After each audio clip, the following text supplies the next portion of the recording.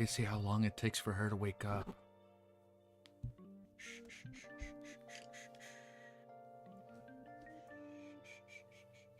Stay asleep, Ellie. Stay asleep. I put on my headphones. Hold up, hold up. Hold up, hold up, hold up. Ellie's asleep.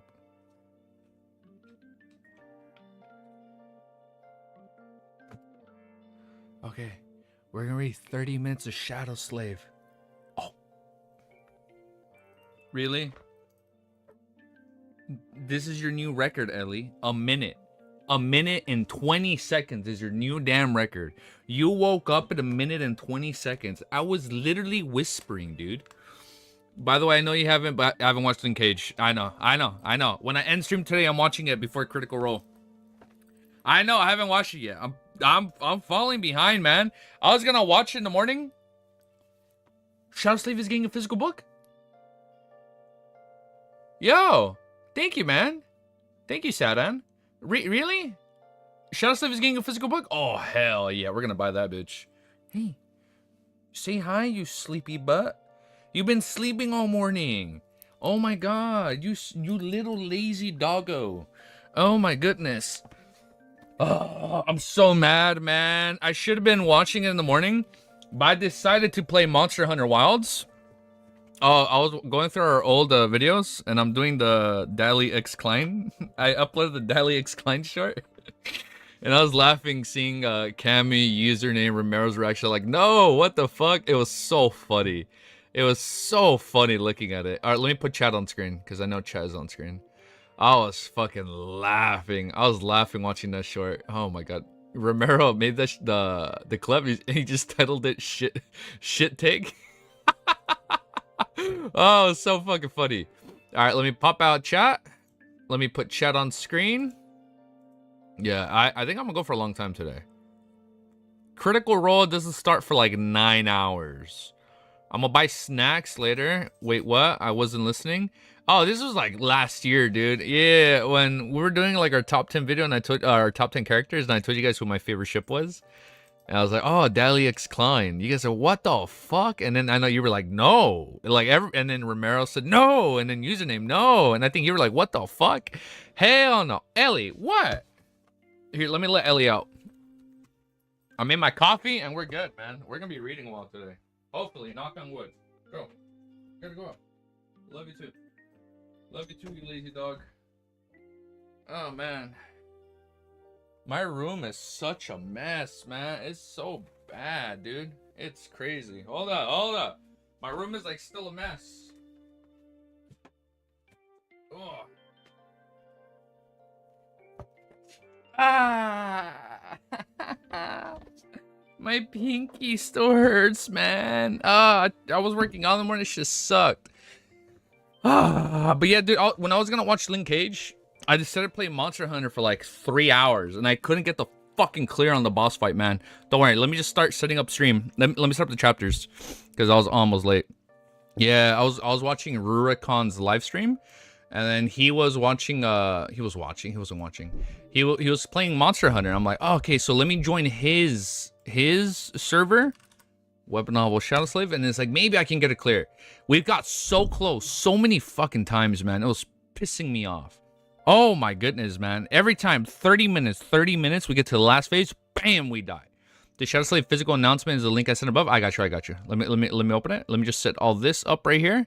Yeah, you sent the link, right? All right, let me check. Let me quickly check it out. No way. That's fucking hype. All right. I put you get real long cup and I won't bomb. Hey man. Yeah, I'm with you too, man. It's just too hard for me, man. It's too hard for me too. But the goal is to fake it till you make it, right? The goal is to pretend you know what's going on, even though you don't know what's going on. Let me open up the link.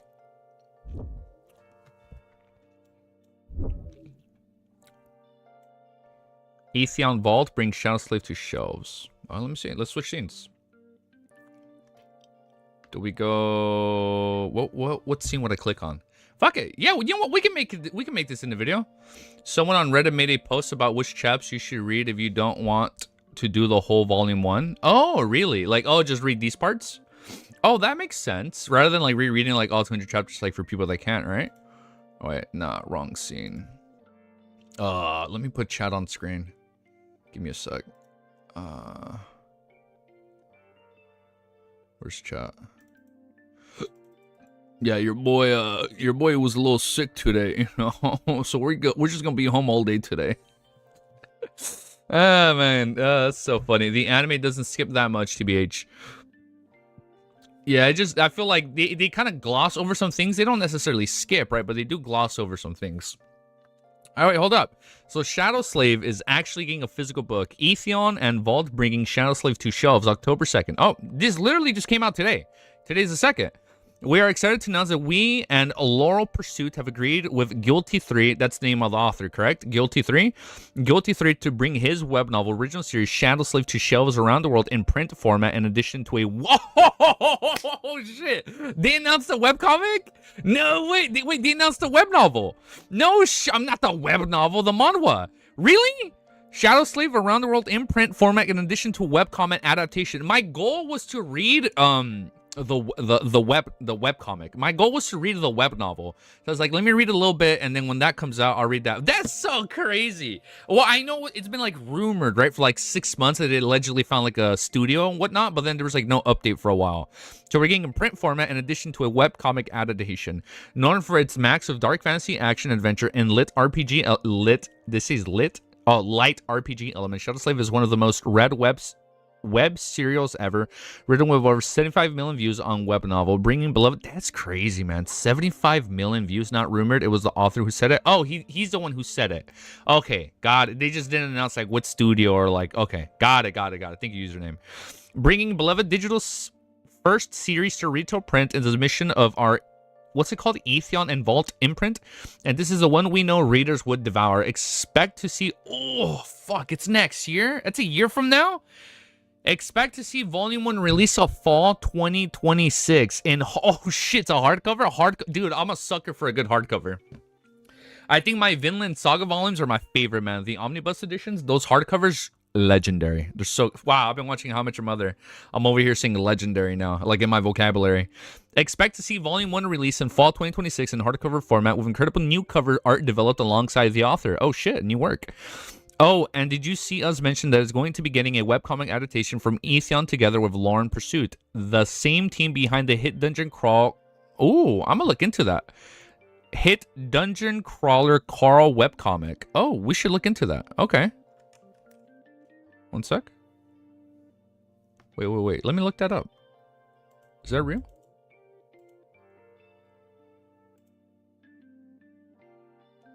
They have a trailer? Oh, the art style already looks good. Yeah, okay. Art style already looks good. About this series. Oh, we know this series. Oh, same team behind Dungeon Crawler Webtoon. Yeah, look. I don't want to click on the chapter because... Oh, wait. You know what? I can add... I'll add the filter right now. But they're the ones behind this studio. How many chapters do we have so far? Oh, they just started doing this. Oh, this is a new series. Oh, okay. That's hype. Dungeon Crawler Carl is a massive novel. The manhwa seems pretty good. Oh shit, so this is something new. I'm down to check this out. At least to see what the studio is like up to. See what they can cook, right? So about the series, growing up in poverty, Sunny never expected anything good from his life. However, he did not anticipate being chosen by the Nightmare Spell and becoming one with the Awakened. An elite group of people gifted with supernatural powers, transported into a ruined magical world.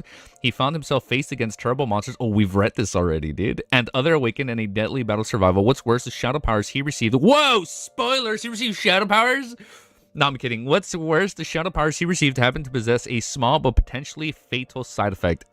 Tell me about it. Potentially fatal? Really fatal. I can finally read Shadow Slave without selling my kidneys to web novel? Wait, isn't that like a joke that apparently it's like really expensive, right? Because you have to buy... Do you buy individual chapters? Or do you buy like individual volumes? Point is, this looks hype. So I haven't seen this artwork, by the way.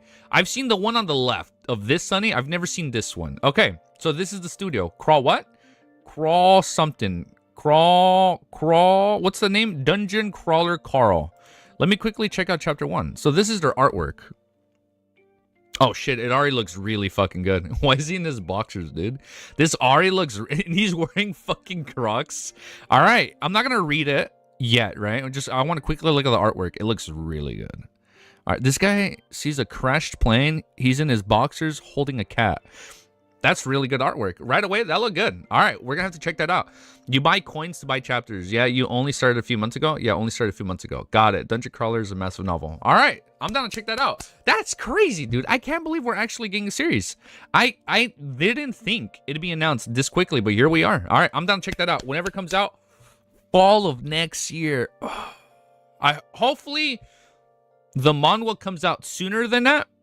Because my goal was to read it, right? My goal was to read the webcomic instead, but like I'd read this concurrently up until it gets to that point, and then we'll see where it goes from there. That being said, we're gonna check it out when it comes out. All right, let's do that. All right, we're done with that. Look at that. Now we read, and now we fucking read, man. You guys ready? 30 minutes to Shadow Slave, and then we're gonna read as much LOTM as we can.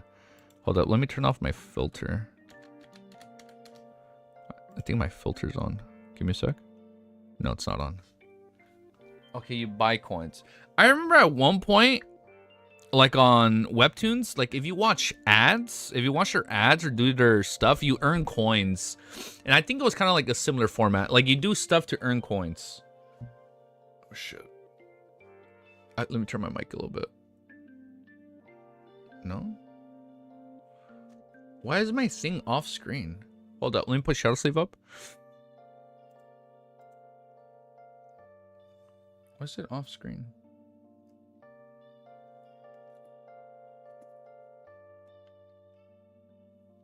That's good. Yeah, that's good. All right. 30 minutes of Shadow Slave. All right, there we go. Hold up.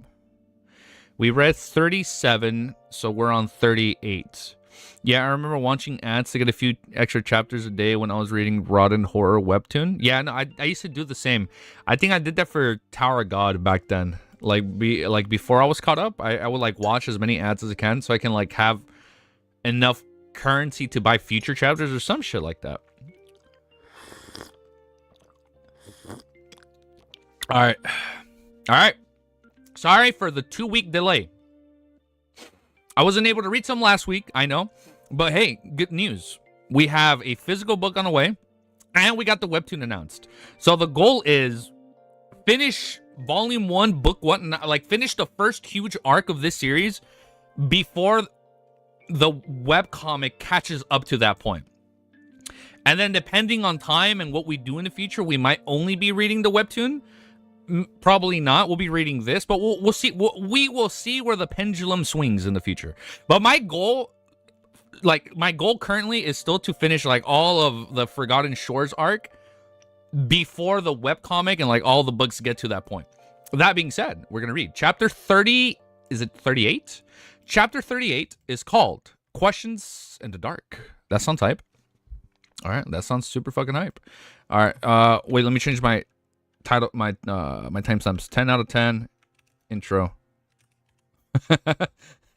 Fucking titling it 10 out of 10 intro, dude. Oh man, 00:55. Yeah, it's really early today. It's a little bit early. One sec, give me a second.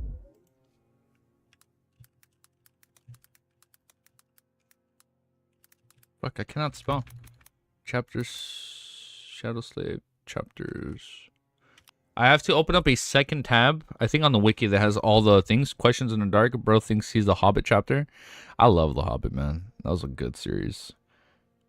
Bro thinks he's the Hobbit chapter. Wait, what do you mean what is this artwork? Whoa, that look good.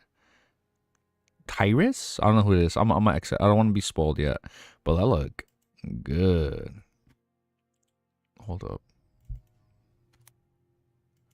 I have to just put read Shadow Slave. I have to have like this other page open because the chapter titles are listed. Chapters. Oh, Jesus, bro. 2,700 chapters, man. That is crazy. That is so wild, man. Oh, man. It's gonna be a while before we catch up. Volume 1. Does it not list the chapters? Are you kidding me? He's going against spoiling himself. No, we didn't see anything. I just got to do this manually. Chapter 38. Let's do this. Because I'm like trying to Google Shadow Sleep stuff. At least right now, I don't know who's who. So even if I see like a crazy artwork, I don't even know what I'm looking at. At least right now. So we're good on that. Chapter 38 is called Questions in the Dark. And as I'm reading that, the sun is coming in. I don't know if you guys can see that. Sleep was avoiding Sunny. For a while, he sat silently in the dark, listening to the calming rumble of the waves. And this rare moment of respite, memories of the past few days came flooding into his mind. However, he was too tired to seriously think about anything. He was warm, full, and relatively safe. For now, this was more than enough. Soon, the rhythm of Cassia's breathing changed. I know I'm saying it wrong. I think somebody mentioned I'm pronouncing it wrong. That I need to figure it out quickly because it's like I'm going to be saying it wrong for a really long time at this point. But soon the rhythm of Cassia's breathing changed, indicating that she fell asleep. Nephis was guarding the camp, motionless and, as always, a bit distant. With her silver hair and fair skin, she looked like an alabaster statue. Statue. Sunny sighed. He struggled for a bit and then said quietly, "Hey, can I ask you a question?" Nephis glanced at him and shrugged. The lack of audible response clearly indicated that she remembered about his ability to see in the dark. "Sure. Would it be too personal?" Sunny hesitated. "I thought your legacies come into the spell with a whole inherited arsenal of memories. I mean, that's supposed to be your main advantage. How come you only had 3? Nephis was silent for a few moments. "Actually, I only have 2. The rope came from Cassie." He raised her eyebrow. "Oh, I see." Okay, so she gave her that. Realizing that her answer wasn't really an answer, Nephis thought for a while and added, "We lost most of our memories when my father passed away." Oh, her father. Okay. "The ones that remained were sold one by one over the years to keep the family afloat. This sword and armor came from my first nightmare, so that's how it was." Sunny realized that the fall of the Immortal Flame clan might have been more through...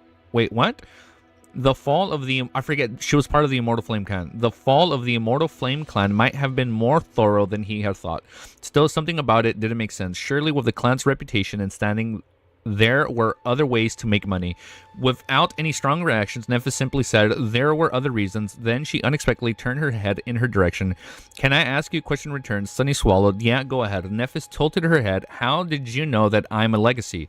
"What? That's simple." "Simple. I heard Castor mention it. He was scolding the other sleepers to make them treat you with respect." She gave him a nod and turned away. What thoughts were hidden behind her calm gray eyes, Sunny did not know. Some time had passed before he gathered enough courage to ask the question that he really wanted to ask. Before doing it, though, he made sure that Casey was sound asleep and lowered his voice. "Can I ask you another question?" Without getting a negative response, he continued, "Why are you burdening yourself with her?" A corner of Changing Star's mouth curled up slightly. "Why? Wouldn't you?" Oh shit, he wouldn't, dude? I haven't caught up yet. Dude, no way. He doesn't want another mysticism incident. I know. It's gonna be a while until we figure it out, her pronunciation. My bad. I definitely need text-to-speech. "Why wouldn't you?" Sunny gritted his teeth, feeling the flaw pushing the truth answer out of his mouth. "No." To be honest, he wanted to believe the last moment that the answer would be yes, but one thing he had lost after the nightmare was the ability to lie to himself. Truth was merciless.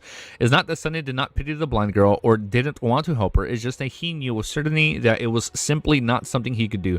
He was barely able to save himself, let alone carry a helpless person across the dream realm. If he tried, they would just die together. That's kind of poetic. Still, he couldn't help but be a little disappointed in himself. Nephis, however, did not seem to judge him. She showed no reaction at all. After a few moments, she simply said, "Because I want to?" Because she wants to.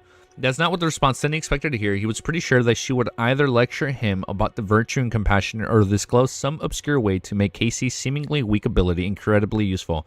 However, she did neither. Nephis expected him to believe that she was putting her life in danger to point of sacrificing of an awakening armor type memory, because that was something she simply wanted to do. Ridiculous. At first, he dismissed her response as a non-believer, but the more he thought about it, the more disturbed he felt, because maybe it was actually the truth due to the circumstances of his life.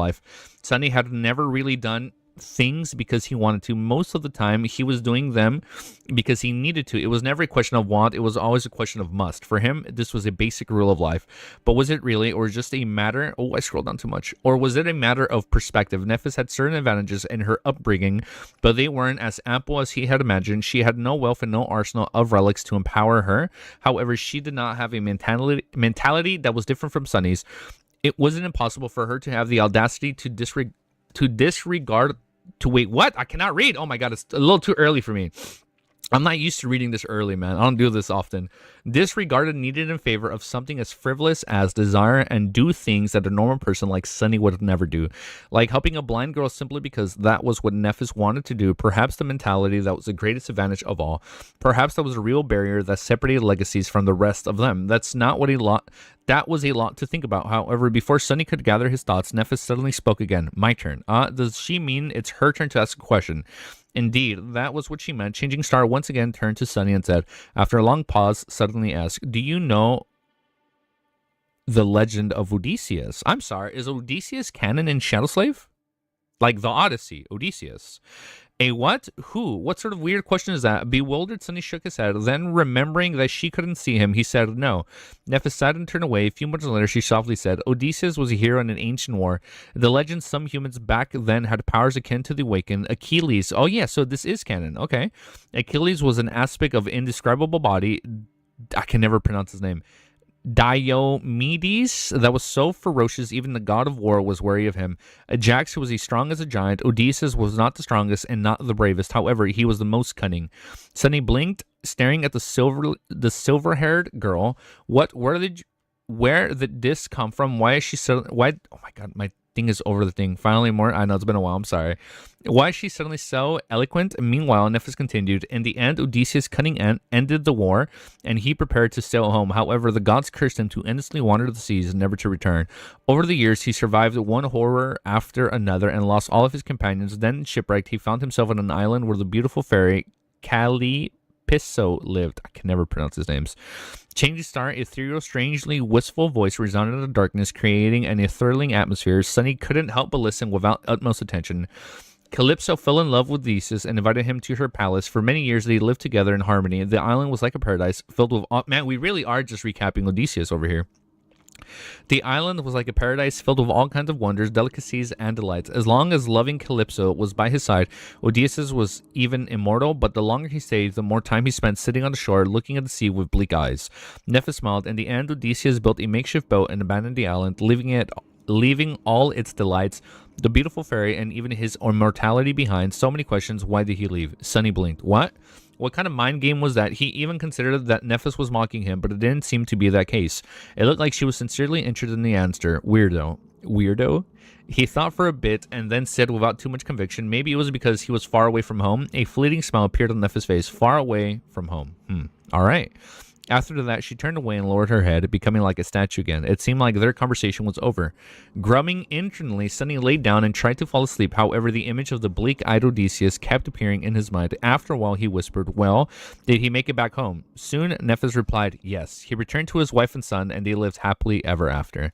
Satisfied, Sunny smiled and turned on the side, and look, at now he's happy. Now he's happy. He found out about Odysseus' happy ending. Oh, man. So Odysseus, Davy Jones? No, you guys should read it, man. I have it right here. Let me show you. You can see it right there. Right there. The Odyssey. It's right there. All right, let me fix my camera.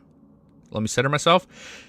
When he was already half asleep, he heard Changing Star's quiet voice once again. This time, it was barely audible and aimless, as though not directed at anyone. Odysseus was the first human to break the will of gods. In the morning, Sunny and Nephis were the first to get up. While the sun was rising and the sea was retreating, they made a fire and began preparing a simple breakfast. With Cassius still asleep, they did not talk to each other. It was like last night's conversation did not happen. However, after some thought, they somehow ended up discussing the plan for the next few days. Nephis had some ideas. I just realized this is a longer chapter. All the other chapters have been like under 8 minutes, and this is a pretty lengthy chapter. Sunny nodded, agreeing with that logic. We have exploring the east a little, but not enough to confidently make it to the next high point in a day. That's why the best course of action would be to spend today scouting a path to the group of the cliffs over there and move the camp tomorrow. He sighed. Do you have any idea where we are? Would there be a human citadel to the east? Nephis shook her head. I've never heard of a region that fits the characteristics of this place.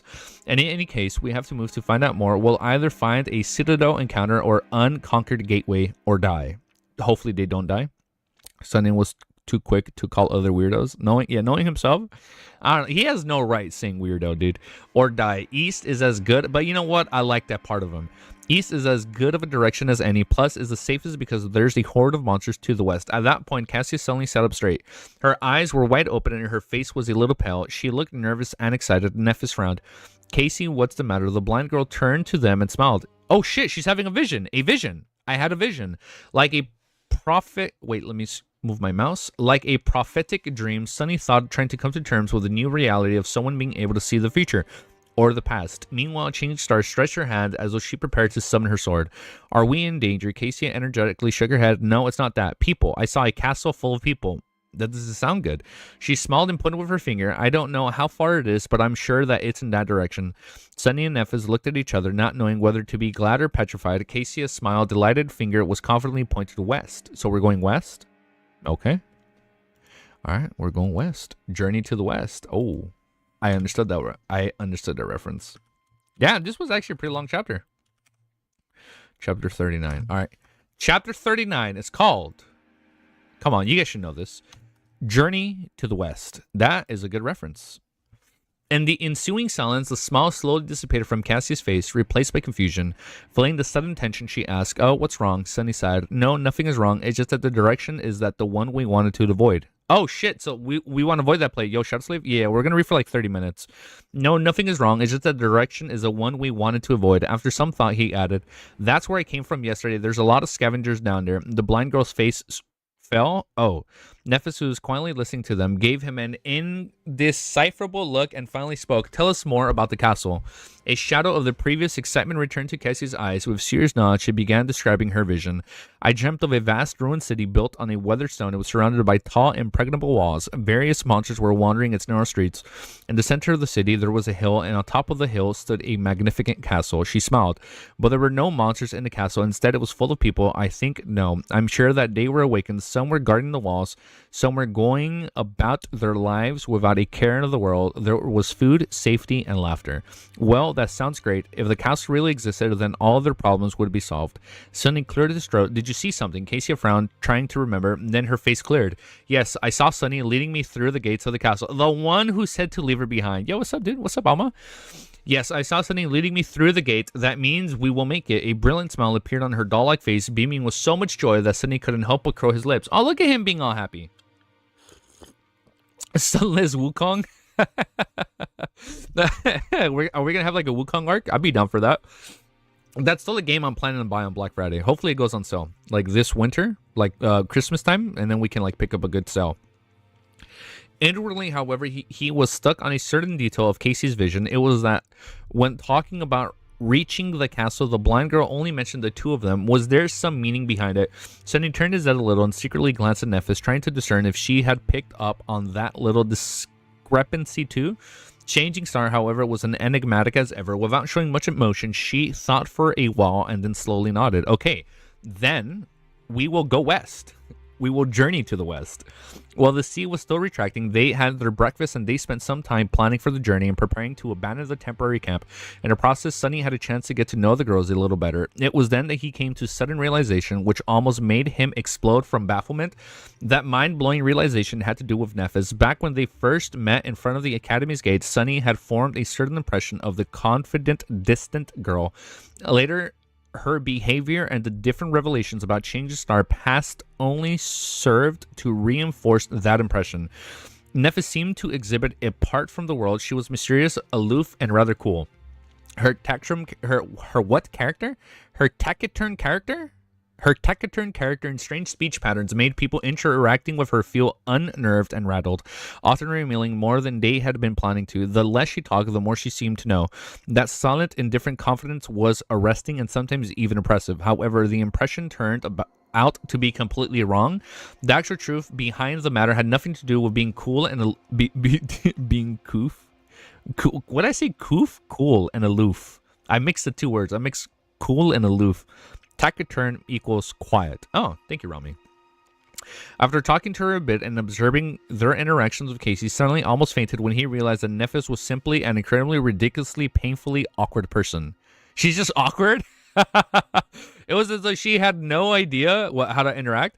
It was as though she had no idea how to talk to people. Oh, that's why she's always quiet. Every time she tried to convey something, she would either use the wrong words or stumble in the middle of the sentence and fall silent. Her tone never matched what she was trying to say. Often she would forget to put correct annotations in her speech, making questions sound like statements or vice versa. Added to that was the fact that, like many introverted people, Nephis was not in the habit of openly showing her emotions. It's not that she didn't have a feeling, it's just that she was really bad at emoting them. As a result, her face always looked cold and neutral. And that's such a cool-ass character trait already, that she's, like, awkward and shy. And I want to see, like, what we do with that now.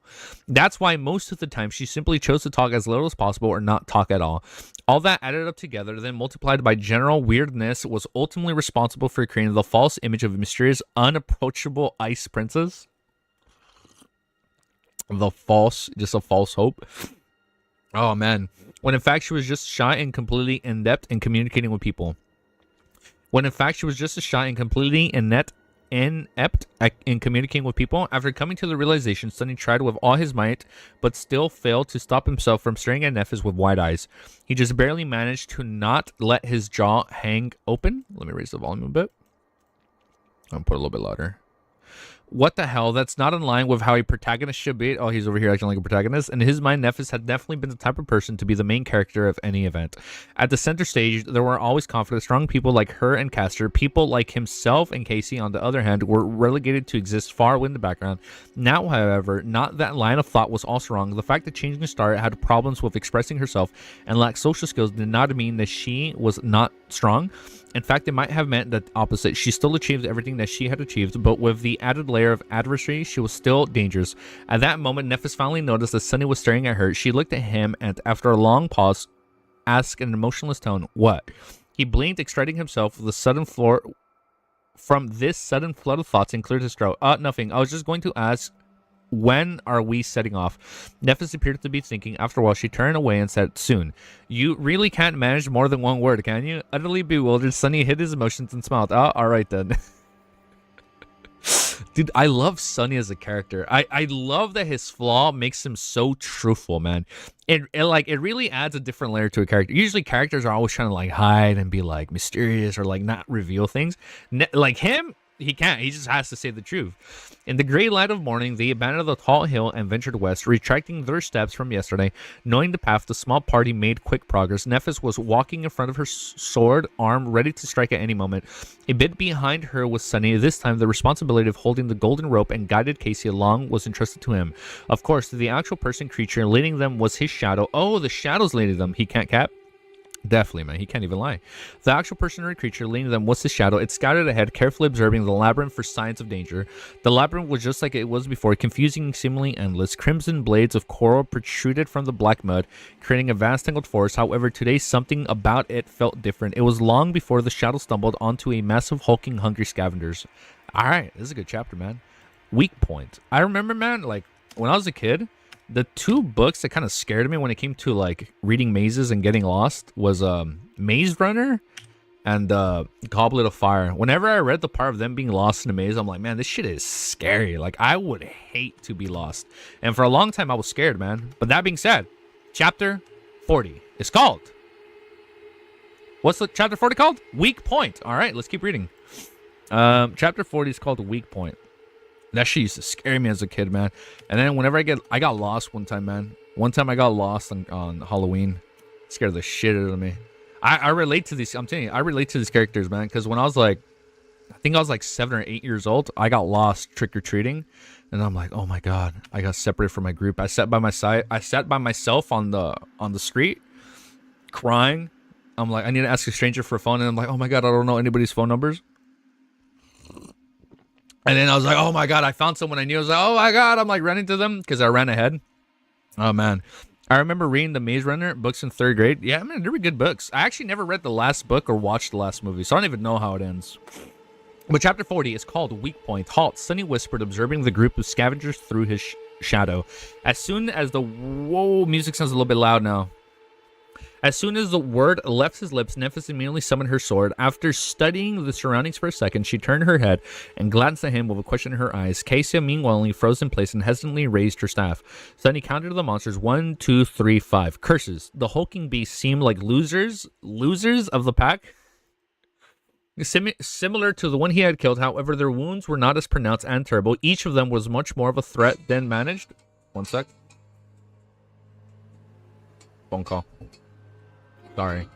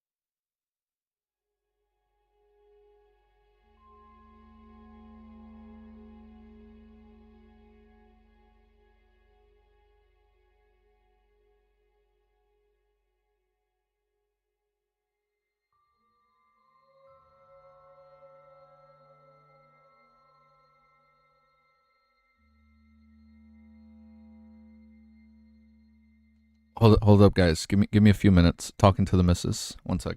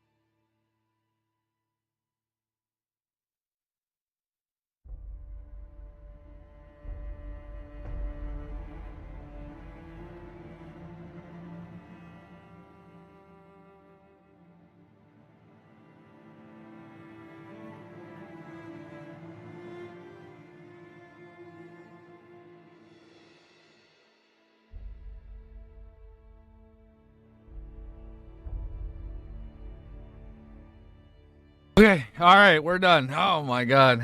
I was like, honey, I'm streaming. She's like, I fucking know you're streaming. We gotta do this right now. And I'm like, all right, let's do it right now.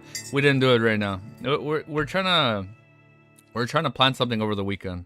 So she's like, we gotta look at the tickets right now. I was like, ooh, I can't right now. Okay, but we're back. Oh, you're Dunghua only for LO2M? Dude, it's so worth it if you read it, man. That I've been spoiled about everything, though. You no way you've been spoiled about everything. Nam, what are you doing? What? Oh, read it, bro. It's so good.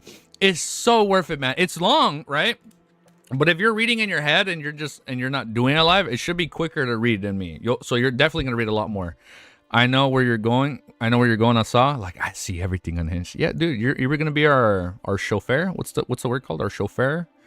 Our escort. Like you were gonna be like our guide. Yeah, I ended up scoring the whole wiki. God damn, I cannot do that. But I'm still reading it. If people say it's on the part with Shadow Slave, I'm 100% reading it. Ooh, what's the most? Oh wait, I'm gonna look away. You're talking about that. I'm gonna read the next chapter. Don't tell me what's the specific spoiler. All right, I'm gonna read from right here just in case. I'll take a quick phone call. I think that was more than 5 minutes. I do apologize. But we're gonna read from right here. Curses. The Hulking Beast seemed... Oh, yeah, we are here.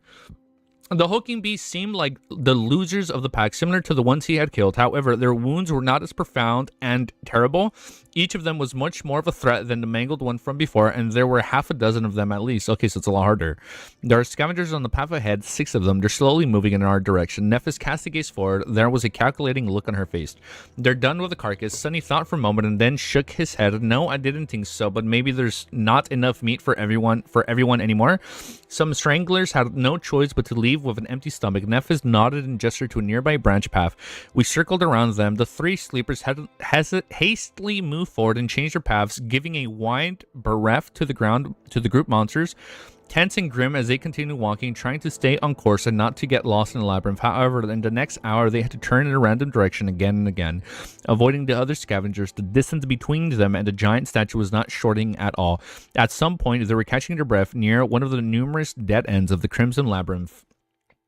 They had no choice but to wait, since a large number of creatures was moving in the past, hiding on the spot, separating them by a long length of twisting coral passage. Sunny sighed and shook his head. We can't go on like that. At this rate, we'll never make it to safety before sunset. Casey was the first only to react. Maybe we should turn back. That was a reasonable suggestion, a reasonable development indeed. That was a reasonable suggestion. However, Sunny felt reluctant to agree. Nephis shared his thoughts with a blank expression. She said, "It will only get harder tomorrow." She was right. By tomorrow, there would be even more scavengers flooding the labyrinth. Then what should we do? Changing Star tilted her head, thinking about it. After a while, she turned to Sunny. Fight! Oh, hell no, we're not gonna fight. Fight against dozens of monstrosities? Was she crazy? Sunny tried to hide his desire as she spoke. I know that you are skilled with the sword, but have you forgotten that each one of these things is a whole rank above us? We won't survive in a fight against this many.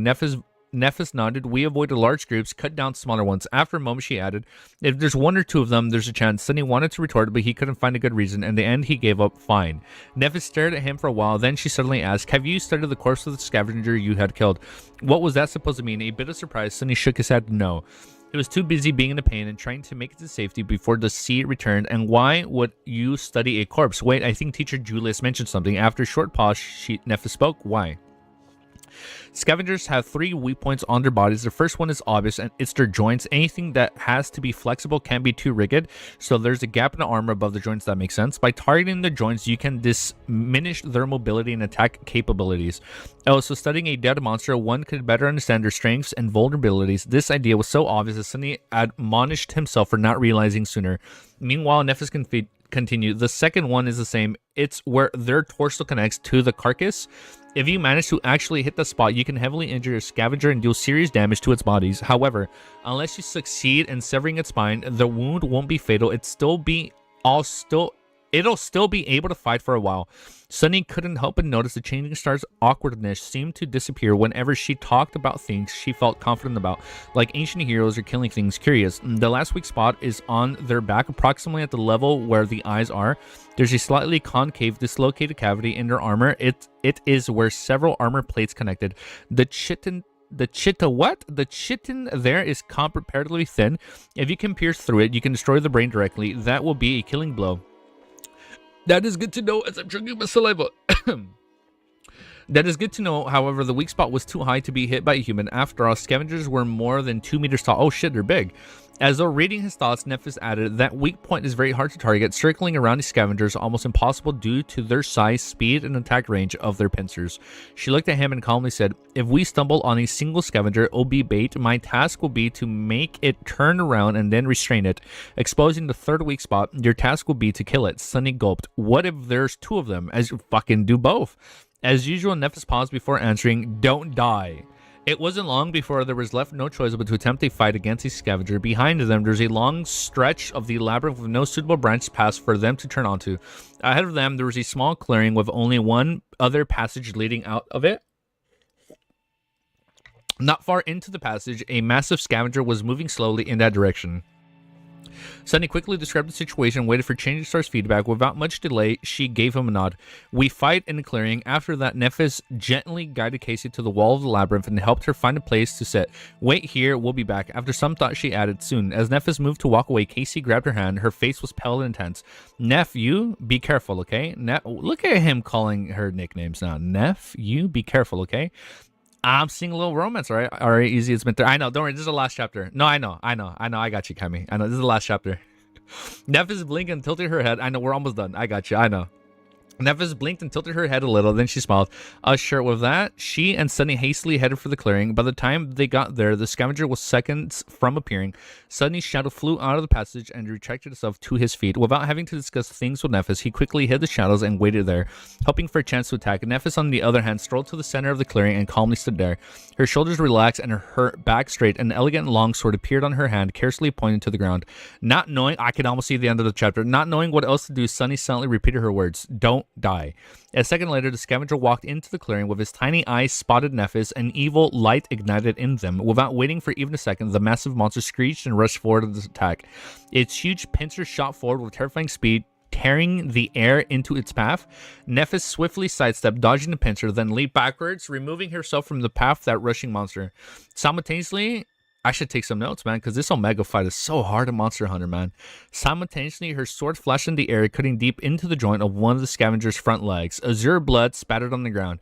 Of course, this small wound was too insignificant to slow the scavenger down. With surprisingly agility, it twisted and delivered a crushing sideways sweep. Nephis was just barely lying on her feet, had no choice but to deflect the blow with her sword. She managed to disperse the monster of impact by holding the blade at the right angle, but the remaining force was still enough to throw off her balance. At that moment, the second pincer calmed down. Instead of trying to regain her equilibrium, Changing Star went with a fall and somersaulted over one hand, ending up distancing herself with the monster bit. With the monster a bit? I lost my place. Shit. Oh, her sword lashed out again. The follow-up attack followed almost immediately. However, Sunny did not care about the details anymore. The only thing he cared about was that the risky series of dodges and leaps. Nephis had managed to circle the opposite side of the clearing, forcing the scavenger to turn its back to the shadow in which he hid. It's now or never. Gritting his teeth, Sunny lunged forward before Changing Star finished her last dodge. Okay, so we got the first scavenger. Before the scavenger's pincers crashed onto her from above, before Sunny had time to become scared, he closed the distance between himself and the monster and jumped with all his might, landing on top of the carcass. And then he used all his weight to thrust a hand forward. Azure blade shimmered into his existence in his grip. I disconnected my mic. We're good. Can you guys hear me? Azure blade shimmered into existence in his grip and was immediately swallowed by the shadow. A breath later, the dark blade hit precisely into the concave, dislocated cavity in the scavenger's armor. With a crack, the chitin broke, allowing the tip of the sword to sink deep into the scavenger's body. Oh shit, we got it! The monster shuddered and then heavily fell to the ground. Sunny was thrown from its carapace, landing in the mud with a roll. That easy? It was definitely easier than the first one he killed. It was already over. As though to answer himself, the spell's voice resounded in the air. You have slain an awakened beast, carcass scavenger. Your shadow grows stronger. Oh shit, so he got its shadow. Dude, I know. I saw it's ongoing, man. I just saw it. 2,700 chapters or something like that, man. That's crazy. All right, let me do overall thoughts. Just so I have it right here. Oh, let me just do the timestamp. I know. We're going to stop right there. I know that phone call with the missus took a little bit longer than usual. We could have read a little bit more. Split you sheep, man. Yeah, we could have read a little bit more. I'm sorry. We could have read a little bit more. I was going to read like 30 to 40 minutes. But the missus called us. 2 new chapters released every day. That's crazy, man. I find it crazy, man. He is outputting like wild, man. He is crazy. But the cool shit is, they announced a physical book and they announced a webcomic. I am 1,100,000,000% reading it because my goal was to read this until the webcomic comes out, and then like eventually maybe like in the future only read that, right, when like the web novel catches up to where I left off, depending on time, right? But if I somehow have more time by then, or I'm done with Lord of the Mysteries and we have more time to read, then yes, of course I'll keep reading that. Right? Because I also don't want to burn myself and just keep doing things every day, right? Just because I have to do other things RL. But I do want to keep reading this as much as I can, right? That being said, I am so hyped to collect Omniscient Reader Viewpoint, Lord of the Mysteries, and now Shadow Slave. Oh man, we're gonna be eating good. We're definitely eating good. We're gonna be eating good for a while now. Will you read COI? Yes, I do plan to read COI. I'll be honest though, I'm probably gonna take a good break in between COI. Not like a super long break, but definitely not like a week break. I'm thinking like maybe like a month-ish or so, maybe less before I read COI. And during that month, I was gonna read more manhwa and manga, and then I'll be reading more Shadow Slave in between then. So hopefully we'll be reading more. And hopefully we get to the ending of like this whole first arc. I think from what I know, the first arc is about like 300 chapters. That being said, we'll be reading more Shadow Slave either later today when I'm not streaming, before the Critical Role Campaign 4 Episode 1 drops at 7 p.m. Pacific time, which is in like 8 hours. And if not, we'll be reading more tomorrow. But I'm gonna let you guys go. But yes, yep, 350 is the end of Volume 2 and Forgotten Shorts. Okay, yeah. So I want to make sure I at least read all of the Forgotten Short arc of the web novel. I want to make sure I at least read all of that, right? And hopefully by then, the web comic doesn't catch up by the time we finish it. Knock on wood, that doesn't happen. That being said, though, we'll be reading more over the weekend. And if we don't read it tomorrow, Friday, we'll be reading more over the weekend. All right, guys, peace. All right, let's read LOTM. You guys ready? What was you said earlier, Kevin? To not burn out? Just read whatever you want as long as you don't get burnt out. No, I know. I think that's why I only want to keep Shadow Slave to 30 minutes. Because I also do want to finish LOTM, right? Yeah, I also do want to finish LOTM. But let me just make a new timestamp.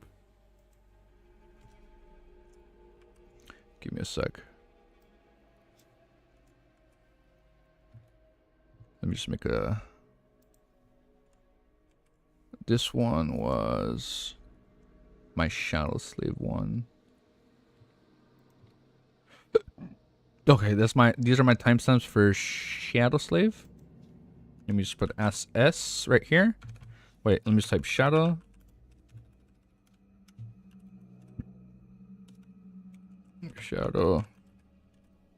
Put my timestamps for Shadow Slave, and now we'll do our LOTM ones. Okay, perfect. All right, I got LOTM right here. I lied. I closed LOTM. Let me go on LOTM. Oh, wait, no. I'm opening up Wiz's character sheet. No, I don't want to open that. Let's go my documents. Beautiful.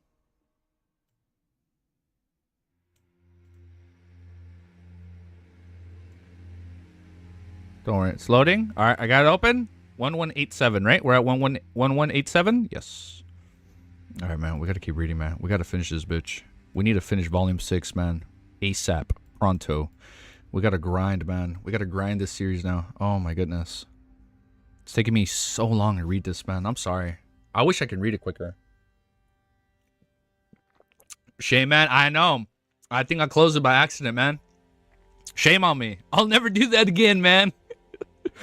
Hopefully, once LOTM is over, SS becomes more consistent as I know you want to focus on. Yeah, I know. Yeah, I'm sorry about that, Nightshade. Just because we're so close to the ending. We're 83% done. We're like at the teens, like at the teen digits, almost done. We only need 17% more, man. We're so close to the ending, man. Literally 83.6% done. I'm telling you, we're in the teens, right? We only need 17. Sorry, is my mathing? We only need 16.4% left, and we are done with LOTM. That is crazy. All right, we're gonna be reading. So I do apologize for the SS fans ending predictions, dude.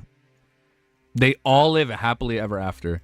If they don't live happily ever after, and by they I mean whoever I care about doesn't live happily ever after, I'll fucking riot, man. I hope not. I better not be reading this bitch for an entire year only to end in tragedy, man. I swear to God. But you know what? I'm gonna like it. I'll be honest.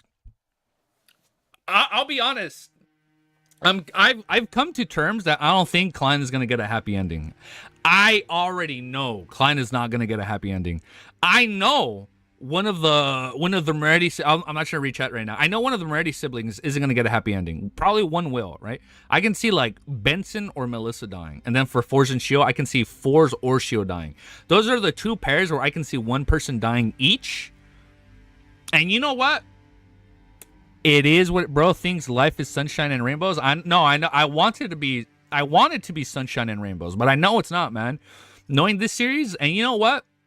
I think I actually am gonna like it more if some crazy fucked up tragic shit happens. Because the way I work, it's weird.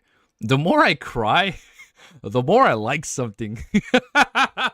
Like the more emotional I get is like the more I cry is because if I cry it's because I'm invested. If you get me crying over like even if it's like a happy ending, if you get me crying, I'm gonna remember it more. I don't know, man. We'll see. We will see where it ends. But I hope it's happy, but I don't think it's gonna be happy. All right, man. Let's do our timestamp. Let's fucking get reading, man. We got some fucking reading to do today. Let me do a good amount of timestamps right here. 1, 2, 3, 4, 5, 6, 7, 8, 9, 10. We're gonna read 10, 11, 12, 13, 14, 15, 16, 17, 18, 19, 20. I am confident we're reading 20 chapters right now. Or at least we're getting to 1,200. All right, chapter 1,187. The goal is to pass 1,200 today, so we'll see how far we get. As long as we pass 1,200, we're good for today. But chapter 1,187 is called Changing. I was about to say Changing Star. Oh my God. You can tell I've been reading Shadow Slave today. I was about to say Changing Star. No, chapter 1,187 is called Change. That's it. That's the whole title right there. 1,187. Change. Upon hearing the captain's instructions, Nina pointed out the window. Are any of Frank's experiments not strange? All of them are. Katlia was momentarily at a loss for words. All she could do was sigh and say, if there are any signs of danger, write to me immediately. As a mistologist, she also had her own messenger. All right. Nina puffed her chest and out and said, if there's anything to blame, it's solely because I'm the most mature and reliable person on the future. Okay, Nina. Having said that, she asked curiously, Captain, what are you doing in Lowen? What mission did you take on? Are you going to engage in some sabotage raids behind enemy lines? Nina was a... Lauren, raising the volume. Nina was a Faisakian descendant, and she was considered half Intis. She naturally had some inclinations in recent war, therefore she guessed that her captain had established contact with Intis intelligence department. You could say that Katlia replied sternly. In a sense, Nina's guess wasn't wrong. She had indeed taken on a mission and was dealing damage in Lowen's capital Backland. However, her target was an official faction, but a cultist. Furthermore, there was still a chance to meet the Queen. She probably hasn't left Backland yet, and the earliest she'll leave probably after the new year. Upon thinking of that, Katlia suddenly felt a little excited. Ever since she left the Dawn, she hadn't really met Queen Mystic. She only had letters to communicate with her, or despite being on the same boat, they didn't communicate with one another for some reason. Wow, now the music is way too loud. Man, Elden Ring music, man. Tell me about it. Nina didn't dare to press further, and she pointed to the door and said, Captain, is there anything else?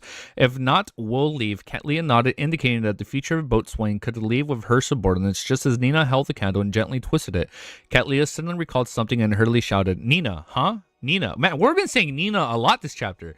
Nina, whose blonde hair was tied into a high ponytail, turned around with a confused expression. Don't drink, Don't drink. Katlia emphasized seriously. When I return to the ship, you'll be allowed to have your fill. Nina immediately revealed a charming smile. Deal. Katlia thought for a moment before extorting. Apart from Frank. Oh, I thought we were referencing Frank's milk. But no. But Nina likes... She's an alcoholic, I think, right? Nina was the one with the voluptuous chest, right? That was her description when we first met her in Volume 3. I think. Or am I thinking of someone else? Or am I thinking of Edwina's crew? I think I'm thinking of Edwina's crew. Apart from Frank, you have to take note of Heath's condition. Oh no, yeah, that is Nina's one of the like the third fleet, right, or the third captain, or the third in charge. Apart from Frank, you have to take note of Heath's condition. Don't let him generate curiosity towards unknown voices, and don't let him be overly exhausted. Also, put Otolov out of his room frequently and control the frequency and times to interact with mysticism knowledge. Also, I know. Don't I know them all too well? Nina waved her hand and agreed. After the boatswain and her subordinates left the captain's cabin and closed the door behind them, Katlia cast her gaze out the window to look at the currently invisible backland. After a few minutes, she took out a tarot card from the deck in her hand. It depicted a lonely old man with a glass lantern and staff, the hermit card. No, Nina art is confirmed, unfortunately. No Nina art to confirm, unfortunately. Oh, really? Late at night, Backland Empressboro, Earl Hall's house. Audrey, who was wearing a white silk nightgown, suddenly opened her eyes. She took a blue cloak and draped it over her body. She then got out of bed and walked to the full-body mirror in the room. Through the crimson moonlight shining through the curtains, she carefully observed herself. Okay. Her pair of emerald green eyes seemed to grow brightly and limpid. It was so clear that one could clearly see every detail. Audrey closed her eyes, but by the time she opened them again, all abnormalities had vanished. The corners of her mouth curled up bit by bit, and a small depression appeared on her face. Her eyes curved slightly as she silently praised herself. Audrey, you finally come this far. She had completely... Oh, shit, she digested it. She had completely digested the Dreamwalker potion. Okay, so now she gets to help out Klein. According to her confidence in herself and her predictions, she had originally believed that it would take her until February for her to digest the potion. To her surprise, she had encountered many strange and completely different dreams recently. This included many dreams within dreams. Literally dreamception. Literally inception, dude. Like the final dream. This included many dreams within dreams. Dreams that were a result of mental illness, lucid dreams, dreams caused by influence of evil spirits and wraiths, and the dreams of a few demigods. Under normal circumstances, as a dreamwalker, Audrey could generally determine the creature's level when entering a dream, thus avoiding danger. However, those demigods had hidden themselves very well. Only when she entered their dreams did she realize that something was amiss and nearly jumped in fright. Fortunately, she wasn't discovered all those times. She ended up accumulating experiences, and she began carefully touring, traveling, observing, and analyzing in the demigod's dreams, allowing her to greatly digest her potion. Oh shit, Audrey was busy. She was fucking busy as fuck, dude. Literally spectating demigod dreams. And she's not hurt. She literally got away. She's A-okay. In addition, the other special dreams gave her a completely different experience. After that, she attempted creating multiple dreams within dreams. Some attempted to hide behind the scenes in her dreams. Oh, there's a lot of dreams in this paragraph. Some attempted to hide behind the scenes in her dreams and guide them into an ingenious manner to develop and interfere with the subconscious in a reverse manner. She treated the mental illness of the owners of the dreams of the corruptions caused by an evil spirit or a wraith. To a certain extent, she had gone against the requirements of only observing, recording, and not making interference, yet this strangely accelerated the digestion of her potion. Oh, so new principle. If you really want to interfere, then be the mastermind and conductor behind the scenes. It's so that even if the goal succeeds, no one will notice it. So you can interfere as long as no one notices. Okay. This is something that Audrey had done very well. The few people with serious mental illnesses had unknowingly recovered after having 5 or 6 strange dreams. And it was normal for a dream to appear strange and incomprehensible. To be able to digest a Dreamwalker potion so quickly, it's mainly a result of my good luck recently. Without so many unique experiences, I'd definitely have to wait another month or 2. Yes, I might even be caught by a demigod and be thrown into beyond a prison or directly be killed. When did my luck become so good? It seems like it started after I sacrificed the ice cream to that fate domain's angels. His blessed. After I sacrificed the ice cream to Will, she became really lucky all of a sudden. Audrey looked at her reflection and blinked her eyes with a smile. She quickly retracted her gaze, scanned her bedroom. All it takes is ice cream, dude. Music? Oh, you're right. Can you hear it? I'm playing Elden Ring music, but it's so low. Let me change it. Yeah, I realized Elden Ring music is so low, man. I can hear it clearly, but I don't think you guys can hear it. Yeah. Oh, shit. Look. Wow, that's so much louder. I got you. I'll raise it up here. One sec. I need to put it right here. Kind of gauge it. The baby was putting in work. Fucking literally baby work. Baby was putting in work. Yeah. You're right. You're right, after. Baby was putting a shitload of work, dude. We will change a true god for some ice cream. I'm saying all it takes is some ice cream, dude. Sitting on it was a deck of cards. I skipped the sentence. She quickly retracted her gaze, scanning her bedroom, and walked to the dressing table. Sitting on it was a deck of cards. In a room of a girl who enjoyed mysticism, it was normal for her to have a deck of tarot cards. Audrey stretched out her right hand and touched the card at the top of her fingertip.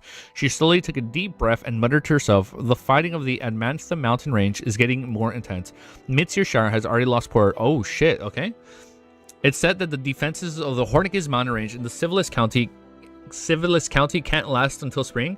If not for the fact that we have gained a significant advantage at sea, our connection with southern continents, East Ballam, would have surely been severe.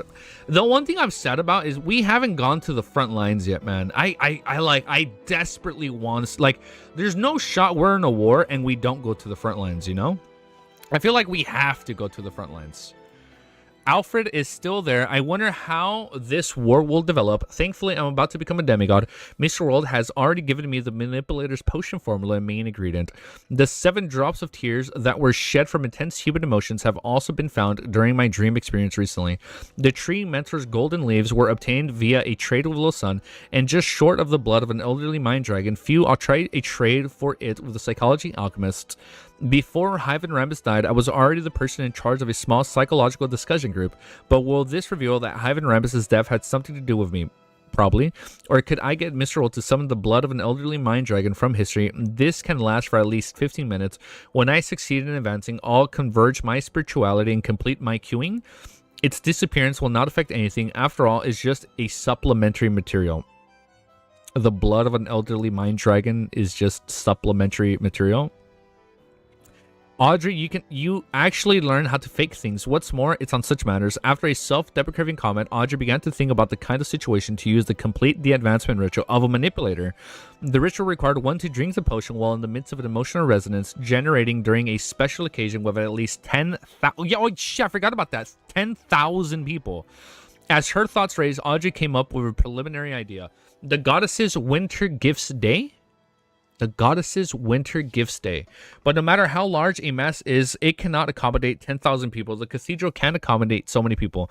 Yes, it's usually impossible. There's a chance I can donate a sum of money. I can suggest we do an extremely large mass in Memorial Square so as to placate the souls that passed away during the war. In the most important square, the family members, relatives, and friends of the deceased are invited. So she's kind of doing what George III did, but like on a less sinister way. Klein was pranking people on the front line, so that's something. Yeah, you know what? He was scaring demigods. Yes. He did do that, but like I want like a full-on like frontal assault attack, man. But yes, Hope, that did happen. That was pretty cool.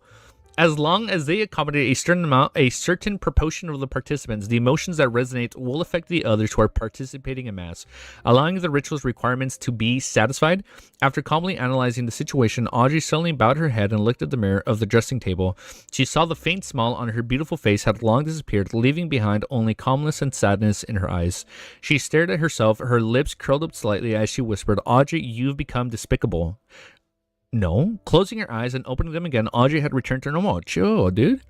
She reached out of the stack of tarot cards on the dressing table and flipped the card at the top. The card depicted a goddess of justice sitting on a stone chair with a sword in one hand and a balance in the other, coldly watching everything. Backland Hillstonboro in a house with a fireplace. You finished digesting your scribe potion. Shio had just changed into her home clothes when she heard a piece of unbelievable news upon walking back to the living room. Forrest nodded with a haggard expression. Yes, did you know what kind of life I've been enduring recently? As she was being forced to travel to 6 places in a consecutive manner, she had experienced, admired, and recorded the sights of the day and night. In addition, she would be pulled above the great fog, recording all kinds of strange or high level beyond her powers. The lightning storm and the historical void summoning. She copied historical void summoning powers had been replaced several times. They had finally recovered their original setup today. I don't know. Shio answered honestly. I know you don't know, you know? Forrest took a deep breath and said, "What about you? How have you been recently?" "Not too bad. It was arranged for me to preside over a paranormal court, and I have some thoughts about acting principles. The speed at which the potion is being digested has increased," Shio acknowledged. "I find it hard to imagine you wearing a judge's robe and sitting at the tribunal seat to judge." Foresight at the bottom of her heart. "Are you trying to say that the prisoners and lawyers won't be able to see me?" Shio Shio added, not minding it at all. Forrest laughed dryly and said, I'll need to have some rest to prepare my advancement ritual to become a traveler. Oh, she's going to be a traveler? Forrest like Shio? I know, man. I think that's one of my favorite ships, dude. What? Not my favorite ship, right? But like one of my favorite ships. Don't you need to go deep into the spirit world?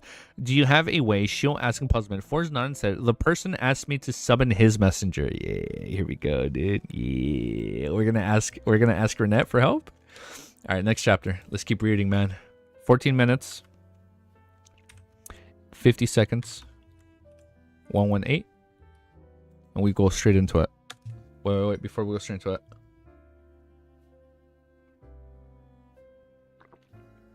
The world needs justice, the best one. Yeah. I remember people saying that from like the very beginning. I remember hearing that ship like day one, bro.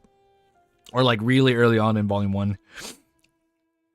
Chapter 1188 is called Thick-Skinned. Summoned his messenger as judgment of the Terror Club. As a member of MI9, Shio understood what a messenger meant. Furthermore, she knew that the middle ranks of the numinous Episcopate widely used messengers. Before she could ask for more details, she saw Forrest walk towards the guest room on the first floor with her eyes vacant and footsteps listless. She said with an ethereal voice, let me sleep for a while. We can talk later. She slept all the way till the next morning, waking up thanks to the aroma of meat. Desi Pie Forrest rubbed her eyes and walked out of the room. She saw that the table was already filled with food. Yes, Shio came out of the bathroom, the one from the corners of the street. It's not bad.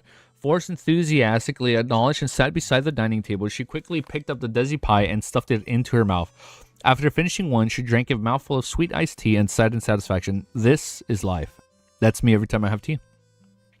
Oh no, I forgot to brush my teeth. After she was done washing up, she finally regained her ability to think.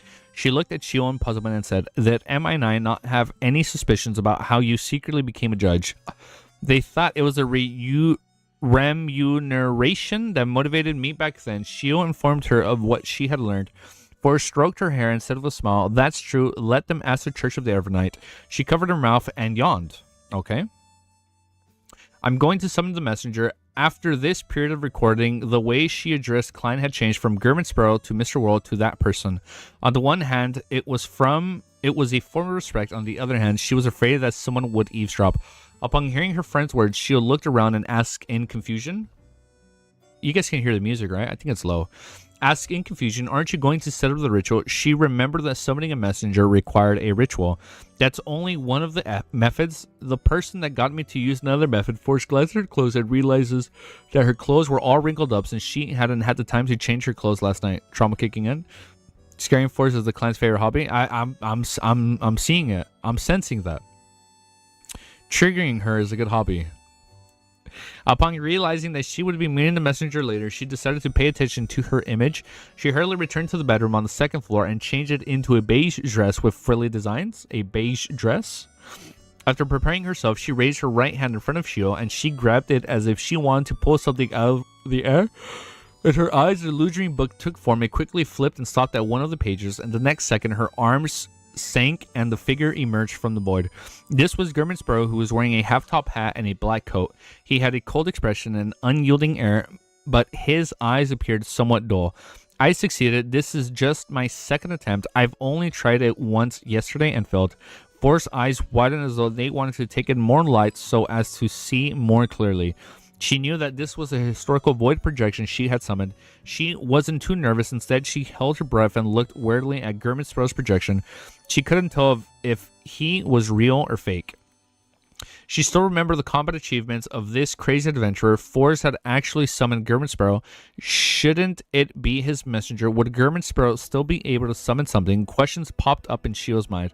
Just as Forrest was unsure of what to do next, German Sparrow's eyes started around slightly as his gaze instantly turned focused. He no longer had a rigid and vacant look as though he was alive. Following that, he took out an exquisite silvery harmonica and blew it. No sound came out of it, but the surroundings instantly turned cold as a biting wind stirred. Then a woman dressed in a dark and complicated long dress with she appears, with 4 blonde hairs and red eyes in her hands walked out of the void. Her eyes looked at German Sparrow.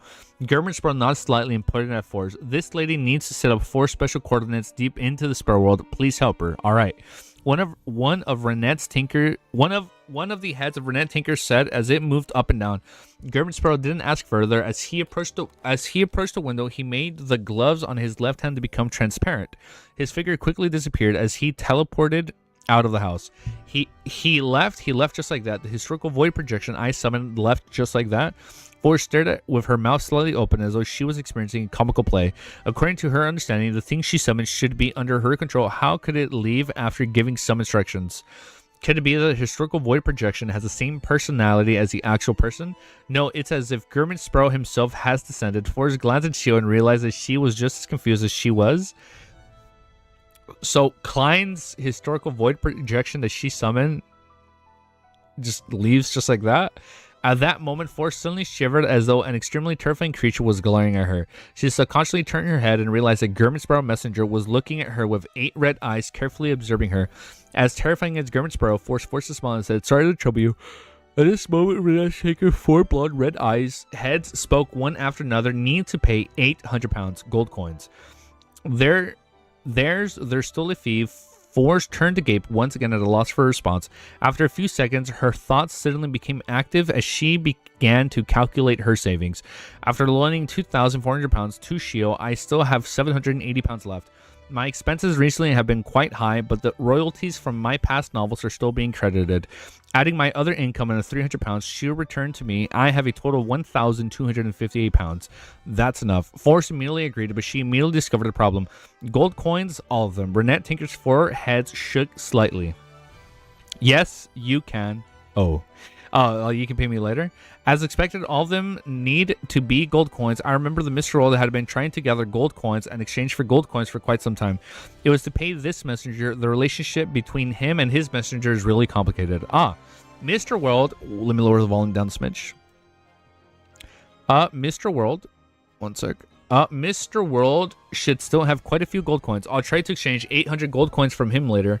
Force secretly heaved a sigh of relief and said, "Alright." After agreeing, Force saw the headless messenger raise one of her heads in her hand to bite down at her clothes near the shoulder. The surrounding colors became saturated and brighter. The reds became redder, the blacks became blacker, and the whites became whiter. In such a manner, Force was led by Renette Tinker through similar scenes that she had no way of getting her bearings right. It didn't take long before she arrived at the spot where there was a faint fog.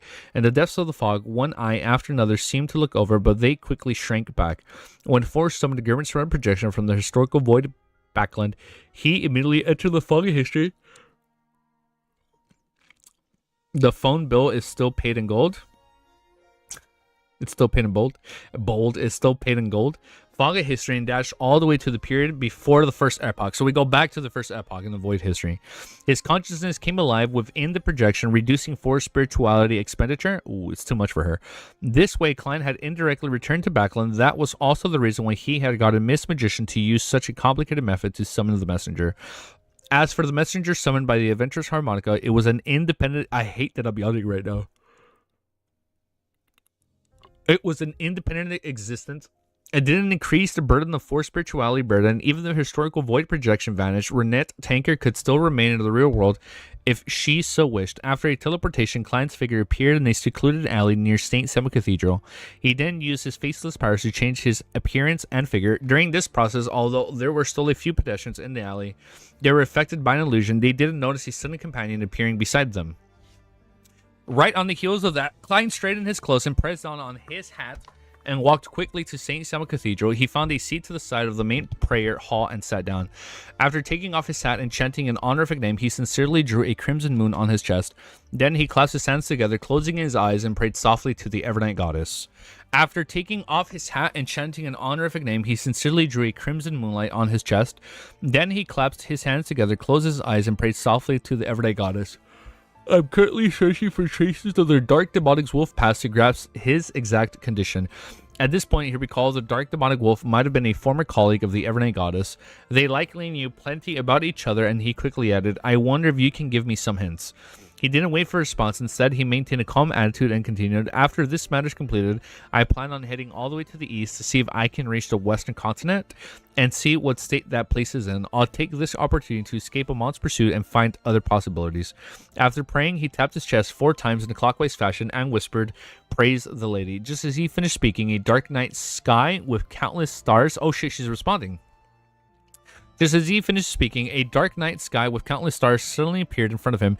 A message unknowingly appeared in his mind. It was information regarding the black demonic wolf Kotar. Klein was stunned for a moment. Only when the starry sky before him completely disappeared did he returned to his senses. He sincerely praised the goddess once again. After leaving St. Samuel Cathedral, he used creeping hunger and another teleportation to arrive nearby the Holy Wind Cathedral and located in Sherwood Borough. He wanted to pray to the Lord of Storms. He looked up the towering steeple and felt some momentary hesitation. He really wasn't sure if he should enter the headquarters of the Church of the Lords of Storms in Backland. Okay? I'm just a historical void projection. There's nothing to be afraid about. I won't suffer any losses from praying, but what if the Lords of Storms hears about that Amon situation and decides to bestow 032 to me? That way, I won't have to risk hunting the dark demonic wolf. A person should always be careful. A person should always be hopeful. After some thought, he finally made up his mind. He carefully raised his hand and summoned Uni, the one who had yet to be parasitized by Amon from the historical void, to walk into the Holy Wind Cathedral in his own form. Okay. A minute or two later, a dark cloud... Oh, shit, he responded too? A minute or two later, a dark cloud suddenly appeared above Backland. There seems to be a flash of silver lightning in the Holy Wind Cathedral, but no one noticed. Oh, shit. Did we also get a response from him? Do my time... I hate that I'm yawning, man. What the fuck? Why am I yawning, dude? Literally, when I'm reading Shadow Slave, because it's a fight, like, it's... When there's a fight, I don't yawn. Like, when there's a fight... My serotonin notes go off. Oh man, I'm waiting for the serotonin to activate right now. Holy shit. I don't know why I'm like this right now. Oh man, I'm wide awake, dude. What the fuck? All right, next chapter. Let me lean back a little bit because we want to be nice and cozy. I just locked my chair. Okay. Chapter 1189 is called As Soon as the Dark Clouds in the Sky Dispersed, Everything in the Holy Wind Cathedral Returned to Normal. In a nearby corner, Klein raised his hands to rub his forehead. The corners of his mouth twitched as he mumbled, "If you didn't want to give it to me, so be it. But why did you kill my marionette?" Oh, he fucking killed him. "But why did you kill my marionette?" He then took a deep breath before his figure rapidly faded away and disappeared. The time limit for maintaining the historical void projection was almost over. Well, I'm back. What did I miss? Lords of Storm killed Uni. Well, he killed the void projection, dude. He then took a deep breath before his figure rapidly faded away and disappeared. The time limit for maintaining the historical void projection was almost over. After all, a scribe's imitation of a high-level power had significant differences from the original version. The burden of a Sequence 6 submitting a Sequence 3 was rather heavy. Even if a scholar York could transfer his consciousness over and reduce the spirituality expenditure, it was impossible for Forrest to keep it up for too long. On the outskirts of Backland, downstream of the Tussock Rivers, I kept saying Leonard yesterday when I was talking to Wiz. Is Leonard. We literally went over it. It's Leonard. We literally went over it. We literally went over it the other day. It's Leonard. Leonard hid his red gloves and slowly walked towards a certain spot. Suddenly, the slightly aged voice of Palazaros rang out of his mind. "How's your former colleague been doing recently?" Thinking back to the conversation in the Tarot Club, Leonard, that's so funny. We love our old mythology. I'm on Leonard camp. I am on Leonard camp just because it's I'm so used to saying Leo at this point. But yeah, I remember I was listening to our Volume 5 conversation and he was like, Leonard. I'm like, oh my god, it's Leonard. I forgot. Leonard hid his red gloves and slowly walked towards a certain spot. Suddenly, the slightly aged voice of Plaza Ross rang out of his mind. "How's your former colleague been doing recently?" Thinking back to the conversation in the Turret Club, Leonard suppressed his voice and said, "He just avoided a trap set up by Amon's avatar. He's searching for the truth in the forsaken lands of the gods." After listening to what he had to say, Palaceros didn't say another word and allowed Leonard to proceed forward. After setting up a special coordinates, Forrest was taken back into the real world by German Sparrow Messenger. Scroll down. "I feel exhausted, but I just woke up from not too long ago. It must be that the high sequence beyond our powers are too draining on my spirituality. Force covered her mouth and yawned. She looked at Shio with a haggard expression. That's possible. Shio agreed with her friend's judgment. Her intuition told her that Grimspro's projection had been summoned definitely wasn't simple. It could even be equivalent to a saint. After some hesitation, Shio sat up, slept a little longer. Don't attempt to advance in such a state. If in one of my previous trials, the murderer was mentally psychotic, he would deliberately make his friends, his students, and his tramps he took in, consume the potions in all sorts of negative states, watch them lose control and mutate into all kinds of monsters, disgusting and terrifying ones. What was this fellow goal? Forrest was stunned for a second. Two goals. One was to observe whether the same potion caused the same loss of control on different people. Oh, I never thought about it that way. I didn't know. Yeah, of course we're gonna get to 1,200. Just I don't know why I'm yawning. When I was reading Shadows, it's like when we're reading Shadowslave and it was a boss fight, I was like wide awake. It's like it's weird, man, because it's still early. I'm not like wide awake, but if I'm reading fighting, I'm good. The other, I think I am gonna get more coffee. The other was to use oil paintings to record the corresponding scenes.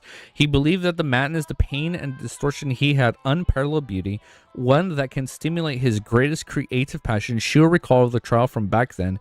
She felt a sense of hatred and lingering fear. He was a complete lunatic.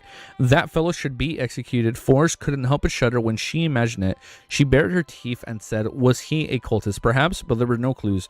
On the surface, he appeared to be an outstanding artist, and he is very famous internationally.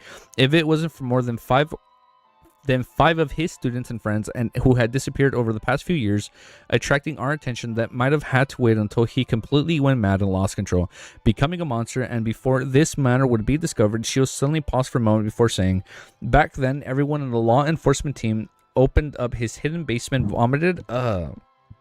It's probably fucking gross, dude. They opened his hidden basement, vomited. There were all kinds of mutated and terrifying corpses, and hanging overhead were all kinds of harrowing yet charming oil paintings. A hateful fellow, but it's only a very attractive story. Forrest thought for a moment, impressed. Was he a devil? It's literally straight up Hannibal, dude. Have you guys watched the show? When they show his refrigerator? Ugh. No, he's a psychiatrist. Shio regretted her friend's guess. You sentenced him to death. Can you guys hear me? Yeah, okay. You sentenced him to death. Force asked anticipation. Shio shook her head. His defense lawyer convinced me that he's more suited to be a sealed artifact researcher. There's a lawyer. You have lawyers at the paranormal court. Isn't it all a direct trial? Force asked in surprise. Shio straightened her blonde hair and said, there are some beyonders from the lawyer pathway among us who also need to act. Of course, they don't know what they're acting. Of course, they don't. Oh, they don't know that they are acting. All right. Forrest yawned again and pointed out to the reclining chair beside the fireplace. That makes sense because they wouldn't know. I'll sleep for a while, and don't you have to work? We can't take the days off. She replied succinctly. Forrest did ask further, and she walked to the fireplace and collapsed beside it. About 2 to 3 hours later, she woke up and cogitated for 15 minutes. Following that, she found the traveler beyond her characteristics and the supplementary ingredients given to her by her teacher, Dorian Gray Abraham, and concocted a potion formula. The potion's color was white and transparent. It was like a half-melted snow water, occasionally producing light green bubbles. Forrest held the potion and glanced at her friends, who was on the guard on the side. She smiled and said, if I lose control, don't hesitate. Just chop off my head. Oh, hell no, bro. I don't like that. That's a little fucking on the lows. Definitely on the nose. If I lose control, don't hesitate. Just chop off my head. No, pray first. There might still be a chance to save me. Shio slowly nodded, maintained this state. Forrest silently exhaled. Without any hesitation, she raised the bottle and gulped it down. In the blink of an eye, she felt her body and her eyes lit up one after another. They blasted around her body and opened one illusionary door after another. Oh shit, she's drinking it. Forrest's consciousness couldn't help but enter one of them. Her entire body turned transparent as she vanished. In such a chaotic state of mind, Forrest nearly couldn't regain her sense of self-awareness. Thankfully, she had her fair share of being tormented recently and had a strong will. Thank you, Klein. Furthermore, from time to time, she could feel the 4 special coordinates in the spirit world. Finally, she slowly came to her senses. After an unknown period of time, she realized that she had already entered the depths of the spirit world. It was difficult to tell her exact location, and she couldn't find her way back.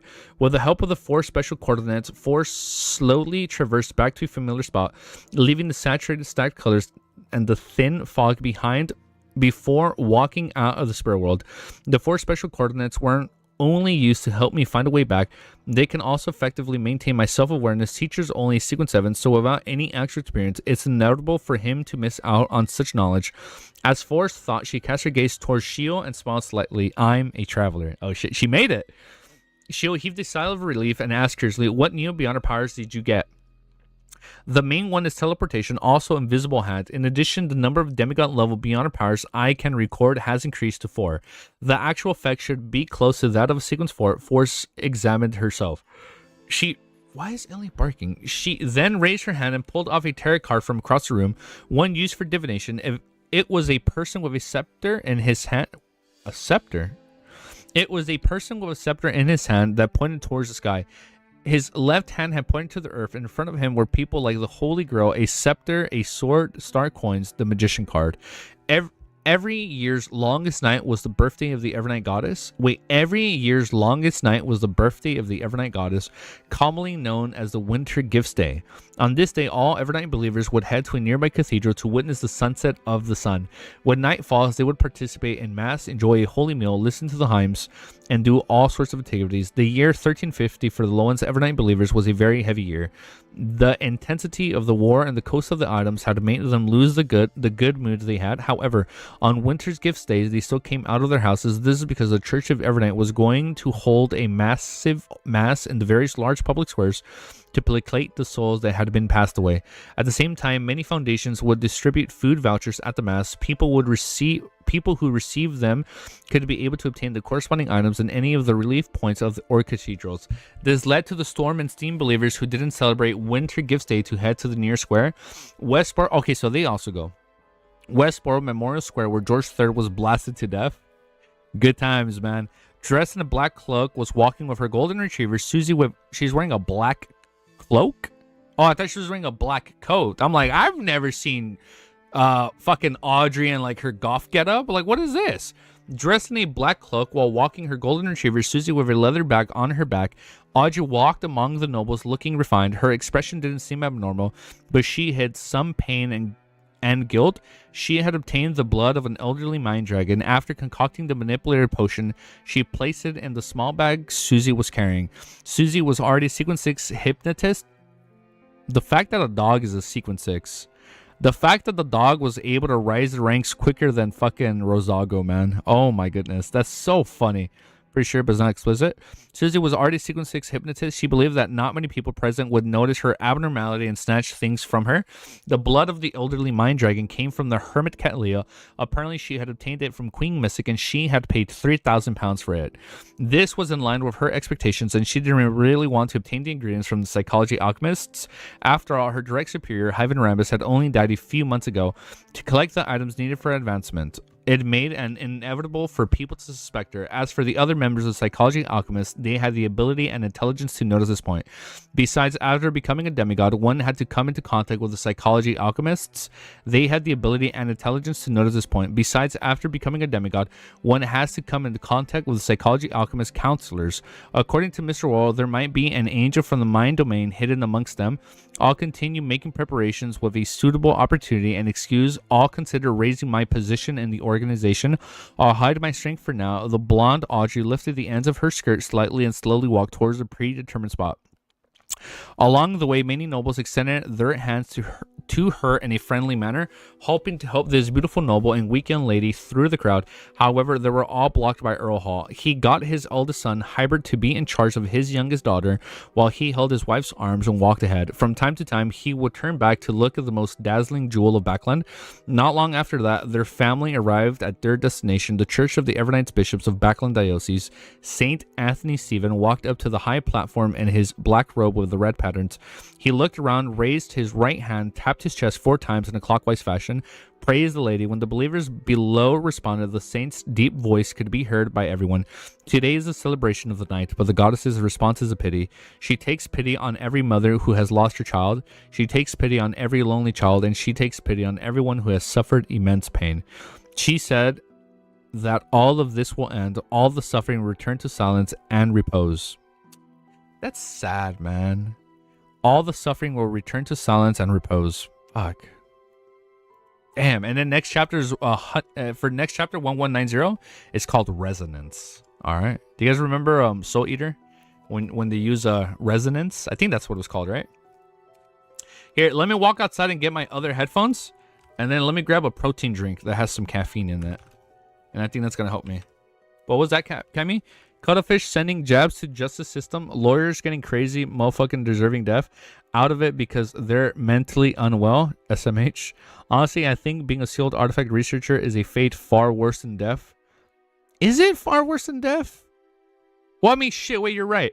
If you're researching sealed artifacts, you're probably screwed, man. Yeah. Happy birthday, Mom of the Evernight. Oh, wait, was the Evernight's name revealed yet? Pretty sure it was, but not explicit. Like, we know a name, but we're not sure who it is. Yeah, Soul Eater Resonance, also name of the opening. Oh, yeah. Oh, man.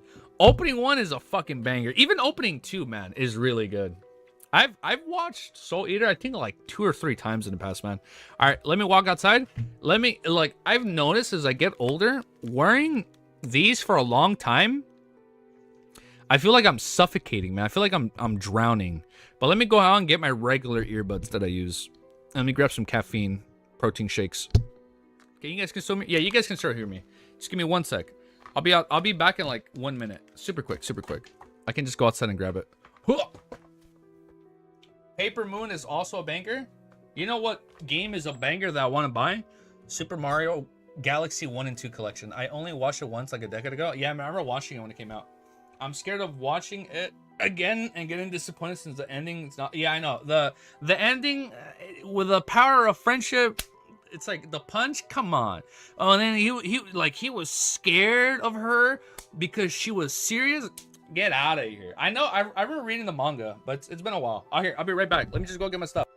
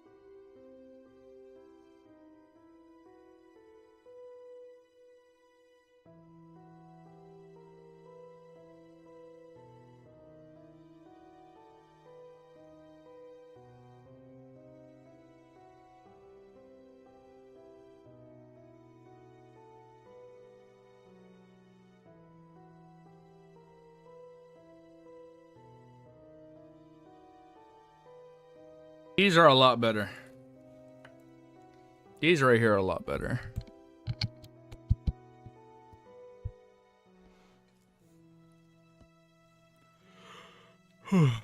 Might read the manga after Fire Force.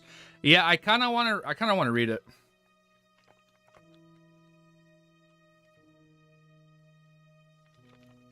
Yeah, all I know, I never read the ending of Fire Force, but I think okay, since you're saying it's a prequel, I assume you know. I think there's a cameo from a very specific character that comes out in Fire Force.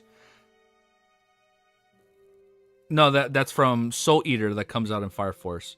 So I'm like, okay, that confirms that the worlds are connected in some way, shape, or form. I don't? Okay. I think there's like a cameo that confirms that.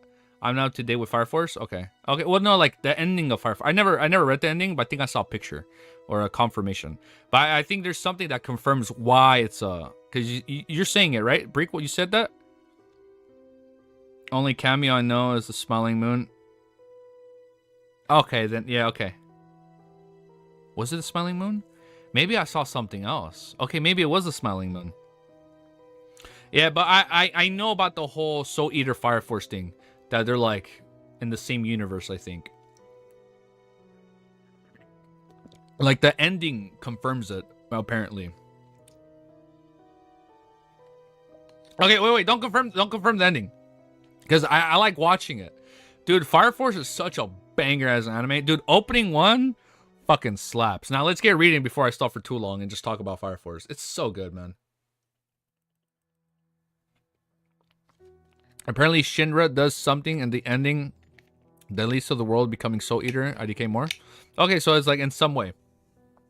So like something happened that goes back to Soul Eater, or like it wasn't Soul Eater. Yeah, because I know the whole thing about like Earth and Hell. Gachi. I know Gachi Uta, right? I think that's the other one. It was made by one of his old assistants or something like that. Like the arts that look somewhat familiar. Wasn't gonna say anything about that, anyways. Okay, all right. So I'm down to check it. I'm not on stream, right? That's just something for me. But I'm done. But I kind of want to catch up with Fire Force, man. The anime. I watched season 2, but no, did I? I don't think I watched the very ending. I know I didn't completely watch everything that's out for the anime. I have to go back. But we'll keep reading for now. Now that we have these better headphones, I don't feel like I'm suffocating. Chapter 1000. I have to catch up to season 3. I know, me too. I have to catch up, man. I fell behind a little bit. Chapter 1190 is called Resonance. Just because Resonance, I keep thinking of Soul Eater and Fire Force now, dude. That's so funny. As Anthony Stephen Vincent's words echoed in Memorial Square, it spread to the others. The Loaness citizens who have participated in the mass were both moved and sad, feeling warmth in the midst of their depression. In a different square, different choirs began to chant the hymns. The ethereal and holy voice seemed to echo deep in everyone's heart. Full-faced above the land stood the crimson moon, and sweet it was to dream of themselves, of child and wife and parents, but evermore. Unknowingly, there's a translator notes, so I think that's referencing like a quote, right? Or like it's referencing a poem. Of child and wife and parents, but evermore. Unknowingly, everyone felt their spirits being cleansed and their spirituality naturally released. They seemed to have entered a dream and were strolling in a quiet darkness. Their children were sleeping here. Their parents, their wives, their husbands, their friends, and their deceased were no longer suffering. Oh man, that's sad. They no longer had any pain. Their expressions were peaceful and gentle. We look upward into the night sky. We tenderly say her name, Evernight Goddess. Wow, that's sad, dude. If she heard us, she would surely agree, smiling with purity at the end. At the dead? Come rest and sleep well, my children. The people who were strolling in the dream felt awash with intense sorrow once again, as though they realized that they were really going to bid each other farewell. They recalled all the beautiful memories from the past. They recalled the scene of the family enjoying the delicacies of having fun at the dinner table. They recalled the people who looked... Oh, wow, this got really sad all of a sudden, dude. They recalled the people who looked at them warmly and the pain of seeing them get hurt. When they learned of their passing, it was as if they could tear their souls apart. They recalled the dark clouds that separate them that had been brought to the war. They were sleeping peacefully in the serene nation, no longer having any worries. However, the people who surveyed had to suffer the days and night, turning haggard and withered. One teardrop after another flowed down. The people participating in the mass at the Memorial Square could no longer suppress their emotions as they silently released the pain they had accumulated. A huge wave of sadness filled the air, mixing with one chanting of the choir, as though it had a corporeal form. Cross your hands humbly over your breasts, make the silent prayer. As she shot from the bottoms of her heart, the only escape is tranquility. The people who were sobbing silently with their eyes closed subconsciously followed the content of the hymns and made similar gestures. Then they shouted in their hearts, infected with each other's emotions. The only escape is tranquility. Their grief reached an apex with more than 10,000 hearts resonating at Memorial Square. At this moment, Audrey opened her eyes and bent down. She took a bottle of potion from her... Oh, she's going to drink it. She took a bottle of potion from the leather pouch that her golden retriever Susie was carrying. There were countless points of light floating in the potion, just like a manifestation of the sea of the collective subconscious. Oh, they're all in harmony right there. Like all of them are in sync. Yeah, what's up? Hello. What's up, man? How you doing, Efren? gulped down the liquid. Oh, I skipped a sentence. Audrey didn't hesitate under such circumstances. She removed the bottle cap and gulped down the liquid inside. Unlike in the past, where she could experience the potion sluggish through her throat and into her stomach, she immediately felt abnormal. She felt that she could no longer sense her body. Her entire being seemed to have condensed into an idea as she merged into the illusory sea around her. This was her first time directly seeing. Oh shit, she's directly seeing it. This was her first time directly seeing the sea of the collective subconscious without passing through a dream or a mind island. So she can she can see it like on the physical plane. As though she had returned to her mother's embrace before she was born, she returned to the very beginning where her imprints left by human ancestors were being washed away by the tides as they crumbled and were influenced. There were fear, madness, and all kinds of terrifying mental corruption. For a moment, Audrey found it difficult to resist. Her consciousness faded and her body shook as though she was on the brink of melting away. However, the scene nearby wasn't serene. There was a certain degree of undulation spreading in the intense sorrow and pain around. Under such influence, the self-aware Audrey, who was about to be assimilated by the sea of the collective conscience, also began to resonate, generating uncontrollable feelings of grief within her. The grief spread from one thought to another. Soon it was filled with a blob of thoughts that Audrey had mutated into. It pieced through her soul body and pierced her soul. Audrey finally reigned a little of her senses. She skillfully placated herself, constantly giving her cues. Oh, she can placate herself. Duh, I forgot about that. Constantly giving cues to remove the corruption until she regained her senses. The voices in her ears became clearer and clearer, louder and louder. Finally, it reverberated through the sea of collective subconscious. The only escape is tranquility. The only escape is tranquility. The only escape is tranquility. Audrey repeated the prayer as her figure quickly turned clear. With a mere thought, she split herself into many transparent and illusory bodies. She traversed through the sea. She split herself into many transparent and illusory bodies. She traversed through the collective subconscious and reached the mind islands that represented different people and stepped onto them. And the places she could clearly see the sadness coming from different people, the bombshells that came from the sky, the airships that made up the fleet, the letters spelling bad news from the seafront lines, blood and flesh splattered in front of them, and the person who they loved suddenly collapsed in front of them. The politoys that no longer had an owner, the fit of coughs that came from the great smog. The only escape is tranquility. This is such a sad chapter. What the fuck? The golden retriever Susie also shut her eyes en masse. She used the human language to recite those words in her heart, but she failed to notice any changes in her surroundings. Suddenly, in her soul, in her body of heart and mind, Audrey's voice sounded. Susie, I succeeded. I've always been worried that I'll become more and more indifferent as my sequence increases due to the potion's effects. That I'll become more and more like a mythical creature instead of a human. Susie raised her head in confusion and saw that although the blonde girl's eyes were tightly shut, tears had unknowingly covered her face. So she's getting sad. Then she heard Audrey say in her heart, thankfully I can still feel their sorrow, how nice. And Susie's eyes, oh, and even Susie's crying. All fucking crying, dude. Even she's crying. In Susie's eyes, teardrops fell from the corners of the blonde girl's eyes. It was the crystal clear. At this moment, the sun's final ray of light was swallowed. The night borrowed about tranquility. Everyone opened their eyes and said in the calm voice, the only escape is tranquility. Wow, man, this is such a fucking emotional scene, dude. Just like digesting and ascending your sequence, dude. After crying without restraint, the bright, cheerful Audrey mood became heavy. She became a little sensitive and a little sad. It made everyone who saw her feel a sense of love from the bottom of their hearts. Under all kinds of protection, she returned to the Emperor's Burrow and returned to her room. Only then did she have a chance to seriously examine herself and digest the knowledge and experience she had gained from the sea of collective subconscious. I wonder what we find out. Or I wonder what she can do now. Others might not be able to tell, but Audrey knew very well that the tall, blonde, green-eyed beauty in the mirror already possessed extraordinary strength and exaggerated dragon-steel defenses. She could break through a block of steel with one punch. Oh, I can still use dragon transformation. It's equivalent to using an incomplete mythical creature form. However, I have to wait until I get used to the potion and keep stacking up the correct psychological cues. Otherwise, I can lose control. Every dragon transformation cannot exceed a certain amount of time. Otherwise, even if I have the means to treat my mind and soul, I'll be contaminated by the madness and confusion. Oh, even if you placate it? I'll be contaminated by the madness and confusion, causing me to lose control. My current limit is about a minute. Only a minute? He's really good at bringing out emotions, dude, from readers by showing the life of commoners. Unfortunately, I don't have money to join your YouTube, so I have a question. Do you make a clip for each part of your live, or will all of them be available to watch from the start to end? Wait, let me read that again.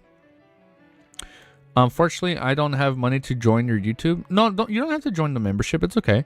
So I have a question. Do you make clips for each part of your live? Yeah. The whole live stream gets uploaded. I pause in between the parts where I pause, Efren. I pause the read through when we don't read. That way the video isn't as long as the live stream, because in the live stream we do other things. Yeah. But yeah, the whole read through always gets put up on the VODs. Don't worry, if you go on my playlist, there's an entire playlist of everything we've read up until this point. It's like 150 plus episodes. Don't worry, it's all there. No, you're good. You can watch the early live VODs without being member. Oh yeah, you can watch the early live VODs. Yeah, you can watch the earlier ones. You can watch the earlier live ones. I just have the live stream up for like members only for 3 days. And then usually the video goes up in a few hours. Not a few hours. Usually the video's up between 12 to 24 hours because my internet is so slow, man. It's bad. It's really slow. So it takes a while. But yeah, so usually it's like between 12 to 24 hours the whole video's up from everything we read that day. But yeah, no man, thank you for tuning in, dude. The core of the power of a manipulator is manipulation. Oh shit, so Audrey's gonna be a manipulator now? Oh man, that sounds kind of toxic, man. IRL, that sounds a little toxic. When you're with a manipulator, that's a little toxic. I can allow a body of heart and mind to pass through the silly I can allow a body of heart and mind to pass through the silly a collective subconscious and enter another person's mind island. I can directly change their subconscious and read their thoughts, silently driving them to do all sorts of things. Matching manipulation is a virtual persona. I can create many personas, allowing them to have a corresponding body of heart and mind. She can create several personas. This aspect can resist a lot of influence in the mind domain, and on the other hand, it can allow me to use them to silently invade the target's island of consciousness without any signs of it. I currently have only 13 virtual personas. That's very manipulative, definitely manipulative. A manipulator can also create a terrifying mental plague by using, the mental plague, where you spread the plague, right? In the sea collective subconscious. A manipulator can also create a terrifying mental plague by using the silly collective subconscious. I can spread all kinds of mental illnesses and extreme madness. That's so fucking wild. That sounds so broken. Like when you're most vulnerable in your dreams, if you're not prepared, it's GG. Yes, awe has turned into mind deprivation. A huge area of effect version is no longer just a single effect of awe. I can also transform my designated thoughts into a mind storm that will sweep the surrounding, affecting all my enemies. As a manipulator, it naturally comes with the ability to travel the sea collective subconscious. It's called consciousness stroll. Otherwise, my target would have long left by the time I arrived at the location after a series of complicated manipulations. Audrey looked at herself in the mirror and suddenly revealed a faint smile. Then she puffed up her cheeks and opened her mouth as if she was about to spew something. Since her mythical creature form was a mind dragon, it definitely had to have some form of dragon's breath. This was an attack that could directly stimulate and harm the target's body of heart and mind and soul body.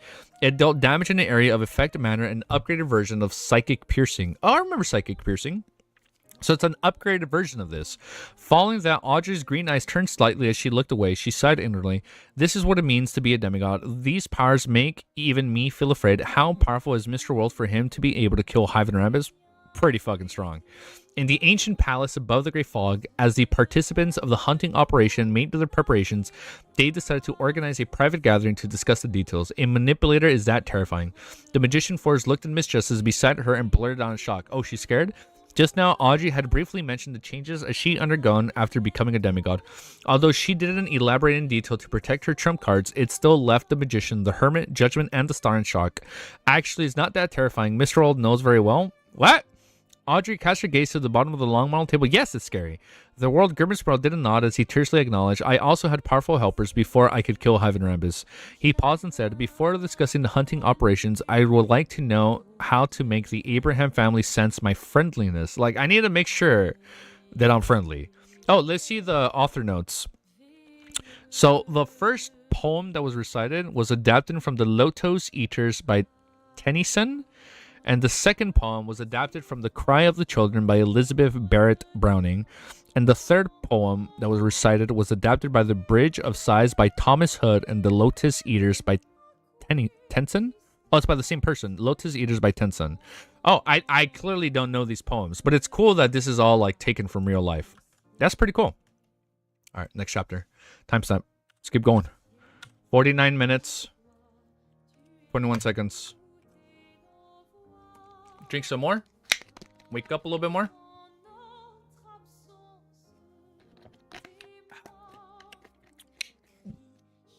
Audrey getting foxier.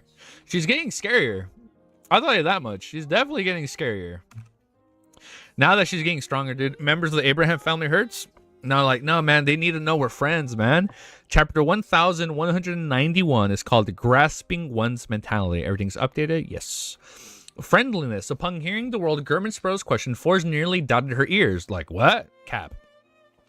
The image of Mr. X's head that was about to be put together better mention them, or they'll sue or put copyright claims. Oh, so I guess that makes sense. Like, you can't just copy it. You have to like, oh, like we're referencing it, or like this comes from this. Like if you're, I assume if you're giving homage, right? Like you rather give homage than to just take and not mention where it's from. Okay. The image of Mr. X's head that was put together, leaving it covered in cracks, crevices, and blood surfaced in her mind. Just as Forrest was deliberating over her words, Audrey glanced at her and smiled at the world Gurmansboro. To let the Abraham family sense your friendliness, it isn't about what you do, but what the Miss Magician writes in her letters. That's right. Unless I appear directly in front of Miss Magician's teacher, his understanding of me will only be limited to the various rumors and things that Miss Magician tells him. As long as the story she tells is good enough, even if it doesn't fit the actual situation, it doesn't matter. Klein suddenly realized that he had been splitting hairs on the question. Forrest was somewhat enlightened by Miss Justice's words, but she didn't fully understand it. After looking at the hermit, the star and company, just as Audrey said to Forrest, you need to convey Mr. World's friendliness to your teacher. For this, you can fabricate some stories and not tell him the truth. Then what should I say? Forrest asked for advice. This wasn't because she wasn't good at making up stories. On the contrary, this was what she was most adept at. However, the problem was that the writing a novel that was well received was different from a story that could convince people. If she could get a senior psychologist advice on the letter, it's like two different things, it would undoubtedly be easier. Audrey had already thought of the details of the letter before she opened her mouth. She replied unhurriedly, it's obvious that your teacher has already noticed that you've rapidly advanced, and because Mr. X is deaf and all sorts of sensitive issues, has a certain level of doubt and vigilance regarding the Beyonder circles that you've participated in. Yes, Forrest nodded indiscriminately in agreement with Miss Audrey's judgment. If her teacher Dorian Gray Abraham was careless, he wouldn't have been able to survive to this day. He would have long been caught by the Aurora Order or died in the hands of other powers who were interested in the Abraham family. Audrey continued, in such a situation, he was still maintaining contact with you.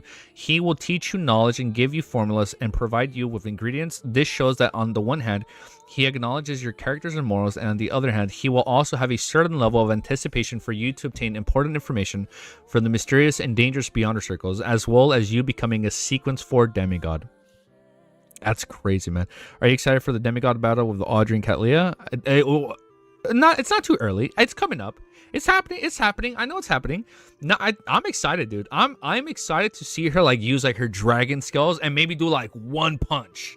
Like I need to see Audrey do like one physical punch or like something. Like I need to see her do like one physical attack, and I'll be like, that's badass.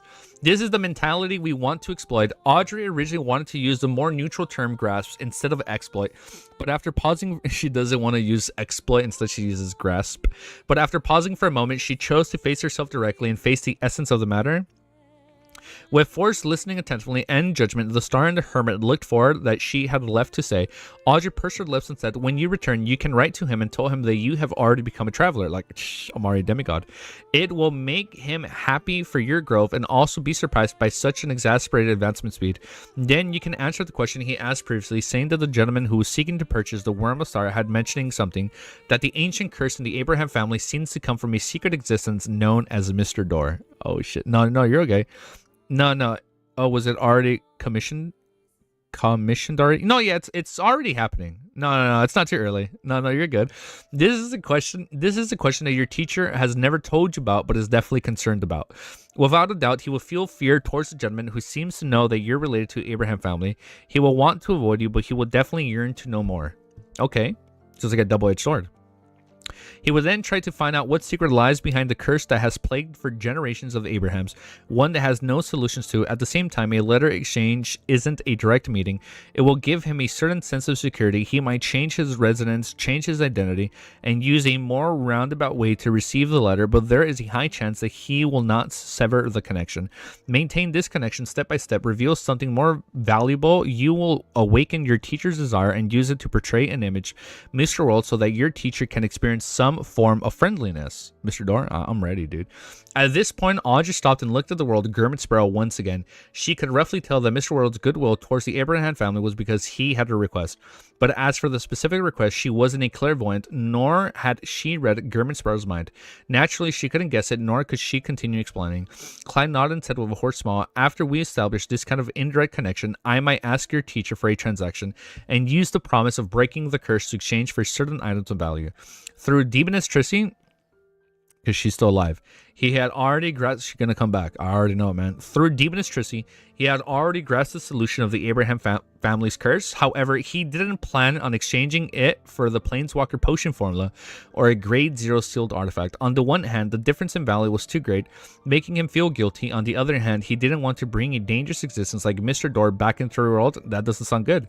It was like being irresponsible to himself and the innocent. He was thinking of another way to make the curse of the Abraham family disappear to a certain extent. In other words, it might still exist, but it wouldn't affect the normal lives of the Abraham family and provide a certain range of improvements. I'll be honest, I forgot what's the exact way to free him. I think we needed blood of different family members. By the way, Easy Trissy didn't fall into a hole. She was described to be transformed into a puddle of blood and gore. No. Are you fucking kidding me? What? Wait, no. I thought there was like a pool of blood, like under her, like she got fucked up. But I thought she didn't she fall into the abyss or like the chasm of the mausoleum? Yeah, we passed the ritual. The ritual was, don't worry, Ephraim, we passed that. The ending of the ritual was the end of Volume 5. No? Wait, so she actually turned into a puddle of blood and gore? Oh, fuck, it's GG. Wait, it's actually GG? She summoned a meteor, lost control, and blew the fuck up. No. She's alive, dude. Fuck, man. I coped so fucking hard.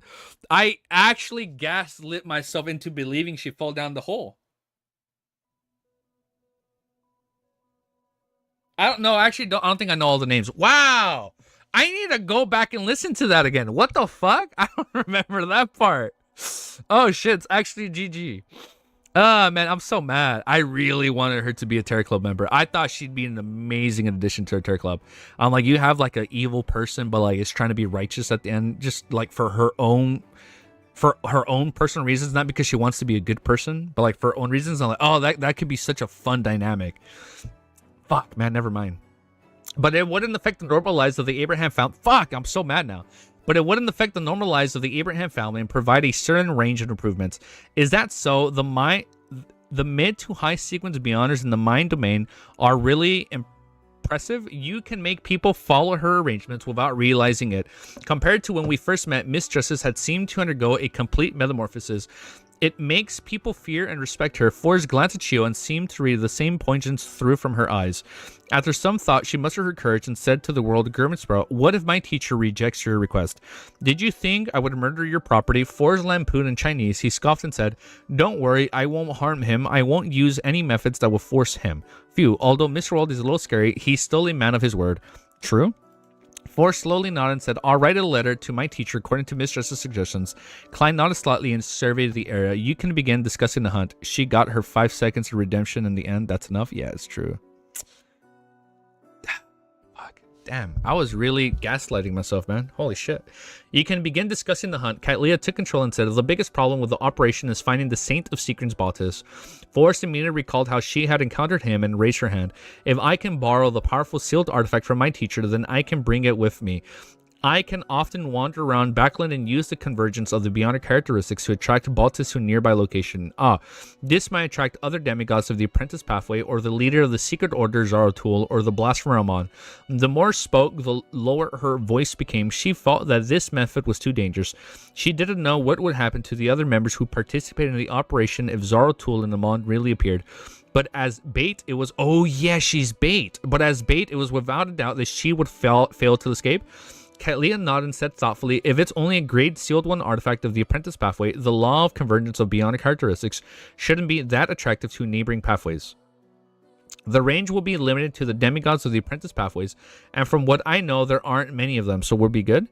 In fact, it can be said that there are very few of them. Most of them exist in the form of the characteristics or sealed artifacts. That's such a sad way to live. I suddenly do not wish to become a Sequence 4. For's eyelids twitched when she heard of that. Like, I don't want to be like that. Katlia cast her gaze at the world of Gurman Sparrow. Let's not discuss the problems of whether there are grade 1 sealed artifacts of the Apprentice Pathway. If we want to let the Saint of Secrets and Miss Magician bump into each other, the prerequisite is that he is also in Backland. He must have been the cautious and often goes about. Upon hearing this, Leonard said from the angel of professional official Beyonder, it's actually not difficult. As a demigod of the Apprentice Pathway, Baltus is definitely in charge of dealing with accidents among the upper echelons of the Aurora Order. He has sufficient mobility to aid the other members in different places. This is a term that appeared on the steam engine at the airships were invented. As long as you can create some matters against the Aurora Order in Backland, he has a high chance of showing up. As he spoke, Leonard glanced at Klein. Based on what he knew in the chaotic battle outside of Bayham City caused by Gurman Sparrow, the Saints of Secrets had appeared and picked up a glove. This is the solution. Audrey and company nodded. At this moment, the world said, let me remind you that the Aurora Order is an organization that worships a true god. Once you take action against them and secretly target their upper echelons, the true creator might be able to foresee this and give them a warning. That can happen. Audrey's eyes widened slightly as she observed Katlia, Leonard, and company. She realized that they were equally astonished. This was something that they had never considered before. They never thought about it before. That can happen. It wasn't that they weren't smart enough, but they had never participated in such matters that involved high-level existences before, until today. Or others, even if they were involved, that weren't aware of it. Then what should we do? Force couldn't help but ask. Klein replied in a suggested tone, by not targeting the Aurora Order directly, we can use a modular approach to fish out the Saints. How would you fish them out? By not targeting the Aurora Order directly, we can use a modular approach to fish out Saints of Secrets Baltus, but just fishing him out alone would draw the Aurora Order's attention. Like, oh shit, if our Saint is reacting, shouldn't we keep tabs on him? How the fuck are they going to do that? All right, it's timestamp, and let's keep reading. How are they going to do that? Oh shit, I put 2 hours instead of 1 hour. 1 hour, 1 minute, 18 seconds. Let me sip this. The Apprentice Pathway is perfect for me. I like it. I take Apprentice Prisoner forever. I take Apprentice Pathway forever. Like, if I could pick one sequence, I would pick Shepherd. Like, Shepherd is just my favorite sequence. Like, you can just, like, borrow from whatever the fuck you want. But I wouldn't know if I'd be specifically secret suppliants the entire time. But, like, Shepherd alone is such a good fucking pathway. It's such a good sequence, at least until the high sequence stuff. At high sequence stuff, I don't know what would be the best thing. I don't know, man. Maybe Amon, man, since he can just fucking steal whatever he wants. So who knows, man. But at least right now, I love Shepherd. To this day, man, ride or die, I still love Shepherd. Yeah, man. What kind of vegan snacks can I get for my girl? She wants vegan snacks today.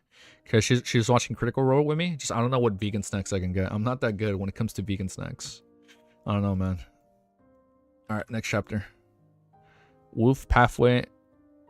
WF Pathway didn't turn out as great as I thought after Cuttlefish revealed all the abilities recently. Oh, okay. Wait, I don't know what's WOF. Actually, I don't think I know that one yet. Thank you for using acronym clown, because thank you for abbreviating it, because I don't know if I even know what that is. Oh, I know. Wheel of Fortune. Oh, Monster. You don't like Monster that much? Everybody's hyping up Monster, dude. From what I've seen, everybody's hyping him up. Chapter 1190 is called Each Serving Their Duty. A modular approach, the Hermit Katlia, who lacked experience Yeah, Wheel of Fortune, my guy. No, I was like, what is WOF? Yeah. No, yeah. I was speaking with Goff about creating our character, and when he said Wheel of Fortune, I said, wait, I just spoiled Wheel of Fortune. I was like, no, that's been revealed. The hermit Ketlia, who lacked experience only on high-level matters, instantly had a new idea and probed. Let Miss Magician participate in the various Beyond gatherings in Backland. Oh, let Miss Magician participate in the various Beyond gatherings in Backland, accidentally revealing that she's related to the Abraham family, attract the attention of the Aurora Order. Seeing no objection, the world Gurmansborough, Ketlia thought as she looked to the other side, how can we make this matter appear reasonable without arousing suspicion? Like, how do we make it subtle enough? How to design the steps and procedures needed to expose herself, and how to lay the foundations at each one of the gatherings. They might require your help, Miss Justice. From her point of view, only a manipulator who could accurately grasp the various mentalities of different people at the gathering could allow the scheming to appear natural and reasonable without leaving a trace. All right, Audrey nodded solemnly, feeling somewhat excited. She then added, although I've never done anything similar before, I will try my best to make everything seem reasonable. Why do I suddenly feel a little afraid? Why do I feel like we are inexperienced people? Apart from Mr. World, who cannot directly participate, Ma'am Hermit might be very experienced in other aspects, but she shouldn't have been involved in such hunting before. This isn't a game. It's a cruel act that can kill someone if we aren't careful. Force trembled when she heard this. She had a deep suspicion of her experience of most of the members. This included herself. However, when she thought of how Miss Justice and Ma'am Hermit were already sequence 4 demigods, and that she had the star were at sequence 5, and she and the star were at sequence 5, she felt that this wasn't too serious of a problem. After all, every powerhouse had accumulated their experience over time from nothing. Furthermore, they still had the world Gurmansborough, the strongest hunter over the 5 seas. Reasonable scheme manipulation. Listening to the conversation between... This is going to be such a good fight, dude. Oh, shit. Listening to the conversation between Ma'am Herbert and Miss Justice, Klein subconsciously extracted the keywords. This reminded him of how he had used 008. I wonder how we're going to use him when we're sequence 1. Like when we're stronger and we can use it for a little bit longer. I wonder what the fuck we're going to do with it, man. Let me raise the volume just a smidge. 008 and the experience of playing out situations that had been arranged by 008. He couldn't help but sigh inwardly. It's no wonder the Spectator Sequence 1 is called Author. This is indeed a very reasonable development, but it can change from a guidance to being forced. Lower the volume a little bit more. To being forced. There's no need to rush yourself to make the arrangements in detail. Go back and think over it carefully. Yes, at the same time, we need to combine the feedback from the scene to make adjustments. Katlia nodded in thought as she immediately had a new idea. When Miss Magician participates in the Beyond their gatherings, as best you hide in the vicinity, use your control over the sea of the collective subconscious to monitor every participant's thoughts and accurately grasp the feedback. Would 13 virtual personas be enough? There should be more than 13 members at a Beyond gathering. I can switch to using monitors to select a target to focus on. Audrey quickly analyzed the feasibility of the suggestion and tearfully acknowledged. That wouldn't be an issue. Let me raise the volume a little bit more. That wouldn't be an issue. To her, this was also a form of training. At the same time, it was also a form of acting. She didn't directly use her Beyond her powers to affect the target, but instead used her precise understanding of the target's mental state to manipulate them. The manipulating is throwing me off. Instead, she uses her precise understanding of the target's mental state to manipulate them subtly, by using words, behaviors, and actions and a script, so they don't know.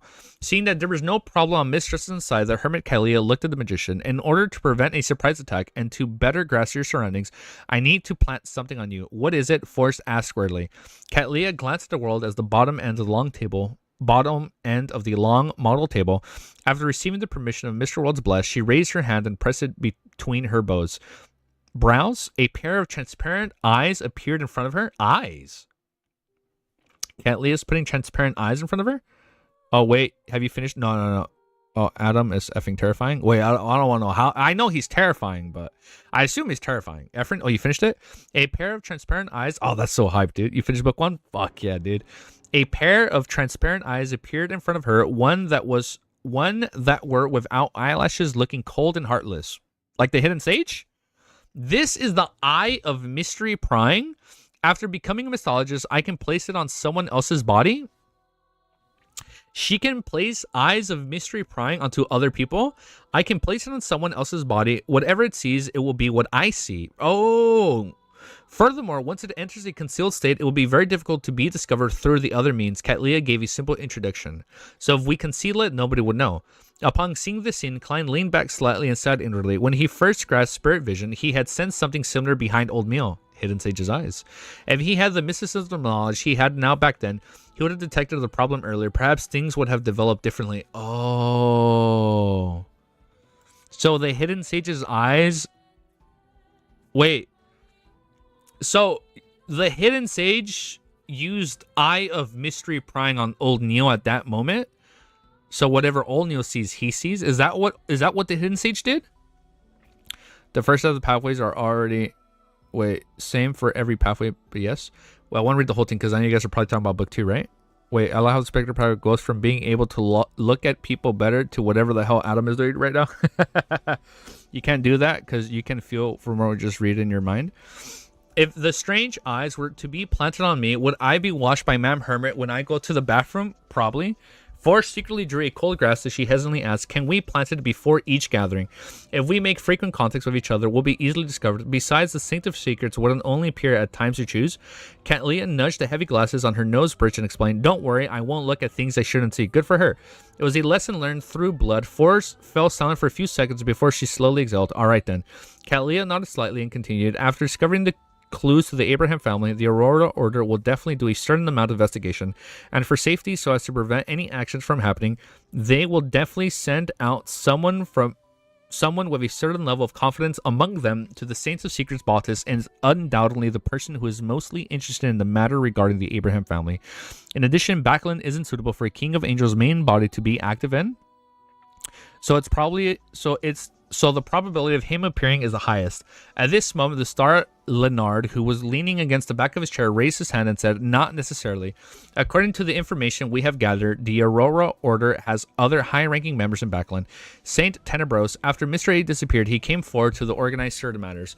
When the time comes, the person responsible for tracking the clues to the Abraham family might very well be him, not the Saint of Secrets. After all, this is his diocese.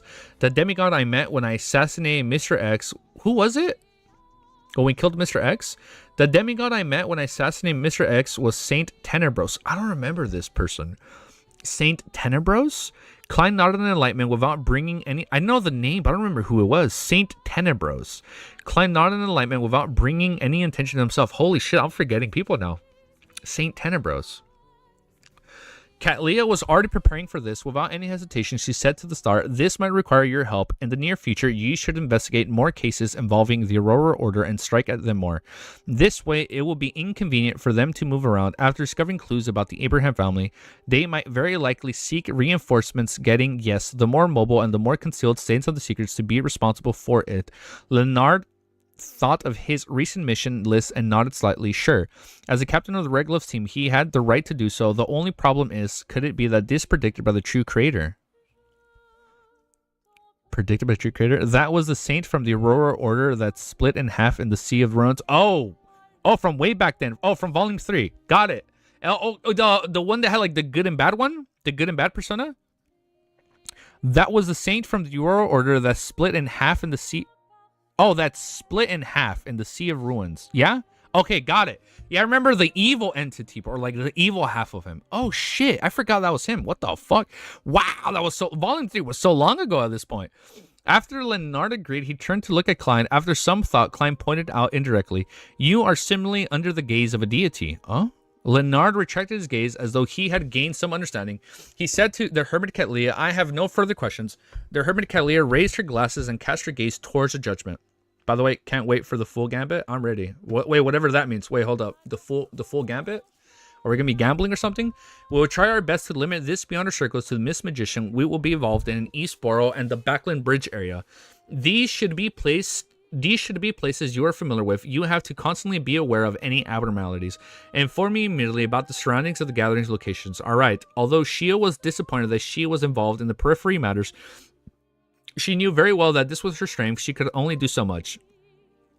At the moment, Cattleya thought for a moment before saying, you are a judge. When the time comes, you might need to be some area of an effect prohibition. This might not be effective against the Saints of Secrets, but it should be able to cause some interference. Don't doubt it, as support mid-sequence beyonders can similarly influence a saint to a certain extent. All of this is under the premise of a demigod resistance, a demigod wall. All I provide is support. The education Shio had received since she was so young, and the addition of knowledge she had learned from MI9 now puts an emphasis on cooperation. It was very easy to understand what Ma'am Herbert was saying. At this point, the plan had just started taking form. The next steps was about to adjust it bit by bit through on the ground of feedback. Forrest heaved a sigh of relief when she suddenly thought of something. She hurriedly said, "Previously, Mr. World mentioned that Baltus might have a grade 0 sealed artifact. How should we deal with it?"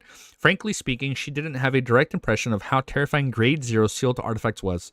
This was because she had never encountered one before and had never seen anyone encounter it before. However, she had experienced a grade 0 sealed 1 artifact that Gurman Sparrow had borrowed from Mr. Fool. She knew how terrifying it was, and with a grade 0 sealed artifact being 1 grade higher than a grade 1 sealed artifact, it was obvious how potent one was. And the rumors that Forrest had heard some grade 0 sealed artifacts could even destroy Backland or even the world. Yes. I remember the probability a die was able to like scan the whole world over timers at some point. Not the guy from Volume 3. Saint Tenebros is another one from the Aurora Order we haven't seen yet. Sorry. Oh, okay. Saint Tenebros is someone we haven't met yet. Okay. Not the guy from Volume 3. Got it. Is Klein able to make other shit? Wait, I don't know. Wait, I don't want to read that just yet. Just in case, Efren. I don't know. Wait, hold up. I don't know what that was. I'll start reading just in case it was a spoiler, or just in case I don't know yet. Katlia said after, because I read 0 and I don't know something Klein 0. Katlia said after a few seconds of silence, on the one hand, through Miss Justice's grasp of the minds of people around you, she will be able to find traces of possible existences. On the other hand, with Miss Judgment's understanding of the various anomalies in the region and combining it with divinations, we will be able to determine ahead of time if there are any sealed artifacts. If we can't get any feedback from all of it, and if we Saints of Secrets have a grade 0 sealed artifact with him, you don't have to be too afraid. He won't kill you immediately. He will definitely try to gain control of you and interrogate you at that. Klein is at least sequence 3 right now? Yeah, definitely. Dude, he's Scholar of Yore, man. That's fucking crazy.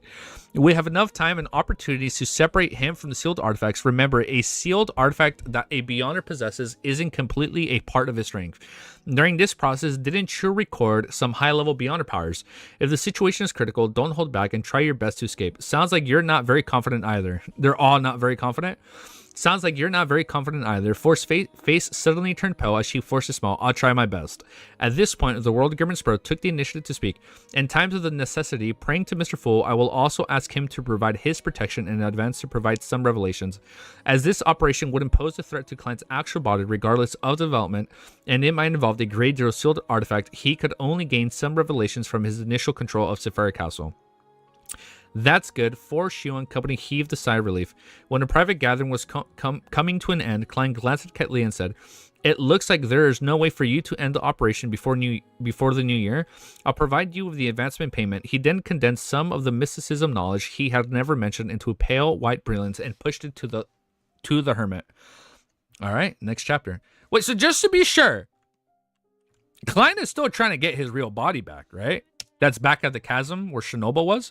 Like, that's still our goal. Like, Klein didn't just forget that. We just have to do all this in order to get ready to advance, and then we get our body back. No? Like, we don't need it anymore. What? Like, the body he left behind. Yeah, and like, no, I know he revived, but because he revived at a fake spawn point through to the blood, we don't necessarily need the old body back. Right, just to be sure, using his blood. I know he uses blood to spawn at a different point, but we don't need the new body. Like, I mean, our new body is still good. Because I remember the whole point back then, new body. Okay, new body, we're good. Like, we don't need the old body for anything else. Yes, okay. I wanted to clarify that. Okay. Because why would he need his body now? I know he doesn't need it technically, but I was like, I wonder if some way, shape, or form, like he'd still want to get it back. Like, at least to get all his items back. But I don't know, man. I feel like being in danger with Amon again, I don't think it'd be worth it. It's not worth it, right? Because he gets his old body back to get creeping hunger and gets all his old items back. But I feel like the bad outweighs the good. Yeah, never mind. I'll shut up. The bad clearly outweighs the good. Yeah, next chapter. Yeah, bad clearly outweighs the good. All right. 1,116 and 6 seconds. As if Amon didn't take all his stuff already. Yeah, you're probably right. Yeah, you're probably right. You're right. He probably already took all his shit. Yeah, you're fucking right. Wasn't Creeping Hunger scared as fuck when he was trying to like tinker with him? Yeah, you're right. He probably took all this shit and left. All right, next chapter, man. Chapter 1193. It's called Heading East. I'm a count deaf. Climb probability according to easy. All right, I'm a court deaf. Climb probability according to easy. Nah, yeah, you're right. You shouldn't do that. Chapter 1193 is called Heading East.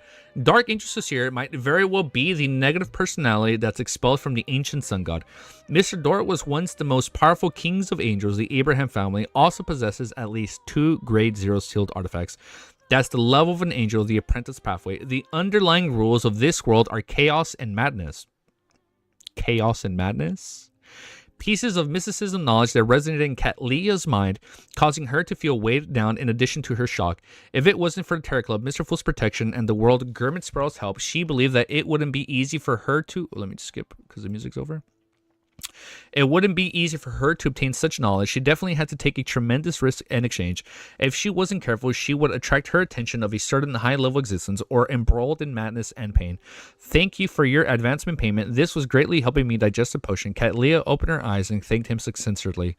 According to her original plan, she believed that she would be able to gain some mysticism knowledge after meeting Queen Mystic.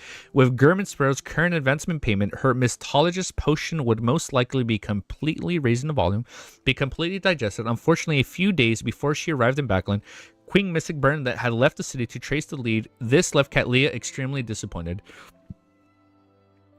Upon hearing Man Hermit's words, Klein, who was pretending to be the world, laughed hoarsely. A price... I'm going to raise the volume because you guys can't hear it. You guys can't hear the music. There you go. As his voice echoed, he nodded at the two ladies, Justice and the magician, indicating that he was also directing those words at him. After the private gathering ended, it's over, and the members left Sephara Castle one by one, Klein stood up and walked to the back seat of honor from the bottom of the end of the long model table to the seat belonging to the fool. He leaned back into his chair and propped his elbows on the armrest as the void beside him rippled and formed halos. They were prayer lights that came from the puppets controlled by the historical projection that Klein had summoned.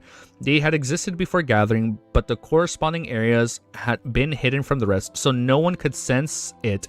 It was probably now restored to normal. He cast his gaze at the rippling light and expanded his vision into the distance. In the real world, a dark mountain stood erect. There was a mountain hole at the mountainside that extended downwards. This was a one place that hid many humans who had survived the cataclysm, but there were later turned into the dark demonic wolf culture's marionettes. Damn. During this, all of them were turned into marionettes. Damn. Should I remove it? Is it if not spoiler? I won't read it just in case. Just in case it is a spoiler. If there is a spoiler, I won't read it. During this period of time, no, you're okay, Efren. During this period of time, Klein kept tracing the clues and found the 3 spots where the dark demonic wolf had hidden himself. However, Klein didn't gain much more of them. The reason was simple. Just like now, there was a rock in the cave. On it sat a young man wearing a classical black robe. Amon? The reason was simple. Just like now, there was a rock in the cave. On it sat a young man wearing a classical black robe, a pointed hat, and a broad forehead, a thin face, Amon. The Angel of Time seemed to sense the gaze from Sephara Castle, and he's looking at him. As he raised his head and adjusted his crystal monocle, the corner of his mouth curled up slightly. Klein retracted his gaze, his facial muscles twitched slightly as he muttered, "What a haunting presence. It's not like this fellow doesn't understand the dark demonic wolf's past. Is there a need..." Whoa, the music is really loud. Sorry, let me lower it. Is there a need for him to destroy all the clues I need? Furthermore, he only comes slightly earlier than me every single time. If it wasn't because he was in Amon's match, he really wanted to hang him up and beat him. Ain't gonna happen for a while. Few, Klein exulted, and Mila returned to the real world. He wore a black top hat and carried a dim yellow lantern. He dispelled his maintaining of the historical projection, and without looking back, he left the mountain and ventured deep into the silent wilderness. There was no hesitation in his footsteps, as he had already obtained detailed information about the dark demonic wolf, Kotor, from the Evernight goddess. He was well aware of the character styles and the habits of the god of wishes. The reason why he was still searching for the dark demonic wolf's past was mainly because he wanted to verify the information. After all, the East continent had been in the forsaken lands of the gods for more than 2,000 years. The dark demonic wolf had escaped the Evernight goddess's attention for a sufficiently long period of time, so it was very likely that some abnormalities and what those thousands of years, likely some abnormalities and changes in character would occur. Yeah, who wouldn't fucking change? If he made a plan following the intelligence provided by the Evernight Goddess, there was a small chance that he would make the mistake of launching a surgical strike using the outdated map. Outdated map? We've seen the map. Oh, the outdated map from like where he went all those years ago? Under the tremendous pressure of the true creator Enamon, the chances of the dark demonic wolf transforming isn't low. Perhaps it has even turned abnormal or half mad because of the excess stress. Klein couldn't help but lampoon inwardly. The words dark demonic wolf actually be switching. Let me change the music. The words dark demonic wolf could actually be switched to Klein Moretti.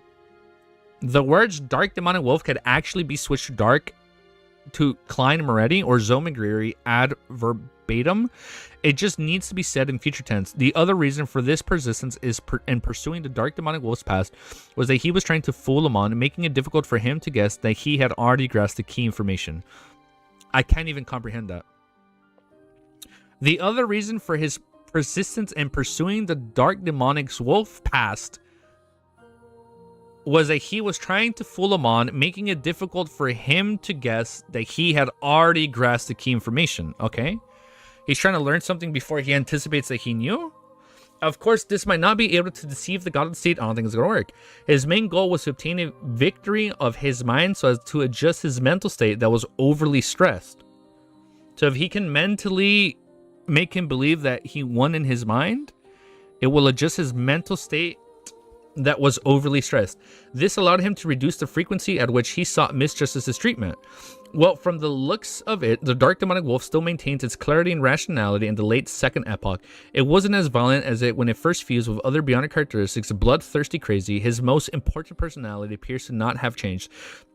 Ever so suspicious, he doesn't even trust his own marionettes. You don't trust your own marionettes? Once he decides to migrate, he would leave all his marionettes that he had before and sever all his connections?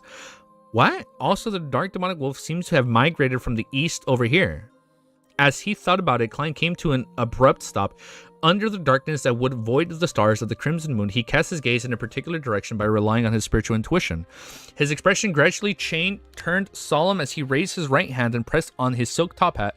He then adjusted his direction. He was headed in and was walking towards where his eyes were trained at. That was the east. In the endless darkness, the lantern in his hand cast a lonely shadow. His trench coat was almost the same color as the distant night as his footsteps quickened. Backlund Emperor's Boar inside the Hall family luxurious mansion. Audrey sat in front of the dress table and began to seriously consider how to release the bait in a seemingly reasonable fashion. During this process, he suddenly thought of something that if she wanted to go near a beyond a gathering and monitor the thoughts of her participants, there was a lack of quick and efficient methods. As a sequence 4 demigod, she neither could fly nor teleport. She also couldn't use the flames to jump secretly. It would be fine if it was later at night, but if she wanted to use dreams as a springboard, she could only rely on her feet during the day and evening. Oh, actually, my speed isn't slow, but if I were to run faster in a steam train, I would definitely attract attention. There are so many powerhouses in Backland, so there's no lack of existences that can see through my psychological invisibility. Similarly, in my dragon form, I can fly. We've known that she can fly, right? Well, we've known she would eventually fly.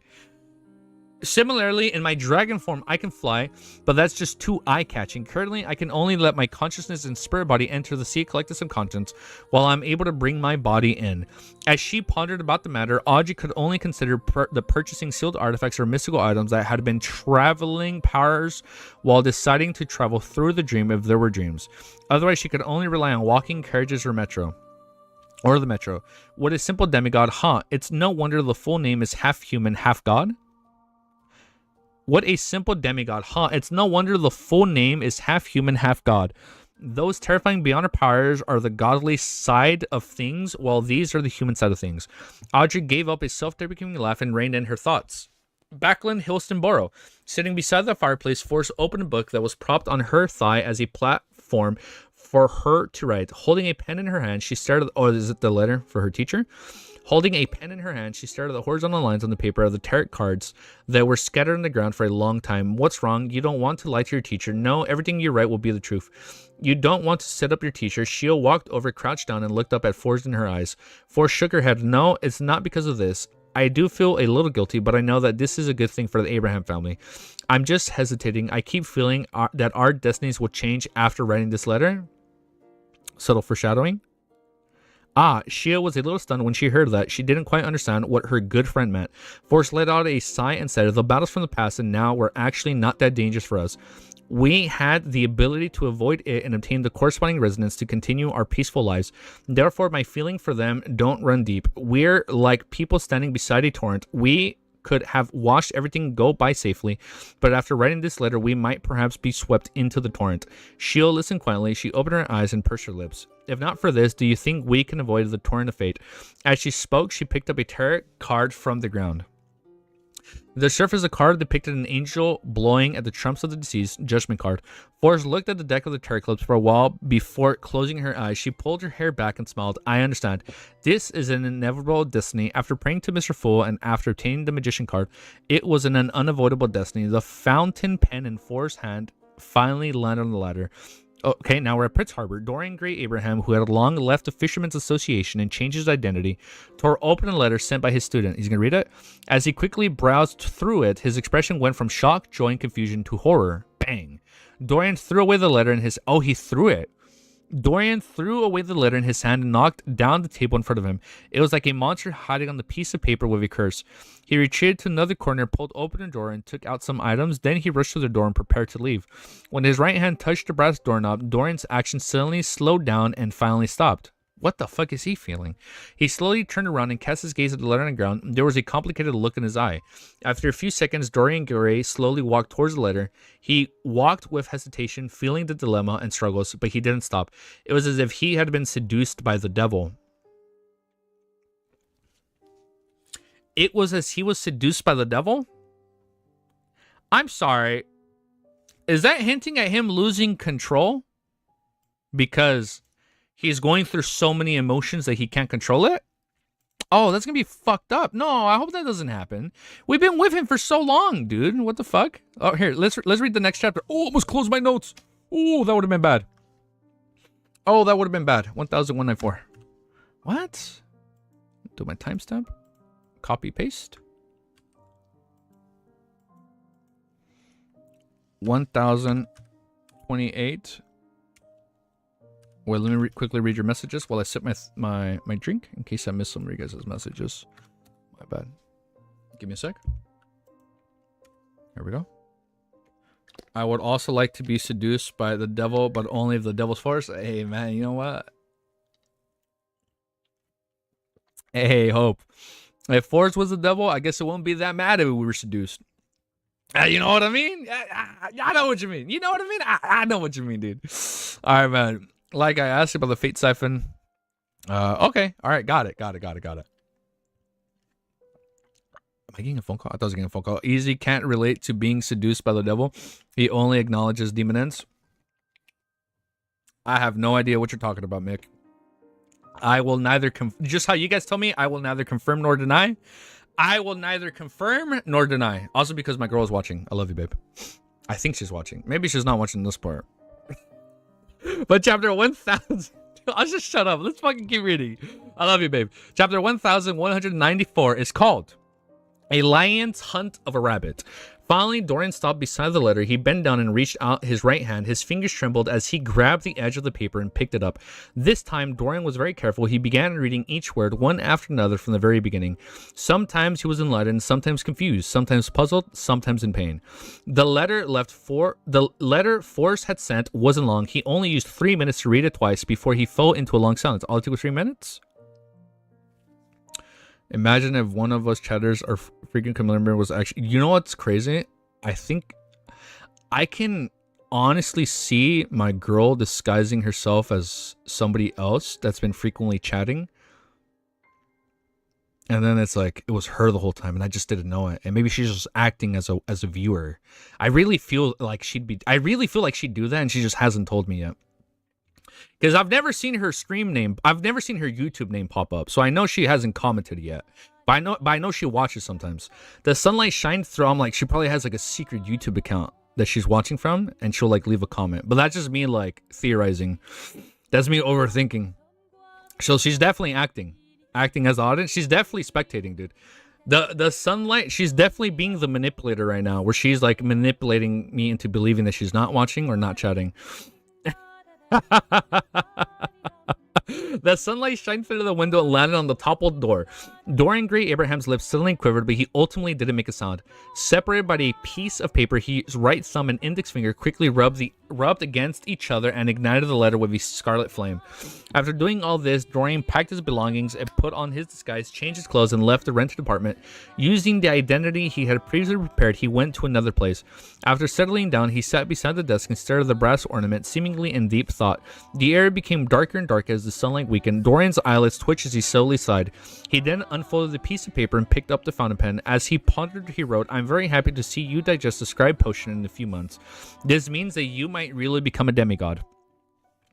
There are key points to take note of while acting as a traveler, at least the one thing I know of. How have you remember that everyone's personality is different? There will always be some differences in acting in real life, so you can't copy blindly. This doesn't mean that the acting principle of the others are wrong, but that it might lead to a huge conflict in your heart, affecting your mental state. Sometimes you can make appropriate adjustments to slow down the speed at which the potion is being digested, but it will only be beneficial to you. You have to remember, acting is a tool, not something to lord over you, okay? I look forward to the day you complete the digested traveler potion. I will prepare the corresponding ingredients and present to you." Well, he sounds very different in his letter. "I'm very interested in the matter of the Abraham family curse mentioned by the gentleman. I think you should have noticed a long time ago I have done a certain degree of research on such matters. Otherwise, you wouldn't ask me about such matters. I hope you can continue to learn about this matter at a deeper level. After writing this reply, Dorian Gray Abraham closed his eyes and quickly folded the paper. Well, he sounds very calm. He sounds very calm in this letter compared to how he actually felt. After writing the reply, Dorian Gray Abraham closed his eyes and quickly folded the paper. January 3rd, 1351. Backland New Year was much bleaker than before. In a basement in Westboro, there were a few candles flickering with yellow flames, illuminating the surrounding altar chairs and round tables. At the edge of the light, in a place that was extremely dark, a figure appeared indistinct. At times it would sway, sometimes stretching into a thin entity that didn't have any thickness. It was like a shadow that came alive. Suddenly, the figure said in a deep voice, "You arrived earlier than expected." Okay. Besides the candle, a figure quickly appeared in the spot illuminated by the light. It was a man dressed in mysterious black robe. His brown hair was slightly curled, and his dark, deep eyes seemed to contain countless objects. Let me skip this. I feel like Lumiere is a little bit strong right here. He was none other than oh shit, it's him.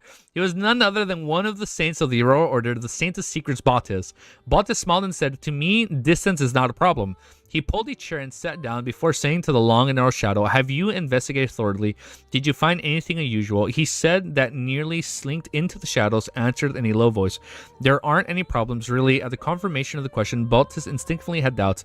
"Kizma, could this be a trap? The Aurora Order Saint Tenebros." Kizma slowly shook his head and said, "That's cool. Two saints are talking. Where are all his girlfriend personas?"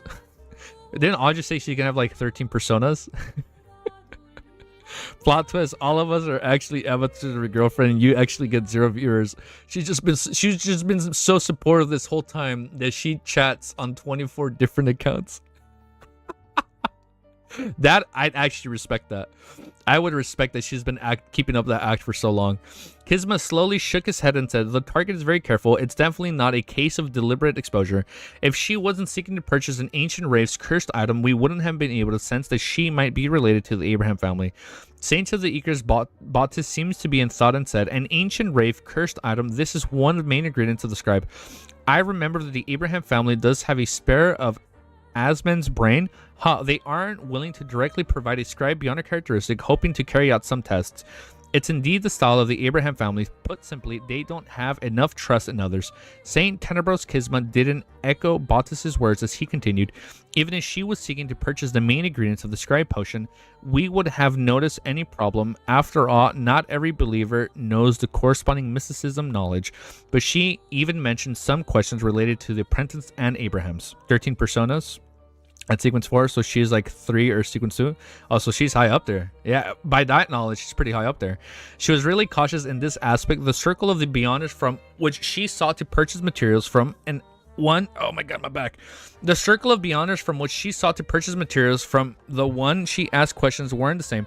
Different matters were left to different circles. Furthermore, at times she would hire other participants to help her make requests.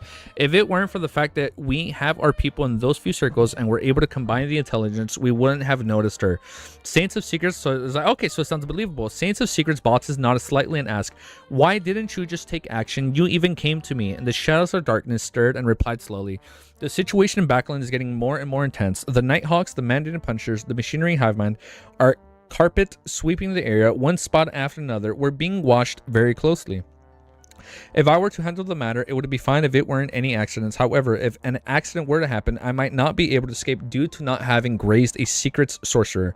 Besides, aren't you one of the ones who is most interested in the Abraham family? Bautis chuckled and said, I'm not interested in them at all. Fucking cap. I just want them all to die. Holy shit, dude. I just want them all to die. To ensure my own safety, the most important thing is to nip revenge in the bud.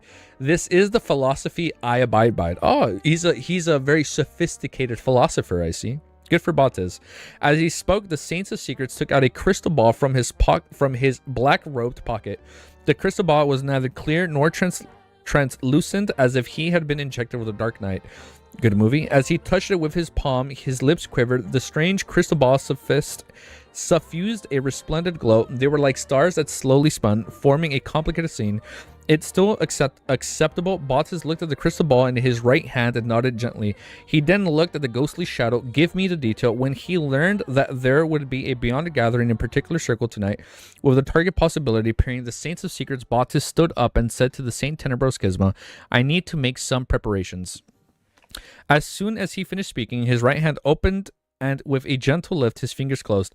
The region he was in immediately wrapped and vanished. The candles, flames, and rotten table and chairs that were originally located here vanished, leaving behind only the tiles and ceilings. All that disappeared.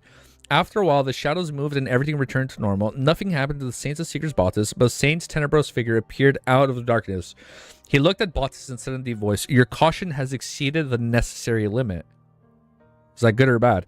Your caution has exceeded the necessary limit, but this isn't a bad thing. I hope that I can resolve the problem without anyone noticing. Bautis replied with a smile. You can follow me. You can hide in the shadows as my support. I'm sorry. 2 saints? So it's not just Bautis. We're going to have another saint hiding in the shadows. You can hide in my shadows as my support. You will not directly appear, and you will leave immediately once you discover anything amiss. All right, Saint Tenebros Kisma. I'm sorry. Saint Tenebros Kisma is going to be in the shadows? What the fuck? Saint Tenebros Kisma slowly walked out of the shadows. He looked young and handsome with outstanding facial features, but his face seemed to be covered with a faint curtain of darkness. After coming close to Bautis, there was a series of illusory chewing sound that came from nowhere. The chewing sounds and the sounds of digesting could be heard, as well as the undistinguished evil and hunger. This made the demigod shudder involuntarily. Saint Tenebros' eyes froze for a second as he cast a shocked and surprised look at Bautis' face.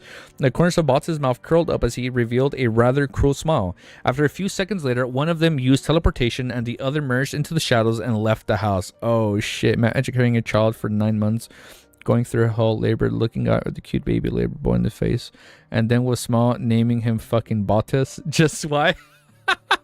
I was like, what are you trying to say, Hope? And then you just name him fucking Bautis.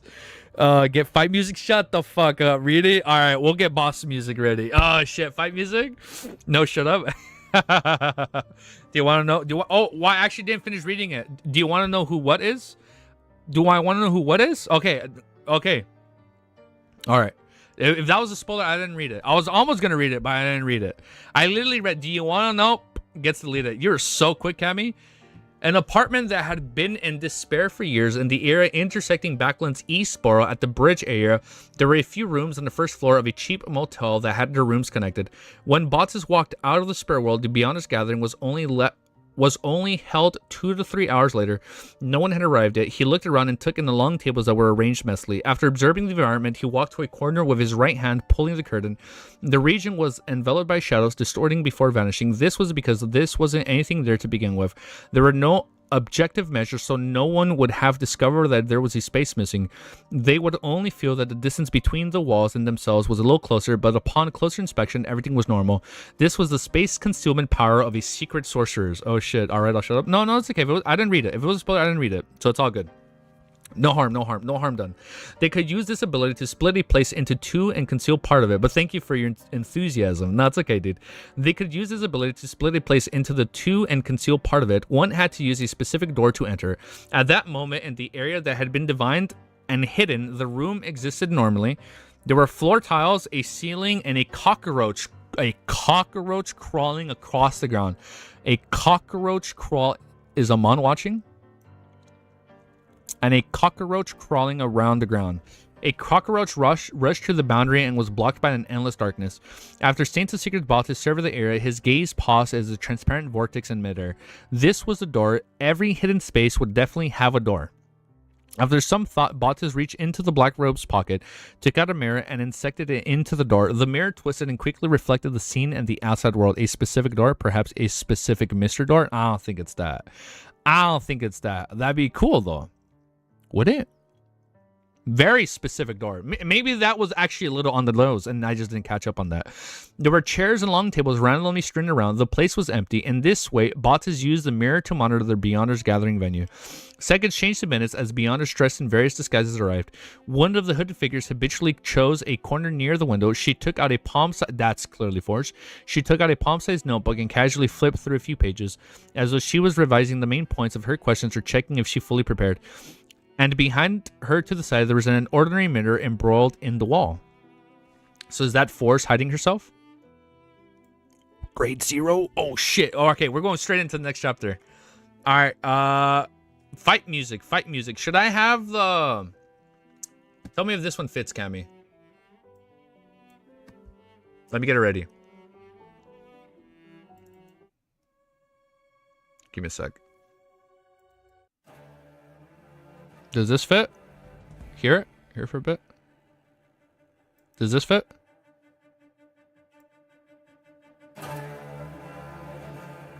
Here. Let me let it play for a little bit. And you tell me this song fits as I do my timestamps. 1 hour.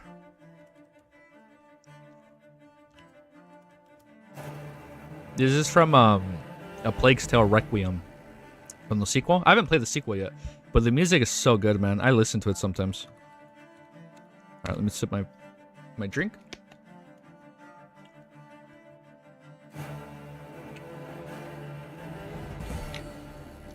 Is it part of a ritual's assault church? I'm not sure.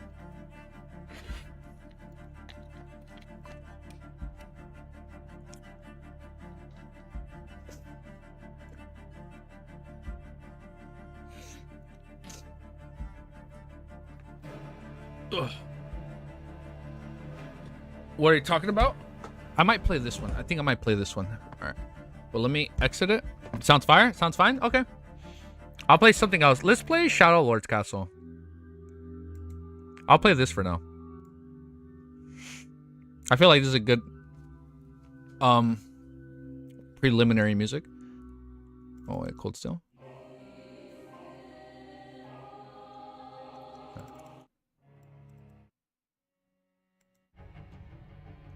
No, just a little too much.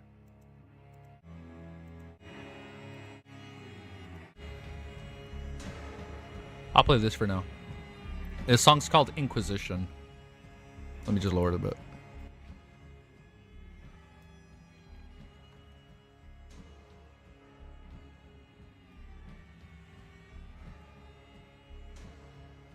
$1,195.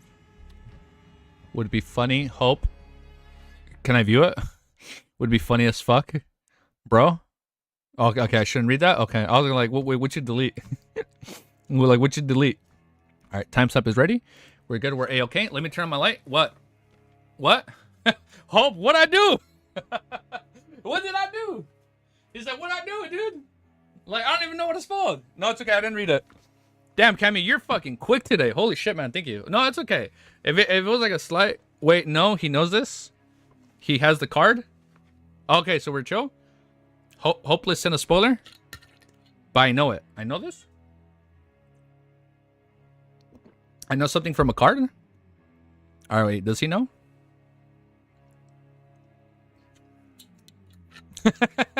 Well, hey, better safe than sorry.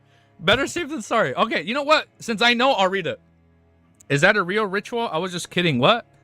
Oh, wait. Did you say like an advancement ritual? Like, oh, would this be funny? Yeah, he talked about the ritual for a tyrant card. Oh, I don't remember what the ritual was. I don't remember what's the ritual. Oh, so the thing you deleted is like the ritual for the tyrant card?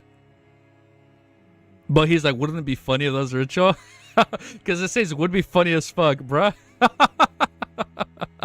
Wait, well, Hope, to answer your question, I think that is a real ritual. All right, forgot the tyrant card was known. Oh, Hope, that's so funny. You're like, wouldn't that be funny? I did. Well, actually, yes. Shake my head. All right, I'll look at it. All right, I'll look at it. All right, forgot the tyrant card was known. Got it. That's funny. All right, I'll look at it later. Because I actually don't remember. Maybe it'll be brought up again. I'll see if I can remember on my own. But let's keep reading. Let me loop the song. Wait, that actually fits the tyrant ritual so good. Hold on. Okay, I'll look at it later. I'll try to remember for now. But I clearly don't remember. I don't think it's going to hit until it gets brought up again. All right, chapter 1195 is called Grade 0. In a region that had been concealed, the Saints of Secrets Botsis narrowed his eyes slightly as he recognized Layman's travels. This made him no longer have any doubts about the intel provided by Saint Tenebros Kisma. He recognized this notebook and knew that it was a mystical item that the Abraham family placed great importance on. It was one of the most powerful items. Let me read this. In the region that had been concealed, the Saint of Secrets Botsis narrowed his eyes slightly and recognized Layman's travels. He's like, I want that back. This made him no longer have any doubts about the intel provided by Saint Tenebros Kisma. He recognized this notebook and knew that it was a mythical item and the Abraham family placed great importance on. It was one of the most powerful items. Wow, it's one of the most powerful items below the high sequences, and the negative effects were negligible. Back when I was a mid-sequence Beyonder, I had yearned for this notebook so much. In the end, the Abraham family was wary of me and didn't place any importance on my needs at all. Now they have learned their lesson. This woman shouldn't be a descendant of the Abraham family, otherwise she wouldn't have gone around searching for the cursed item of an ancient wraith. Botsis muttered inwardly as the expression gradually turned grim, showing hints of a cruel fervor. Is he jealous? After observing his surroundings for a while, he carefully reached into his black robe pocket. The pocket seemed to contain a vast space of Saints of Secrets. Botsis dragged out a 3-layered jewelry box from within. The jewelry box wasn't tiny, making it difficult to hold it with one hand. It was mainly a silver black in color, and its surface was covered with exquisite decorations. There were rubies, emeralds, sapphires, and diamonds, all the Pokemon games. Emeralds in it, making it look rather luxurious. No wonder it's luxurious. As he held the jewelry box in his hand, there was a hint of panic and fear in expression. It was as if he was facing the abyss or listening to an evil god's ravings. Okay. The gathering continued as usual. Force put away Layman's travels and focused on listening to the participants as though she was seeking some answers. Oh, and then Katlia is observing the whole time through the eyes that have been concealed. So Botsis doesn't know that Katlia is observing, and if Katlia is observing, everybody else has tabs on him. Oh, that's cool. During this process, she would occasionally ask questions using gold pounds and spiritual materials as payments. However, she didn't receive any effective answers. Gradually, the Beyonder gathering came to an end. The host arranged for different participants to leave from different exits, just like the other ones. Change music when you read after receiving the signal of the host. Okay. Oh, it's literally the next sentence. After receiving the signal of the host. Are you guys fucking ready? We have received the signal of the host. So now we're going to change the music.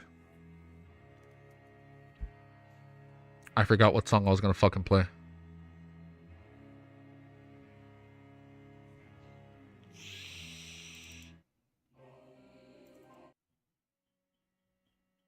Was it No Turning Back? Yeah, I was playing No Turning Back. Oh, I found the song. I was like, I forgot what song I'm playing. Okay. After receiving the signal for the host. Force stood up and resisted the urge to stretch herself as she walked towards the side of the door. Let me make sure the song is looped. At this moment, she realized that her body had stiffened. Oh shit! It's about this. Her head could barely turn, but it felt like she was a toy that had its torsion spring wound up. I read that wrong. From the corner of her eye, she saw the grayish-white walls that had turned slivery black in an instant. They were covered in granules, as though they were made of metal. The remaining participants and the host had their skin loose, the luster they should have possessed. Their eyes were dull. Their movements were mechanical, as if they were large dolls. Oh shit, everybody. And the concealed area, Bottas had opened the jewelry box at some point in time. The interior of its top layer wasn't exquisite enough, but it had completely restored the scene of the room. It restored the scene of the room. In the room, there were chairs and long tables scattered haphazardly. There were a few palm-sized puppets sitting and standing, as though they were trying to stimulate reality. Among these people, the person standing was wearing a hooded robe. The shape of her chin was beautiful, and her lips were plump and red. It was none other than Force. She and the remaining Beyonders, together with the gathering host, had silently become toys. So all the other Beyonders in the gathering became like the random assorted toys, and then Force is just standing there. They had been taken into the highest layer of the jewelry box. The highest layer of the jewelry box? Whoa, okay. The room that connected into an external world was only left with a grayish white walls, nothing else. The corners of Bottas' lips curled up a bit. With the highest right hand, he closed his lid of the jewelry box. In just a single breath, he had magically controlled his target. The entire room got taken. Yeah, so everybody got sucked into the jewelry box. Need me a Force toy right now? Like a Figma? You need a Figma? The silver black 3-layer jewelry box was it's a grade 0 sealed artifact that had been snatched from the Abraham family. So it allows you to snatch people into a toy box or a jewelry box. As if it had never been obtained by the Orthodox churches, nor was it ever deeply understood. It didn't even have a corresponding number. Oh shit, just grade 0. No one knows its number. Bruh. According to what Bottas knew, this jewelry box originated from an Abraham family angel from the 4th epoch. He enjoyed roaming the cosmos and heading to different places in the vast universes. However, once when he returned to his family to rest, he died silently in his palace? He just died? Shut up, I'm not joking. Oh, I didn't read anything. There's a spoiler, I didn't read it. No explaining. Oh yeah, no leading questions. Yeah. His face, I'll read it later. His face was filled with fear, and expression was twisted as he had sensed something extremely terrifying. A true mythical creature, one that would be considered a subsidiary god in the 2nd epoch, had actually died silently without causing a stir. The death was extremely bizarre. The Beyonder characteristics he left behind combined with his corpse formed the jewelry box. Oh shit. That was quite different from the other kinds of sealed artifacts, and back then Mr. Dor Bethel Abraham not only didn't attempt to shatter it and restore it to its pure Beyonder characteristics, he had even given it a rather strange name, Box of the Great Old Ones. Box of the Great Old Ones? The first... Oh, there's different layers. Got it. The first level of the box was the Great Old Ones could turn the target's locations into toys. So that was the first layer. And switch the locations with its interior. Bottas had used this trait to easily achieve his goal. Check. What's the second layer? The second layer of the box of the Great Old Ones recorded different locations. Once it was released, the holder and the living beings within its effective range would head directly to the corresponding region. Is that where Force is right now? They would then wander around the cosmos like an angel of the Abraham family back then, exploring the universe. As for what was on the 3rd level, the box of the Great Old Ones, Bottas knew about it but didn't dare to think about it. It was like how he usually didn't dare come into contact with his grade 0 sealed artifact. Oh shit. So she's in the first layer. Oh, because all the toys. Got it. Oh, so the location would be a different location. Okay. Smack. After closing the lid of the box of the Great Old Ones, he grabbed the mirror that was embedded in the transparent vortex that was suspended in midair with his right hand. Remember the abilities of whatever sequence of the apprentice path. Yeah, no, it would be like whatever Archangel's abilities are. It would be like the abilities pathways because it's his characteristic. That's so wild, man. It's so hard to follow beyond your abilities, which were like at the higher levels. It's like, I don't know how Cuttlefish comes up with this stuff. Like, you have to be at such a like specific mood or like a specific train of thought to come up with these abilities. Once a certain area was concealed, a secret sorcerer had to use the corresponding door or directly remove the concealment to exit. Bottas had chosen the latter method because it was the easiest and fastest method. The shadow stirred in the air that... How the fuck are the... How are the Terror Club members supposed to get in? And he was writing 2 chapters per day, and 2 chapters per day on top of that. Dude, this shit would take me like a month to come up with. The shadow stirred, and I don't know how Kat Lee and the rest get in to help out Force now. Like, if we're in this, oh shit, if they're spotted, no, you're good. You're good. The shadow stirred and the air dispersed, returned to the real world. The room was finally complete. Bottas didn't stay any longer. Without even looking at his surroundings, he made his body rapidly fade away. He held the many-gammed silver-black box of the Great Old Ones as the colors saturated and overlapped with each other. He traversed the spirit world, which was filled with strange creatures, towards his designated location. In a few seconds, he walked out of the void, attempting to enter the ruins of the Battle of Gods by crossing the huge chasm that split the seas. That's where the Berserk Sea is, right? The Battle of Gods, that's in the Berserk Sea? I think it was. That's why there's that huge crater. At this moment, the Bottas stopped in midair. His eyes narrowed and his eyes intently turned dark, dotted with countless points of resplendence. It was like the cosmos had been reflected in his eyes. The gravel formed by the stars spun rapidly, causing the cracks at the bottom of the sea to rapidly turn incorporeal, causing everything in front of him to shrink and condense into a wavering orange flame. This flame extended from the tip of a matchstick and it was extinguished. Everything that Bottas had experienced and removing the concealed space with was an illusion. He remained rooted to the ground. At the source of the illusion was the burning matchstick. The matchstick was held by a fair-skinned palm, and the owner of the hand was a woman wearing a purple pattern, purple pattern, black robe and hood. She was sitting on a carriage that was because Kat Lee is the only one that wears purple. Oh, Sonya Sea is eastern, Berserk Sea is southern. No, that's the Sea of the Ruins after the Sonya Sea. I need to have the map on screen now the whole time. That way I can always reference it. Like, at least when I'm trying to remember locations. She was sitting on a carriage that was halfway through the wall, formed from a gigantic pumpkin. Pulling the carriage was a bunch of gray rats. This was none other than Kat Lee, but her appearance, image, and bearing had changed. This was the power she had gained from the magic of Cinderella. The magic of Cinderella, the core beyond her powers of the mystery prior pathway sequence for Mystologist, was called mystical reenactment, fully expressing the saying knowledge is power. To put it simply, a Mystologist could draw powers from different mysticism knowledge they grasp and create all sorts of magic or witchcraft. As for the corresponding mysticism knowledge, the less that was known by others, the less it spread, the more powerful the spells became. So the less you know, the powerful you are. Cinderella fairy tale. So not that many people know the Cinderella fairy tale, so because of that, it's a more powerful spell. The contrary could also be established. Once some knowledge and legends were known to many and no longer mysterious, the magic of the witchcraft created by drawing on its powers would become almost ineffective. Oh shit, that's kind of hard to use then.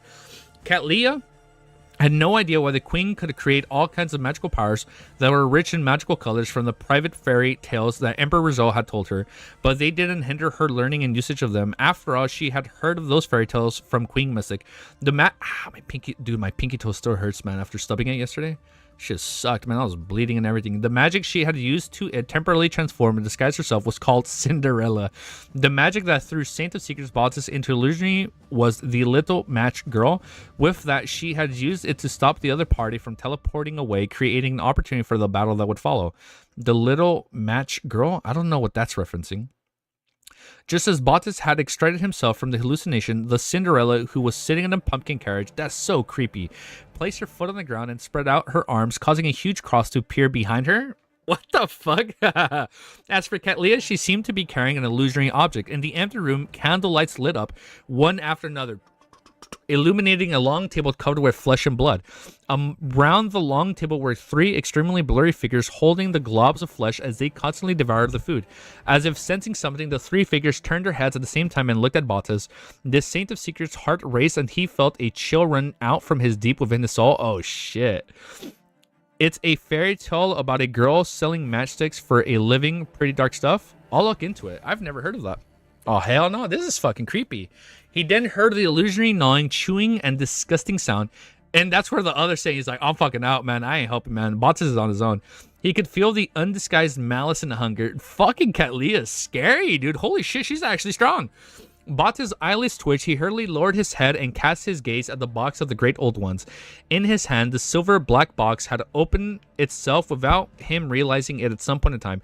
The magic that Kat Lee used was called the Fear of Betrayal. It stands for the mysticism knowledge she learned of the ancient sun god's death from the Terror Club. Oh, so she's turning knowledge she hears in the Terror Club into like spells. What? The magic that Katlia used was called the Feast of Betrayal. Oh shit, when he was being eaten. Yeah, no, when the three angels was eating the ancient sun god. So she's turning that, oh, the dinner table too from the other artwork we've seen. Oh, so she's turning all the knowledge she's learned from the Terror Club into spells. Oh shit. It stemmed from the mysticism knowledge she learned from the ancient sun god's death from the Terror Club. Its purpose was to temporarily awaken or imbue the target with intelligence, allowing them to commit a betrayal. A betrayal? Without a doubt, the effects of encountering a sealed artifact that was filled with malice towards the owner would be excellent. However, if not for the fact that she had obtained the protection of Mr. Fool at the very gathering, the moderate Katlia wouldn't have dared to use his magic. Once the three main leads, the three angels eating ASG. Once the three main leads of the betrayal feast sensed it, she would definitely die from obscure reasons. She wouldn't be able to resist her death and would die an abnormally horrifying death. Therefore, mythologists were definitely individuals with high risk. Their strength came from walking the edge of the abyss, from courting death. Coming from things that shouldn't Oh man, my nose is itchy. Coming from things that shouldn't have been heard, or in comparison, Queen Mystic, who could create magic from her father's private fairy tales, which much safer than the other mythologists at her same tier. Wow, that's so cool.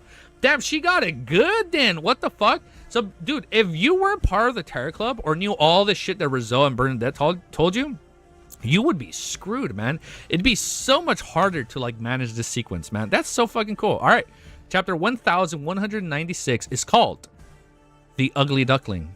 Oh, I know this tale. I know that one. I know that one. I know this one. 156 41.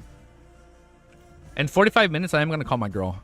I think in 45 minutes, my girl's going to be on her break. So I am going to give her a quick call. So we'll take like a 10-minute break.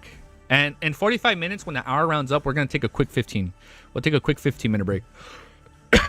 Yep, because you need knowledge that nobody knows. Let me take out my headphones for a bit. Yeah, because you need knowledge that nobody knows, but usually they're not known because higher powers are hiding them. So you're using them is going against those people. Wait, let me read that again. Yep, because you need knowledge that nobody knows about. Check. I know that part. I understood that part.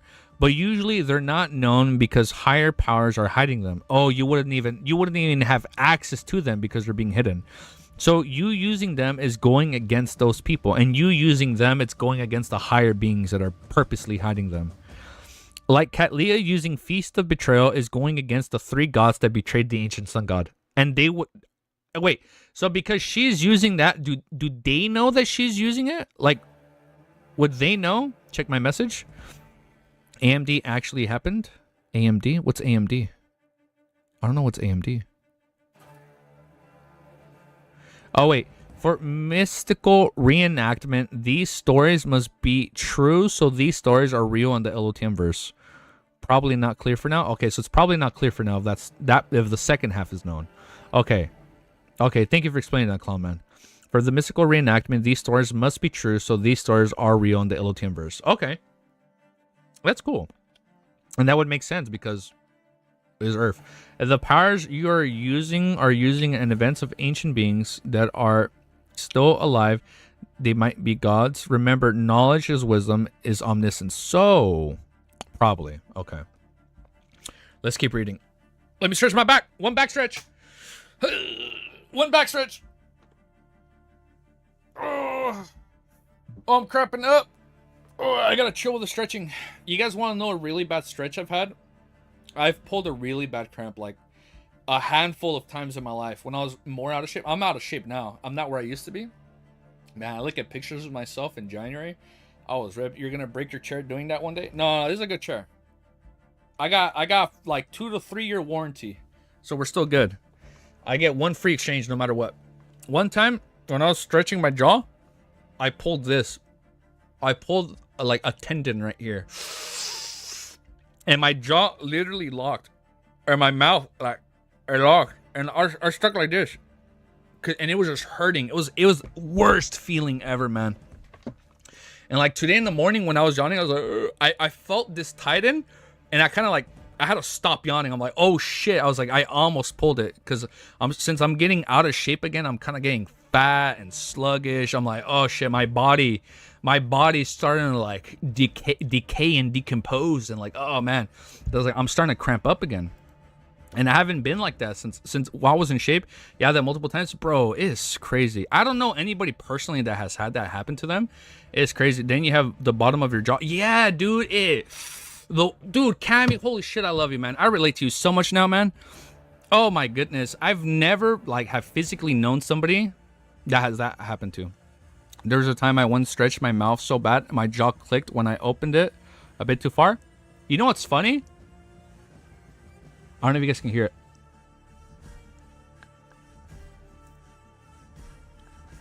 Can you guys hear a pop?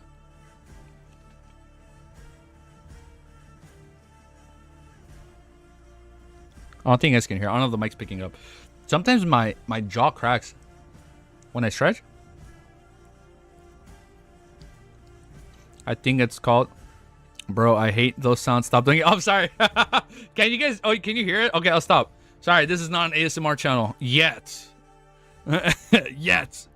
Oh, I have that popping too? Yeah. I'm gonna do one more pop. Cammy, cover your ears for like 5 seconds. I used to be a skater. This is the last pop I'm gonna show you guys, and then we'll go back. Cammy, cover your ears until my feet go down. I've sprained my legs so many times that I can do this.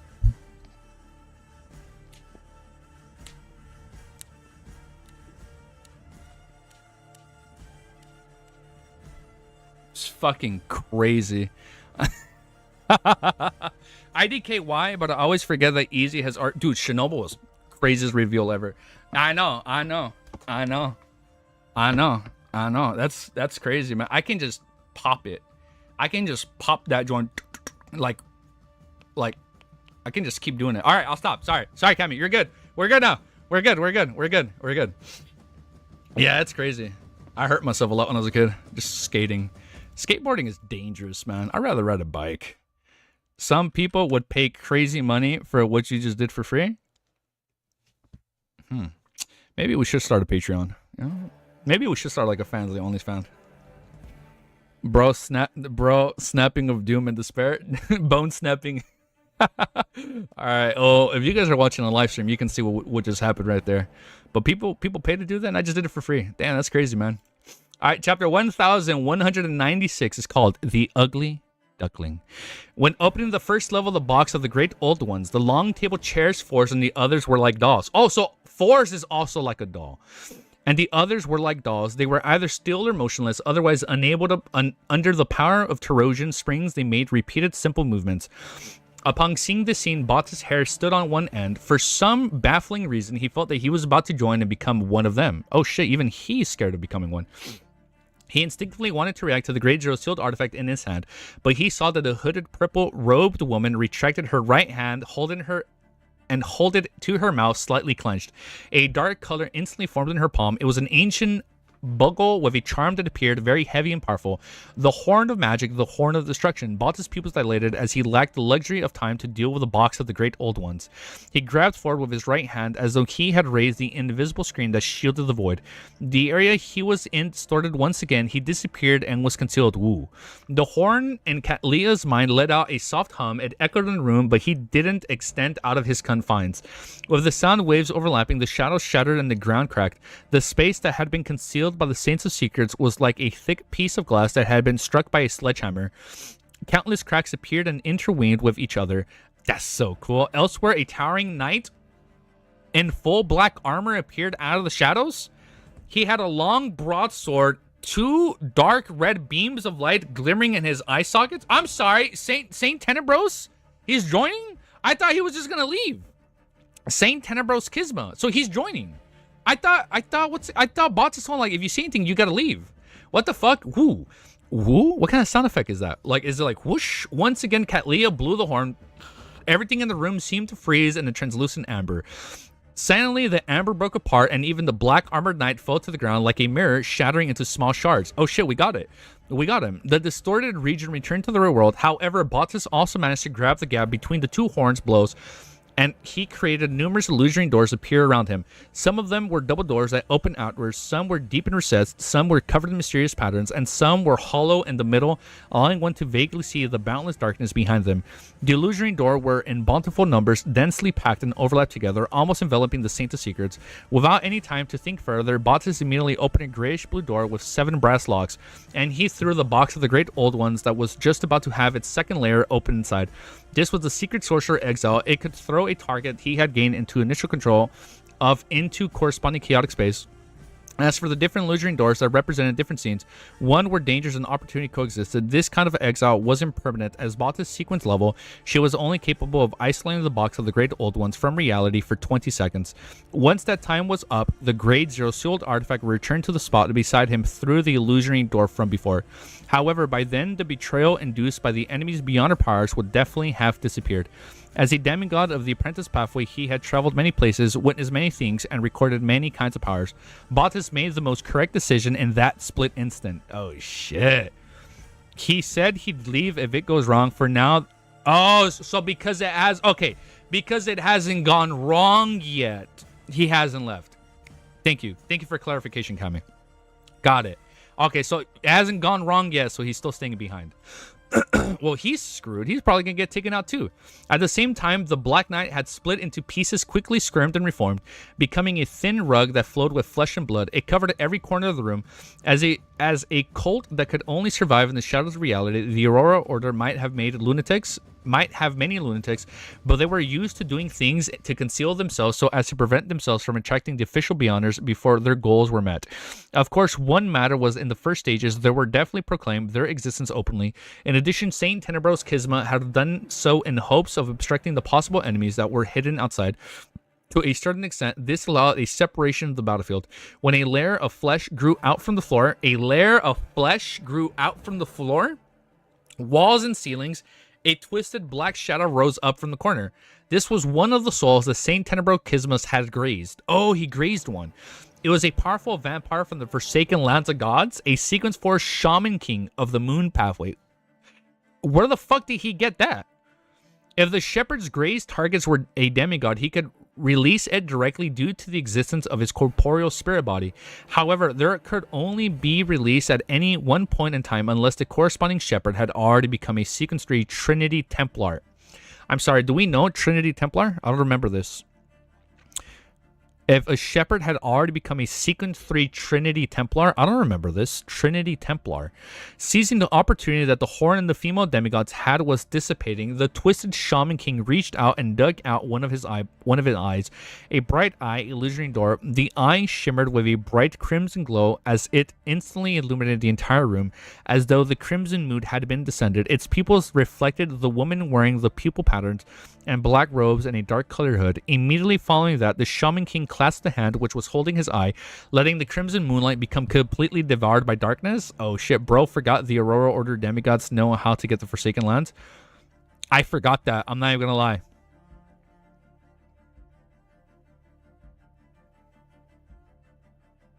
I don't remember that. The Aurora Order demigods know how to get to the Forsaken Lands. Well, I mean, that makes sense if they believe in the True Creator, yeah? Because we've seen them when they look up at the giant True Creator monument, or like the chasm. Okay, a normal person and his son managed to get to the Forsaken Lands of Gods. That's true. My man, they were literally, wow, you can tell I'm American. I don't even remember my own history. Like the dad and son literally, they just busted a Christopher Columbus, huh? A deep dive. I know Christopher Columbus wasn't the first per se, technically, right? I know that, but I still find that funny. They busted a Christopher Columbus and went all the way there. Their angel was literally in the Forsaken Lands of Gods. I don't remember that. Oh my god. Wow, I'm starting to forget shit. A deep darkness appeared around Ketlia as the solidified darkness bound her to the spot. It froze the scene. Upon seeing the scene, Bottas took a deep step forward, facing behind his enemy instantaneously, performing one blink followed by another as a total of 8 figures dressed in black robes appeared around Ketlia. These were avatars around he created, but after images he left behind due to his blazing blink. Some of them released lightning storms, while others condensed a blinding white sphere. Some were covered in black armor as they slashed out a heavy broadsword that could appear capable of slicing through anything. Different figures with different powers either attacked or created a form of control, but their target was one of the same Katlia. There was almost no pause in between their actions. When Bot's figures blinked to another corner, he quickly turned transparent as if he was on the brink of disappearing. He had no intention of killing the enemy, as this was backland. Also, the commotion created for their battle couldn't be suppressed any further. Once it affected the outside world, official angels might descend. The reason why he first launched a series of counterattacks before teleporting away was because he wanted to suppress the enemy and prevent her from interfering with his Saint of Tenebros Kisma's escape. So we are going to interfere with him escaping. Angel of the Holy World, from America to Europe. This was, you know what, that is a crazy ass journey. Music a bit loud in my opinion. Oh, I got you. I'll lower it a bit. This was a very reasonable strategy. However, a few seconds ago, and dude, going on a plane from like America, Europe is just scary, bro. You look down and all you see is sea. Like no matter what way you look, all you see is sea, man. That shit is scary, man. Even that fucking scared me. They did that shit on a boat, on a fucking wooden boat, bro. That's wild. No, I said, oh, it needs to be a bit louder. Not that it's loud. I got you. There's almost no pause in between certain actions. When Bot's figure blinked to another corner, he quickly turned transparent as he was on the brink of disappearing. Oh, he's trying to escape? He had no intention of killing the enemy, as this was backland. Also, the commotion created from their battle couldn't be suppressed any further. Don't worry, once the song repeated, so the music will ramp up right now. Once it affected the outside world, official angels might descend. That doesn't sound good. The reason why he had first launched a series of counterattacks before teleporting away was because he wanted to suppress the enemy and prevent her from interfering with his and Saint Tenebros Kisma escape. They're both trying to escape, ain't gonna work. This is a very reasonable strategy. However, a few seconds ago, in a room on an upper level of an old apartment, Shio had learned of all the changes in the venue through Miss Justice's mind voice. Oh shit, here we go.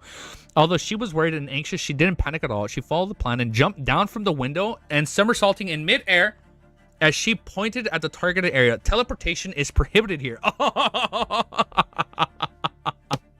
That is so cool. She just said teleportation is prohibited here, and now they can't teleport. Oh, that is such a... I forgot how badass that ability is. Being a judge is so sick. They're outjudged. That is so... I forgot judges can do that.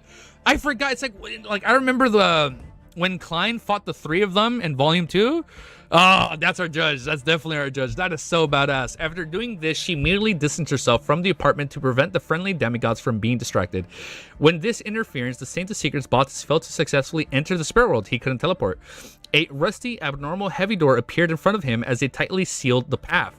To Bottas, an illusory door of this level wasn't able to stop him from leaving at all. He could open the door once he made some adjustments. He can leave. But at this moment, so he can't teleport, but he has to like physically open the door and escape. So he's not technically teleporting, but he can still physically go through it. But at this moment, something anomalous. I've never spelled that word in my life. At this moment, something anomalous had happened over as the female demigod on the purple patterned black robe. Silver light appeared in Katlia's eyes. They connected together like a mysterious giant snake. Will?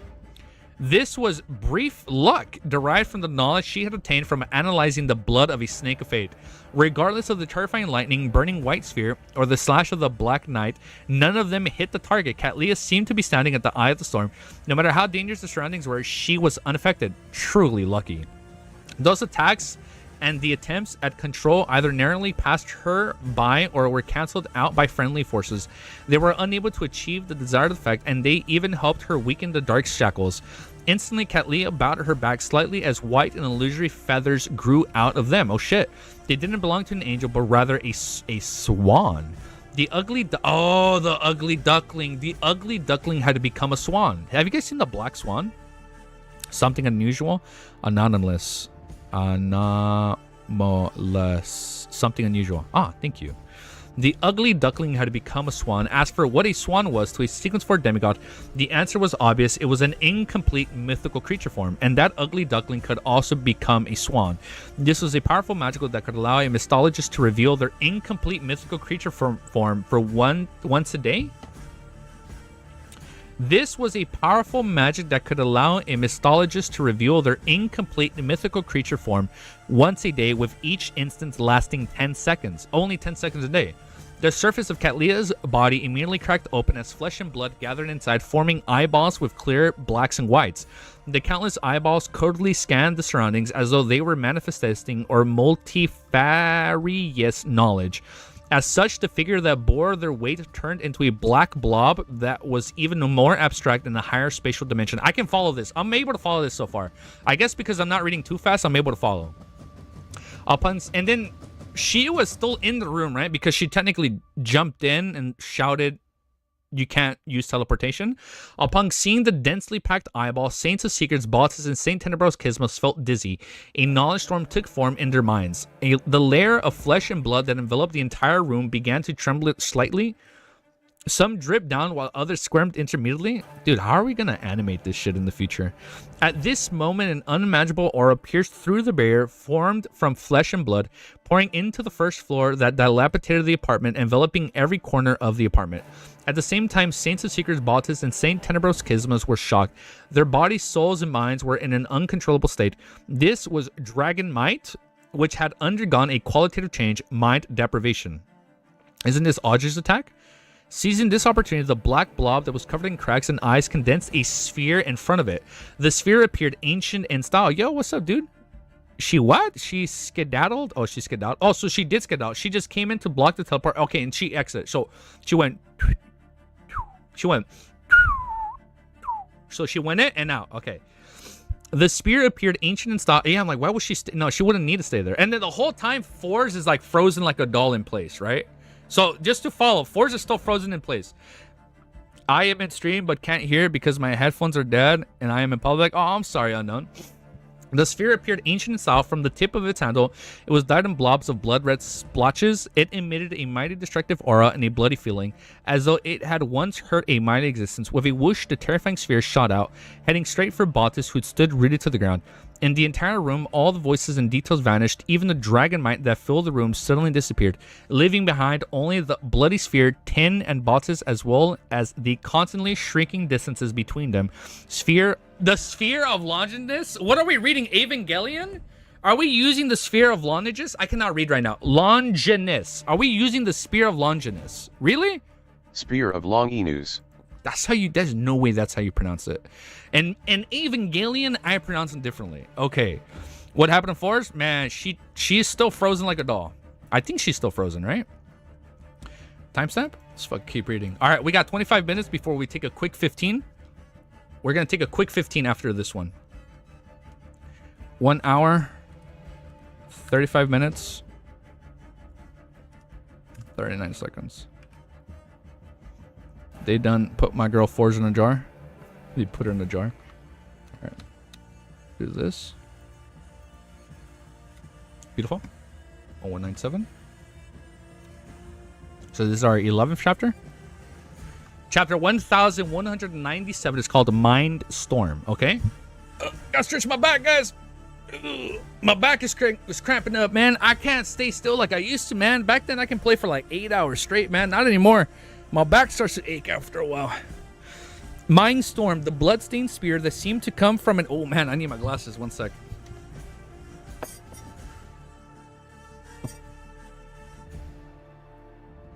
I need my glasses now. Oh, shit. It's kind of hard to see from back there. It's hard to read from back here. Oh, we're here? Yeah, we're here. All right, here we go. Here we go.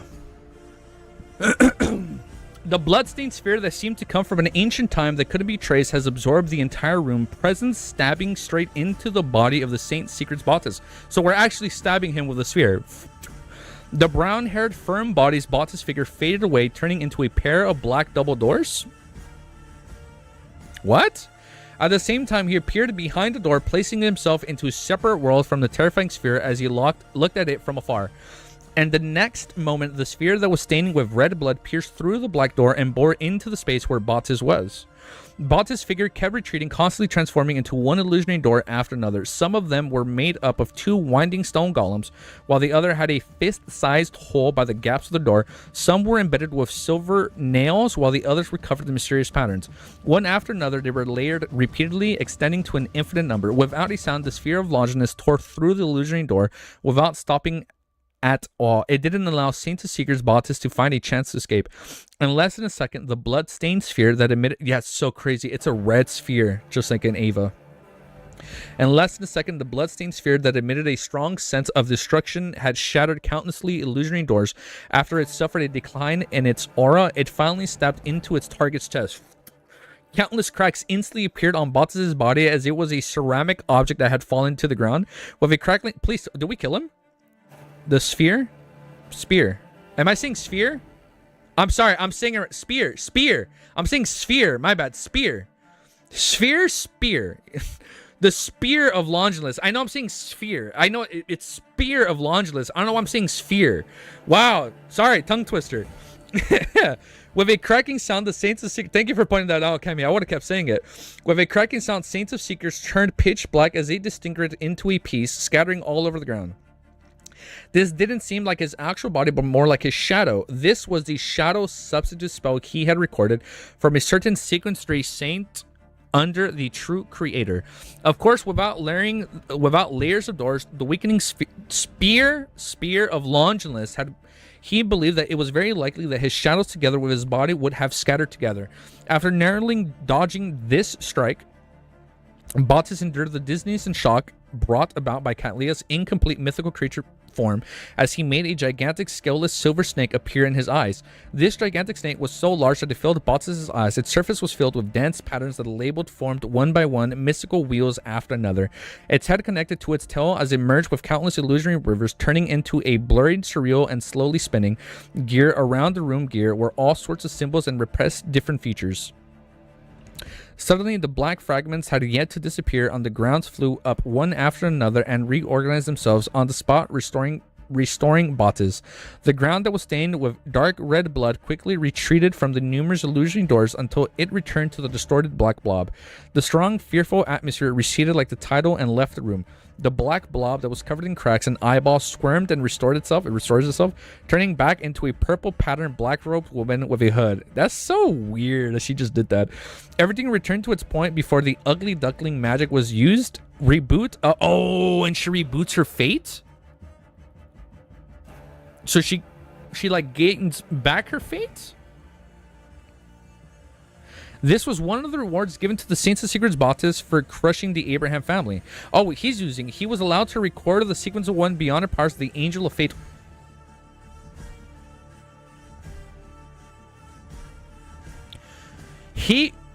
So Bottis actually recorded one of Ouroboros' abilities? Read Hopeland's message. What? Also, the Spear of Longinus is not from Ava. Well, I know it's not from Ava. I know it's based on reality, but like the Spear of Longinus, that I every time I'm reading this, I think back to media I've consumed. I know it's based on real life, right? The Spear. I mean, I need to get closer. Even I can read this font right now. The Sphere of Longinus is not from Ava. It's the Sphere of Destiny, or the Holy Sphere. This is alleged to be the lance that pierced the side of Jesus as he hung up on a cross during his crucifixion. Oh yeah, it's when he was hung up, right? It was the one that got him. Yeah, same way Force had recorded Gurman's abilities when she recorded it. Why do you keep saying... Am I keep saying sphere? Spear. Why am I saying sphere? Spear. Spear. Spear. Sphere. Spear of Longinus. Oh, man. Yeah, but Katlia is definitely fucking 1v2ing. I think that's the most badass part. The fact that she's taking on 2 fucking saints, man, from the Aurora Order. Like, what the fuck? Of course, there was definitely a huge gap from the original version. It could only reboot reality for 3 seconds. And it was limited to the space of a tiny room like this. It wasn't even able to affect the entire first floor of the apartment. Think of Britney Spears. I just said sphere again. Think of Britney Spears.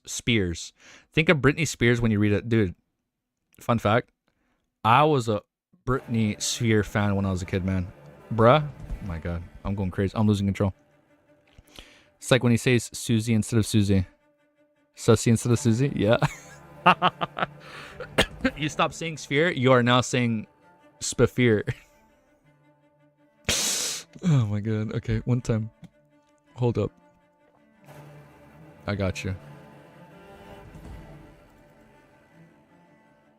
Of course, without the layers of doors weakening the spear of Long Inus. Spear. He believed Spear. that it was very likely that I said it. Spear. Spear. Spear. Spear. Spear. Spear. Spear. Britney Spears. The moment reboot ended, the prepared Sane Tenebros Gizmo immediately took action. Oh shit! I almost forgot to hit play on recording.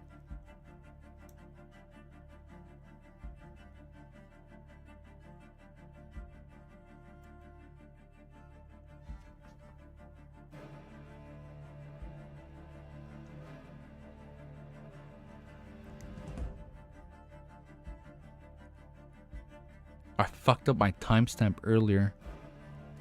If I'm 2 hours 17 minutes,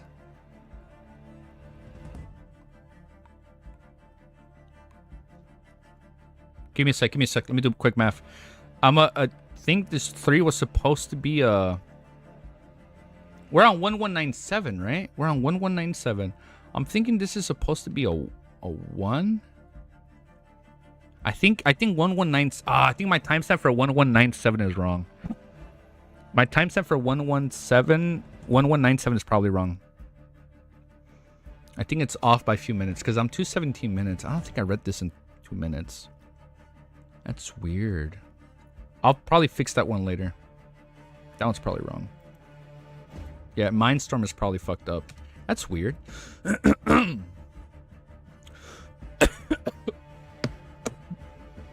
There's a joke there somewhere, but my funny was stolen by you. But my funny was stolen. There was a joke in there, but my funny was stolen by you.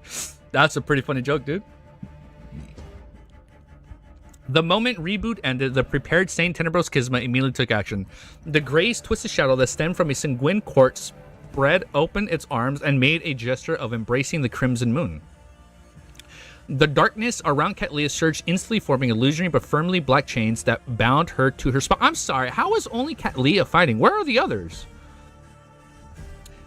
That bound to her spot. The flesh and blood that covered the ground, walls and ceiling gathered together, rapidly turning into a knight covered in black full body armor.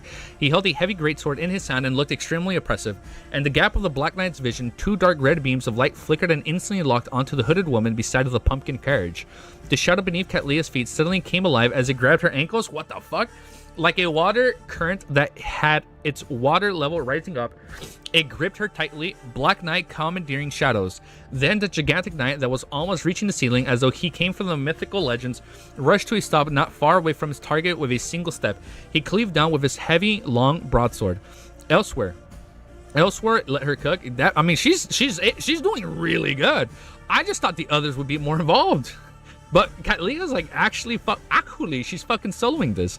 Elsewhere, oh wait, I skipped a sentence. Then the gigantic knight far away took a step. He cleaved down with a heavy, long broadsword. Elsewhere, okay, here we go. A silver illusionary book in the eyes of the Saint Secret's bosses flipped rapidly. A dead stopped at a single page. With that, bosses reached out his left hand and grabbed the pumpkin carriage across a distance of 20 to 30 meters. He grabbed that from 30 feet away? Really? Across a distance of 20 to 30 meters, he then grabbed the mysterious woman in a purple patterned black robe. His arm suddenly grew longer, and its surface was black and sticky, as if it was flowing in an evil liquid. Amidst the liquid, pale skulls and eyes with pronounced blood vessels grew out, including the sharp teeth and tongues. All sorts of strange things grew out, causing extreme evil and extreme madness to spread rapidly through the area. In the room, the ground instantly cracked, and the few cockroaches that were still alive collapsed to the ground. What's with the cockroaches here? This was an attack from a particular state of Abomination Sua. Sua? This was an attack from a particular state of Abomination Sua.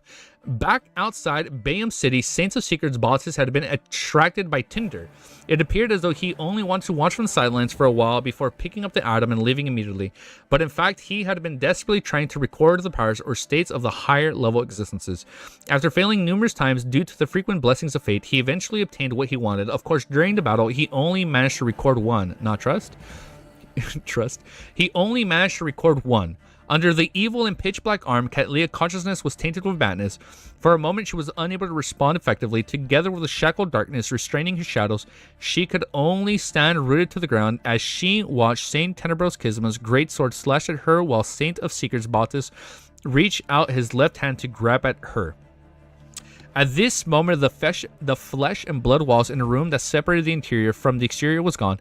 An invisible and abrupt wind stirred up. The moment the wind appeared, it grew violent and swept towards the Saint of Secrets and Saint Tenebros' heart.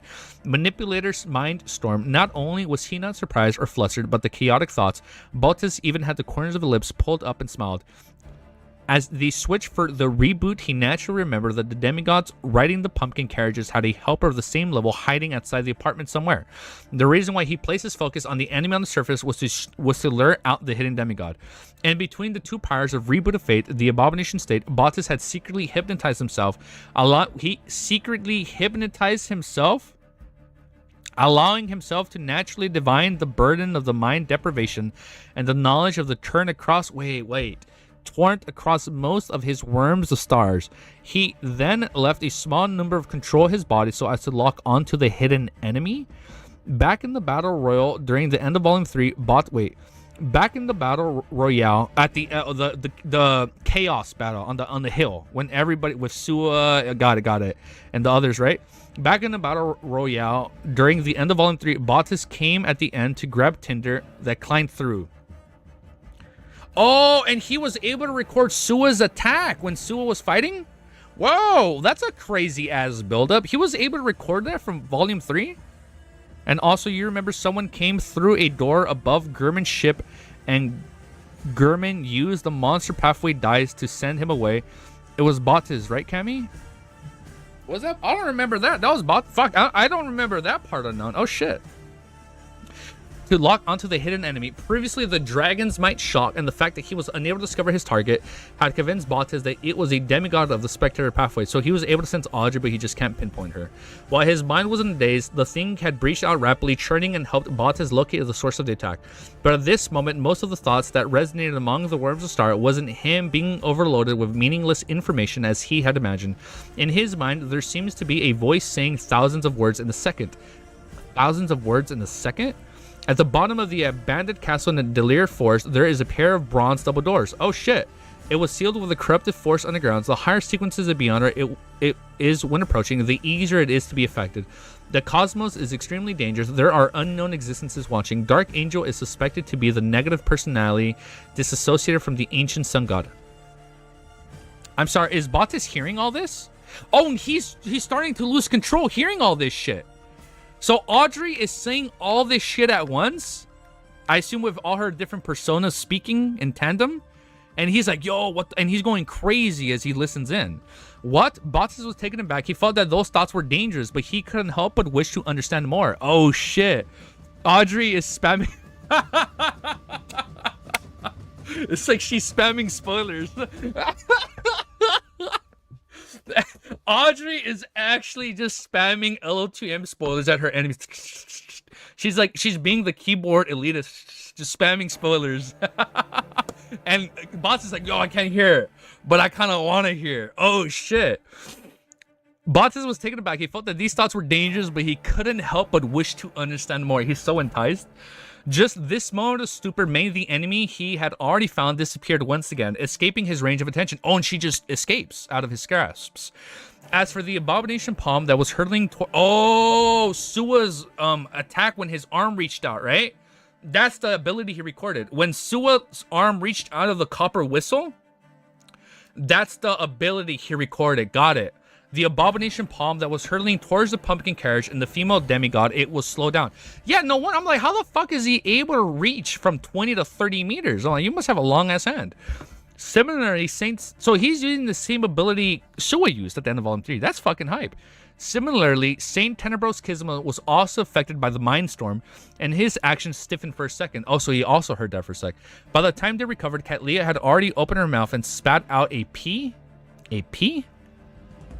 The pea instantly grew, turning into a thick green vine. Oh, that's so cool. Wait, are we doing another? Are we doing? Oh my God, Jack and Joe. Oh my god, I'm forgetting this. I've read this as a child. How am I forgetting it? The pea instantly grew, growing into a thick green vines as he dragged Catleya out the door, allowing her to escape the shackles. Okay, so she's out. Allowing her to escape the shackles of darkness and regain some freedom of movement. So we're switching out. By the time Saint Tenebros's heavy greatsword and Saints of Secret's pitch black arms landed on her, they only shattered a shadow that did not injure the mythologist. I'm sorry. Isn't Jack Beanstalk? Thank you. I'm sorry. Isn't Leonard supposed to also participate? They had shattered Catleya's Emperor's New Clothes. I thought I said Emperor's New Groove. They had shattered Catleya's Emperor's New Clothes, magic, something that didn't exist at all, so she naturally wouldn't be injured. She naturally wouldn't be injured because it didn't exist at all. And the next second, the hooded lady in the purple pattern black robe suddenly turned transparent and turned into a pall of foam. She turned into a blob, and now she's turning into a pile of foam. The bubbles quickly scattered and burst one after another. Nothing was left behind. As for the green vines, they grew into mid-air and burst into flames, illuminating the surrounding streets. Everything returned to normal. It was as if these short and intense demigods level battles had never happened. Saints of Secret's Bautis and Saint Tenebros Kisma exchanged glances. They weren't surprised by such a development. Clearly, after a sneak attack failed, the two demigods' enemies were at a disadvantage and could no longer achieve their goals. Furthermore, this was backland. The longer they delayed, the more dangerous it would be. Hence, they took the opportunity to escape. Nah, they ain't gonna escape. In addition, in order to interfere with the tracking, they had deliberately created a huge commotion to attract the authorities of backland. Okay. As for the copy of Layman's Travels and Sequence 7 or 6 Apprentice Beyonders, they were baits that could be abandoned. After a slight nod, Saints of Secret's Bautis took out a crystal ball from his black robe's concealment pocket. It bloomed with light before it quickly shattered and emerged into the void. No shot, the escape. He was trying to prevent tracking via mysticism means. Indeed, he didn't dare to stay any longer. He planned on No shot, they actually teleport away. He planned on teleporting away and returning to the Aurora Order headquarters. Then he would interrogate the bait and figure out the truth before deciding what to do next. A second later, Bautis figured... Wait, so Force is still in there. Oh shit, we're lagging. We're back? Are we back? Lag or... No, I lag. Yeah. What did I talk about? We're back. Now it's back. Okay, we're back. Give it a sec. It still says error on my end, but it should stabilize right now. Honestly, glad Romero isn't here. He would hate seeing his coworker get cooked. He'd be like, he's just misunderstood, man. He's just misunderstood. Don't worry about it. A second later, Bautis' figure quickly turned transparent and disappeared. Kisma entered the shadows and rapidly left, wiping the traces behind him along the way. Only a few seconds lagged. Okay, only a few seconds. Error, you say? We'll find out about that. Oh, shit, that was the end of the chapter. Kisma entered the shadows and rapidly left. Wait. No shot, they escaped. A second later, Bautis' figure quickly turned transparent and disappeared. Kisma entered the shadows and rapidly left, wiping the traces behind him along the way. Okay, 1198. Wait, let me do my timestamp. 2. One sec. Let me do my timestamp before I forget. 2:37:43. Let me quickly read your messages before we continue. I am gonna try we're gonna kill like I'll read until 5 minutes and then we'll take a quick pause. So we're gonna take a quick pause in between the chapter. Remember, has forsaken Easy for his new Lord Wiz. Hey, I'm looking kind of sad he hasn't tuned in recently. A part of me is sad that I haven't seen him recently. I remember I saw him at the end of Volume 4, and I saw him like a few times in Volume 5. Easy, you only have 200 chapters left now? Damn. Really? No, I don't. Don't I have more?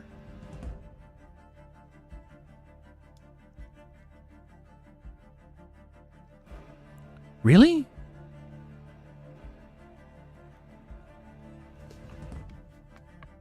Nah, he's keeping the last chapters for a weekend, so he's sure everyone can be there. Oh, nah, he's keeping the last chapters for a weekend, so he's sure everyone can be there. Oh, okay. Oh, fuck. I still have like about 300. We're about to hit 1,200.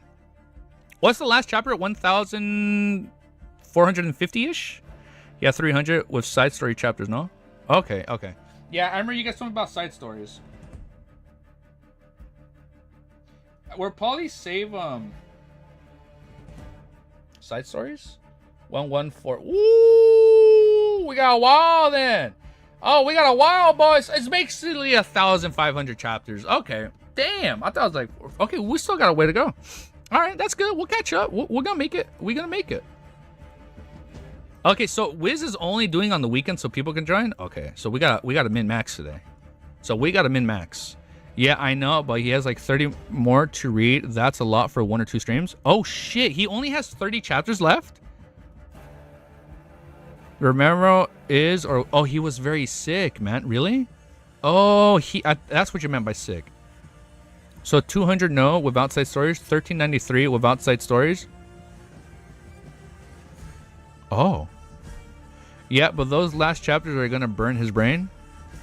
Oh shit. So he's almost done. Damn, that's fucking crazy. All right, let's keep reading. We're gonna read for 3 minutes. No, we're gonna read for 1 sec.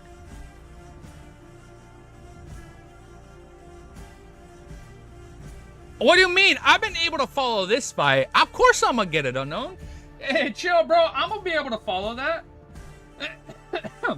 I've been doing pretty good following in this volume, you know? I was kind of lost at the end of the last volume, bro, with the mausoleums. You are not catching up, my guy. Bro, we're gonna fucking catch up. Watch me. You guys, look, you guys just gotta do recon and stall Wiz for as long as you can, okay?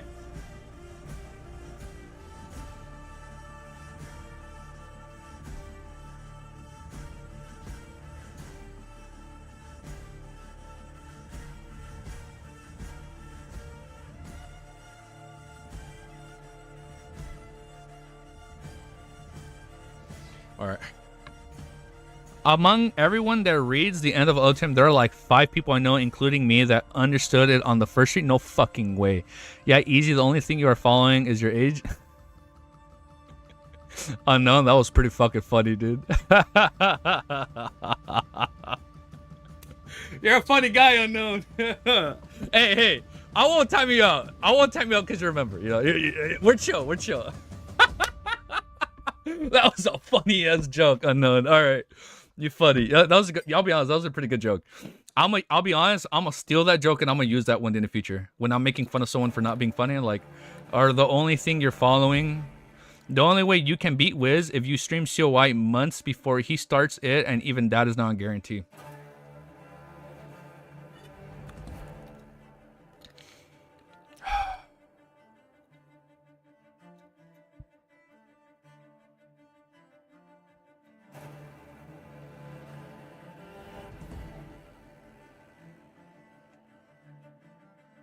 So he's actually reading Perfect Run. I mean, Easy can catch up if he drops all other stuff. I could. How long is Perfect Run? He should read Perfect Run. He should read RI. He should read other stuff right now. Tell him to take a break. Now, don't have him start COI immediately. Left mount, he's gonna tweak out. No way, like 120 or so chapters. Oh, okay. All right. Let's keep reading. He can't start COI so quickly. Yeah, I'm not starting COI right away. Heads up, man. We're gonna probably take like a little over a month off before we read COI, and then even when we read COI, I don't think we're gonna be reading it every day. I think we're gonna be reading it like bi-daily, at least in the beginning, just so I have a little bit more free time RL. Because the one thing I've noticed, like when I stream during my free time, usually I spend my free time with my loved ones, my girlfriend, my dog, inner circle. I do other stuff, right? And because I'm streaming during my free time, I don't get to do that as much. Either take a month off or yeah, like during that month off, I'm gonna be reading a lot. I'll be reading like a lot of manga on stream, and we'll see how that works. And I'll be reading Shadow Slave, like, but that's all that stuff is gonna be like bi-daily. But we'll see how it goes. But yeah, we'll probably take like a month before we start COI, just so I can do other IR stuff, you know. All right, do our timestamp. All right, damn, I got sweaty coughing. All right, we're gonna read for like 5 minutes, and then we're gonna do a quick phone call. Chapter 1198 is called Frenzy. Okay, that sounds badass. Frenzy.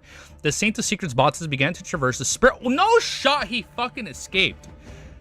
The Saints. I remember watching the trailers or just seeing stuff at Anime Expo for the Gachi Uka thing. I can't pronounce it wrong. Easy, you should write an Ultim side story for your stream.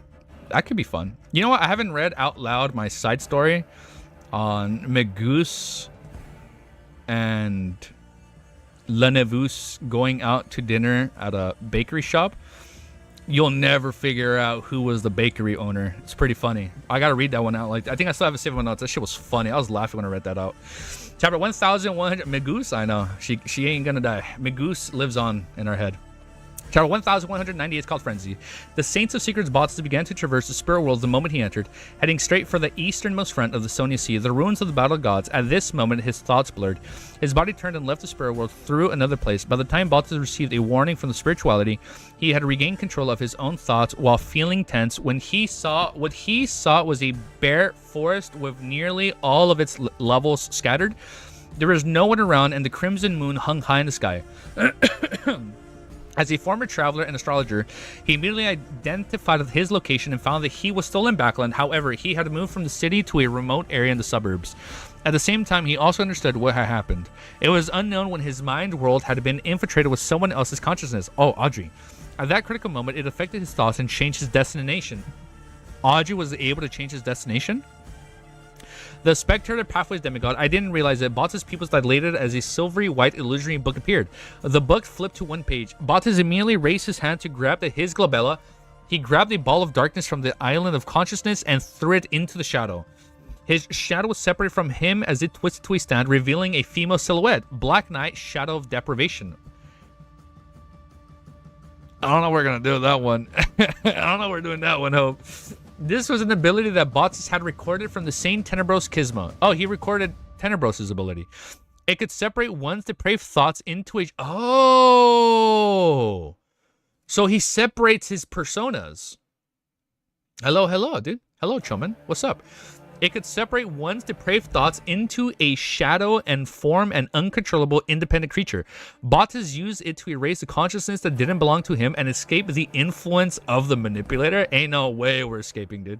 At the same time, this was also a Bautis counterattack. As long as the hidden spectator pathway demigod couldn't quickly resolve this shadow, the thoughts he had fractured would gradually become independent, turning her half mad and even causing her to lose control. Cap. Once he was done with the latent mental problems, Bautis didn't hesitate to escape the enemy predetermined battlefield and teleport elsewhere. However, at this moment, his mind suddenly turned frantic. He felt that the entire environment was making things difficult for him, and his anger could no longer be contained. As the silver book flipped in front of his eyes, the entire Forsaken collapsed with a loud bang. The black shadow almost collapsed into a ball. After his bout of mania, Bautis' mood dropped to a nadir. He couldn't lift his spirits with regards to anything. He felt that he was useless, a burden to others and even the world. Mental plague. In the previous battle, Bautis had already been infected by the mental plague, and it had finally acted up. But the reason why Katlia first used the little match girl magic wasn't only because she wanted to interfere with Bautis' teleportation, but also because she was helping Miss Justice conceal any traces through that spell, allowing her virtual persona to infiltrate Bautis' mind world without triggering his spiritual intuition. Oh my god, okay, I'm following, I'm not getting lost. A seed of mental plague was planted, and it spreads. Was planted, and because the mental plague was spreading, it spreads from the piece Bautis split in his, so he still gets affected. Because the plague spreads from one to the other. A seed of mental plague was planted secretly without triggering it. It was precisely because of this that when the sneak attack failed, Katlia and Audrey dared to initiate the contingency plan. They retreated one on their own according, allowing Saints of Secrets Bautis and Saint Tenebros Kisma to separate from each other after they were out of danger. What? Wait. Yeah, storytelling was much better. Stop reading, and I might be able to read more. I'll be honest, I still have like 50 minutes of free time, or maybe a little bit more, but we might take a little break. Let me just see if the missus is taking a break. One sec. If she's taking a break, we're gonna take a quick 15, just so I can call her.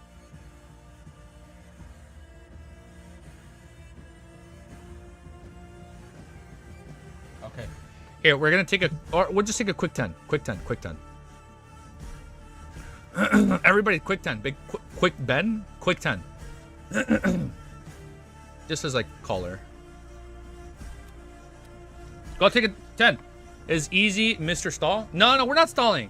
So I'm crazy. No, I gotta talk to my girlfriend. I can't neglect her streaming, you know? She's gonna get mad. I'll be right back. Quick 10. We'll have Snorlax, keep you guys company.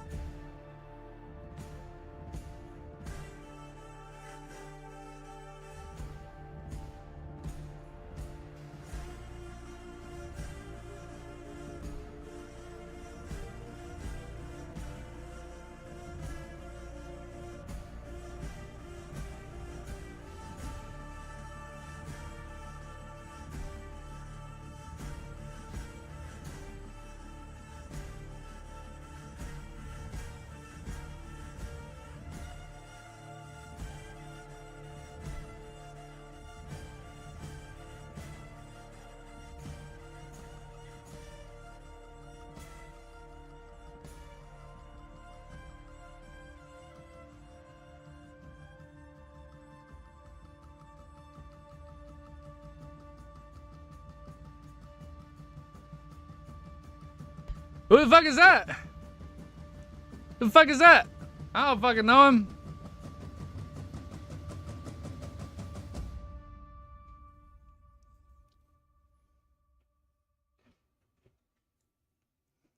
Why do I have 119 from 198? That's weird. I just realized that. Who's the beanie hat guy? Never met him in my life. Bring back the Snorlax. I've never met that man in my fucking life. Who the fuck is he? Catleya finally ignited off the final green vine appeared to create a huge commotion to attract the attention of the official Beyonders, making the enemy abandon their pursuit, but in fact it was to force the Saints and Seekers to leave as quickly as possible. This way he didn't have the time to carefully examine and check his condition at a deeper level. Hence, at that critical moment of his teleportation, he had his thoughts changed by Audrey's virtual persona. He came directly to the outskirts of Backland, an uninhabited kill box which the Terror Club had chosen. What the fuck? They made him a kill box? And once he finished off the manipulator's virtual persona, the eruption of the mental plague came right on the heels of that. Oh, and killing Audrey's virtual persona triggers the mental plague. Yo, dude, Love, you came back the second I came back. That's crazy timing. Came right on the heels of that. In fact, if he had used the Reboot of Fate earlier, he definitely wouldn't have been able to return to a state where there were no latent problems. However, he only decided to use this trump card when he was nearly killed by the Spear of Longinus, and by that time his mind world had already been infiltrated for far more than the 3 seconds. He was very dispirited and depressed, trying his best to resist his mental illness. It was at this moment that he saw a bunch of surreal yarn balls appeared out of the void in front of him. At the back of the yarn ball and the bright colored yarn extended into the infinite castle. I thought it's infinite distance. I thought it said infinite castle. Like I just saw that movie in theaters. Into an infinite distance. Following this line, Catleya, who was wearing a purple patterned black robe and a dark colored hood, walked over from the spirit world and appeared in front of the Saints and Seekers Bautis. She was unable to track down enemies that had done some level of interference, but she could establish a connection with a predetermined battlefield. She could trace just as Audrey's virtual persona. The moment she arrived, Catleya closed her eyes and formed a phantom image that fell towards an invisible coffin. The already depressed Bautis instantly felt extremely exhausted. He couldn't help but close his eyes, waiting to collapse, Sleeping Beauty. On the other side, Audrey's virtual persona, which Audrey had fully turned independent, was like a dark shadow, bringing with it a sense of depravity. She raised her hand and pinched her forehead. She's like, oh, okay. Her pupils slightly turned vertical. They were pale gold and cold. Bautis, her eyes changed, just like Hyven Ram. I remember Hyven Rambus's eyes would also turn like golden eyes. Bautis' mind instantly exploded as bubbles of light appeared on the surface of his body. Within the bubbles, rays of starlight condensed into insects with their heads and tails fused into the void. I cannot imagine this. Hold up. It's hard to imagine this. Psychiatric frenzy. This could completely trigger the target's emotions and even cause him to lose control. Bautis had already been affected with a mental plague and was in an extremely abnormal state. Following that, he was already affected by the Sleeping Beauty magic and was in an extremely dispirited mood. Frenzy now triggered everything immediately, making it difficult for him to control himself, and as he showed signs of losing control. Okay, we're almost there. Seizing this opportunity, Catleya opened her eyes, raised her right hand, and rapidly formed a handful of spinning stars as What? She rapidly formed a handful of spinning star sand in her palm. The forest beneath the night became even darker. The crimson moon dispersed from the sky as the stars appeared one after another. They were densely packed and dazzling. Is this Evernight? The crimson moon disappeared from the sky as stars appeared one after another. They were densely packed and dazzling. The stars scattered their rays of light, forming a magnificent pillars of light that enveloped the area around the Saints of Seekers, Bautis, and his surroundings. Oh, this is Catleya's ability. In the midst of the shock, Bautis became a little more awake. His figure rapidly turned into a blur as he kept blinking, creating more than 10 after images in the first. Wait, what happened to Tenebros? What happened to the other guy? Wait, what did this guy do? Oh, I'm sorry, where's he in this situation now? He escaped and Tenebros is still back at the original spot? In the midst of the shock, Bautis became a little more awake. His figure rapidly turned into a blur. Wow, I shouldn't have taken that 10-minute break. I'm forgetting what happened to Tenebros. His figure rapidly turned into a blur as he kept blinking, creating more than 10 after images in the forest. However, he could not escape the starlights enveloped, nor could he teleport away. They both went separate ways. Okay, so they did go. He escaped and he went another way. Nor could he teleport away. One by one, the starlight melted and dissipated the different bottices. Finally, there was only one person left, genuflecting, propping up his body with one palm as he struggled. Bottis' body was in shambles, his eyes were already dark red, and he appeared to be on the brink of insanity. When the starlight was in its final moments, he blinked and dodged the follow-up attack of Audrey's virtual persona. Then he kept blinking and created doppelgangers beside Katlia and Audrey's virtual persona. One of his doppelgangers grabbed with his left hand distorted the area when Audrey's virtual persona was located. He concealed it in a bit to restrain the enemy. As for the other doppelganger, he spread open his arms and summoned a thick pillar of light surrounding by holy flames, letting its blast down and He spread open his arms, summoned thick pillars of light surrounded by holy flames, letting it blast down in the concealed space. It blast down. During this process, Bottis' other doppelganger had secretly removed the concealment of space. Hence, as soon as the shadow corresponding to Audrey's virtual persona was freed from the restriction, it was enveloped by a holy pillar of light, quickly melting away. In this blinking state, Bottis could use the Beyonder powers at speed as faster than normal, but he couldn't sustain it for long. This was something that was achieved via using his numerous worms, the stars. Elsewhere, the Saint of Seekers, Bottis was also attacking Katlia. He had used the various powers in the short span of the second or two. He had inundated his target with a barrage of attacks. This forced Katlia to constantly use the Emperor's new clothes magic to avoid it. She was momentarily unable to counter attack and was in a grave danger. After a few seconds later, Bottis' blinking finally slowed down. The mania in his heart also eased. At this moment, the grayish-white and heavy skulls suddenly appeared outside the forest, okay? They were faintly discernible as if they were forming an extremely oppressive behemoth. In the dark night, where the crimson moon was obscured, a nearly invisible stream of breath swept down from the top of the bottom, enveloping Bottis and Katlia. The two demigods felt as though they were struck by lightning and their psychic was torn apart. Their spirit bodies seemed to be penetrated, okay? The breath of a mind dragon, with his mental state already in a terrible state and having used a couple of trump cards, Bottis' mind went blank as the flashes flashed before his eyes. His body couldn't help but tremble. As for Katlia, she was also carrying the moon paper figurine, I forgot about that she had obtained from Forrest. I don't remember her getting this. Bottis got gotten. He got gotten. That's funny. It's like the other act. This is what we read earlier. Oh my god, I hate when it repeats the same words in different pronunciations. It throws me off. This helped her bear the burden of psychic piercing ones. Although it was unable to completely eliminate the effects of Mind Dragon's breath, it could help Katlia recover faster. This meant an opportunity to battle the demigod level. How is Katlia able to take them all on? This is crazy, dude. No help. I mean, she did have help, but like no physical help.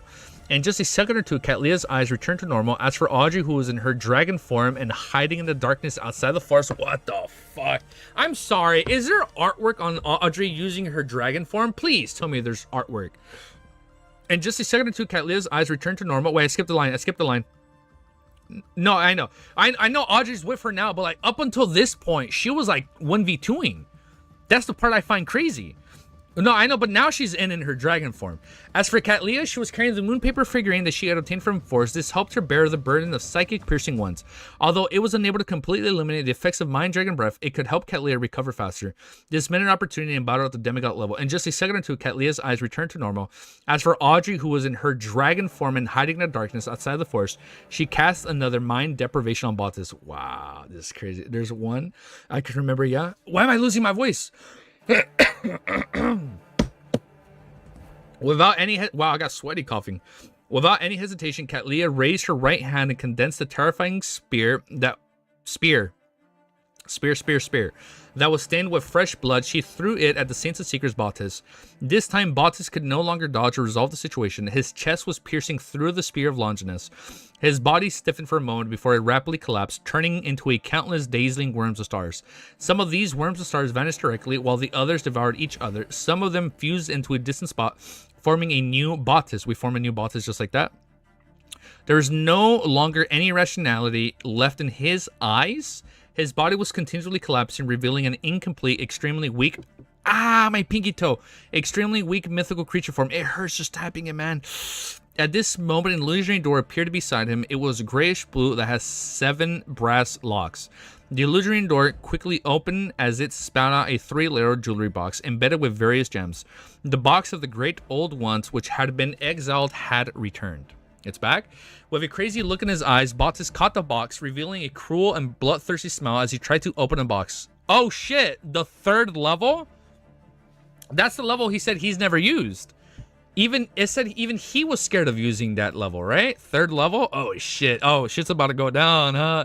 All right, let's keep reading, dude. Oh man, it's gonna be good. 2 hours, 42 minutes. Okay, we're definitely gonna have to look at that artwork. Yeah, even though it's only 1, right? Oh, it's gonna be good. 2 hours, 42 minutes, 21 seconds. Oh my my voice. 242. All right. Make sure all this is good. I actually think I'm gonna lay back for this one. We're gonna lay back for this one. We're gonna lay back for this one. Try and chill a little bit back here. Where my fucking my glasses at? Oh. All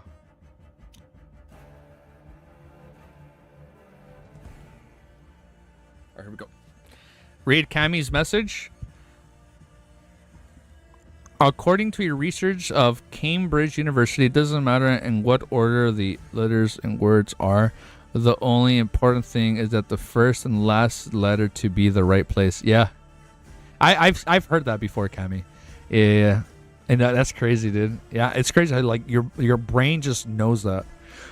Everything else can be scrambled, but the first and last word, if the first and last letter in place, you can like easily read it. No, yeah, okay. LNMTO.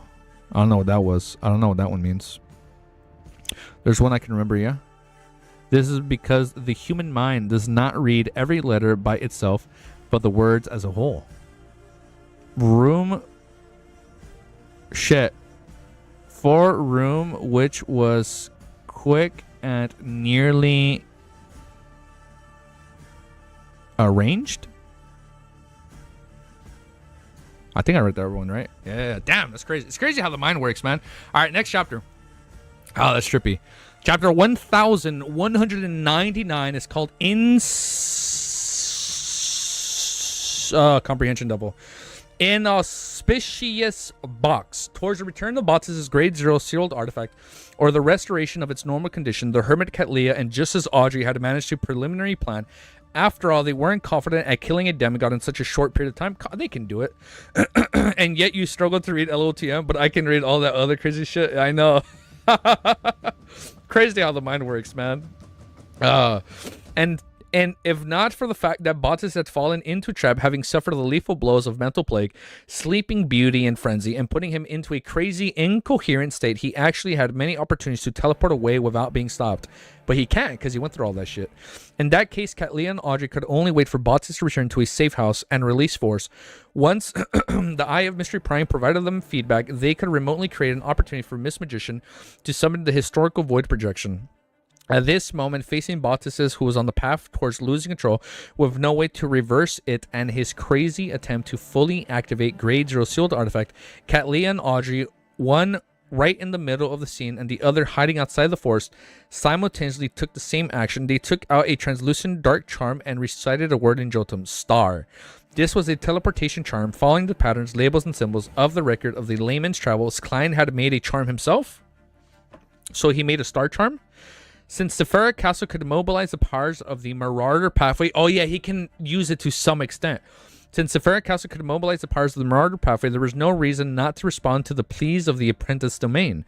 As for the materials needed for the charms, be it a Mystologist Catleya or a Traveler Force, the both of them had a certain level of understanding towards it. There's no need for Mr. Fool to teach them, because they would know. With the two of them teleported away with the triggering of the charms, having plans to come back after a minute or two to confirm the situation, there was a cruel smile on Bautis' face. His eyes were filled with madness as his actions suddenly stiffened. No matter how hard he tried, he couldn't open the 3rd level of the box of the Great Old Ones. It was extremely heavy. Oh, it's heavy, so you can't open it. It was extremely heavy, as though it was enveloped and surpassed by layers of forces. There was no way to activate it. This made Bottas feel like he was attempting to open a new world, not a box.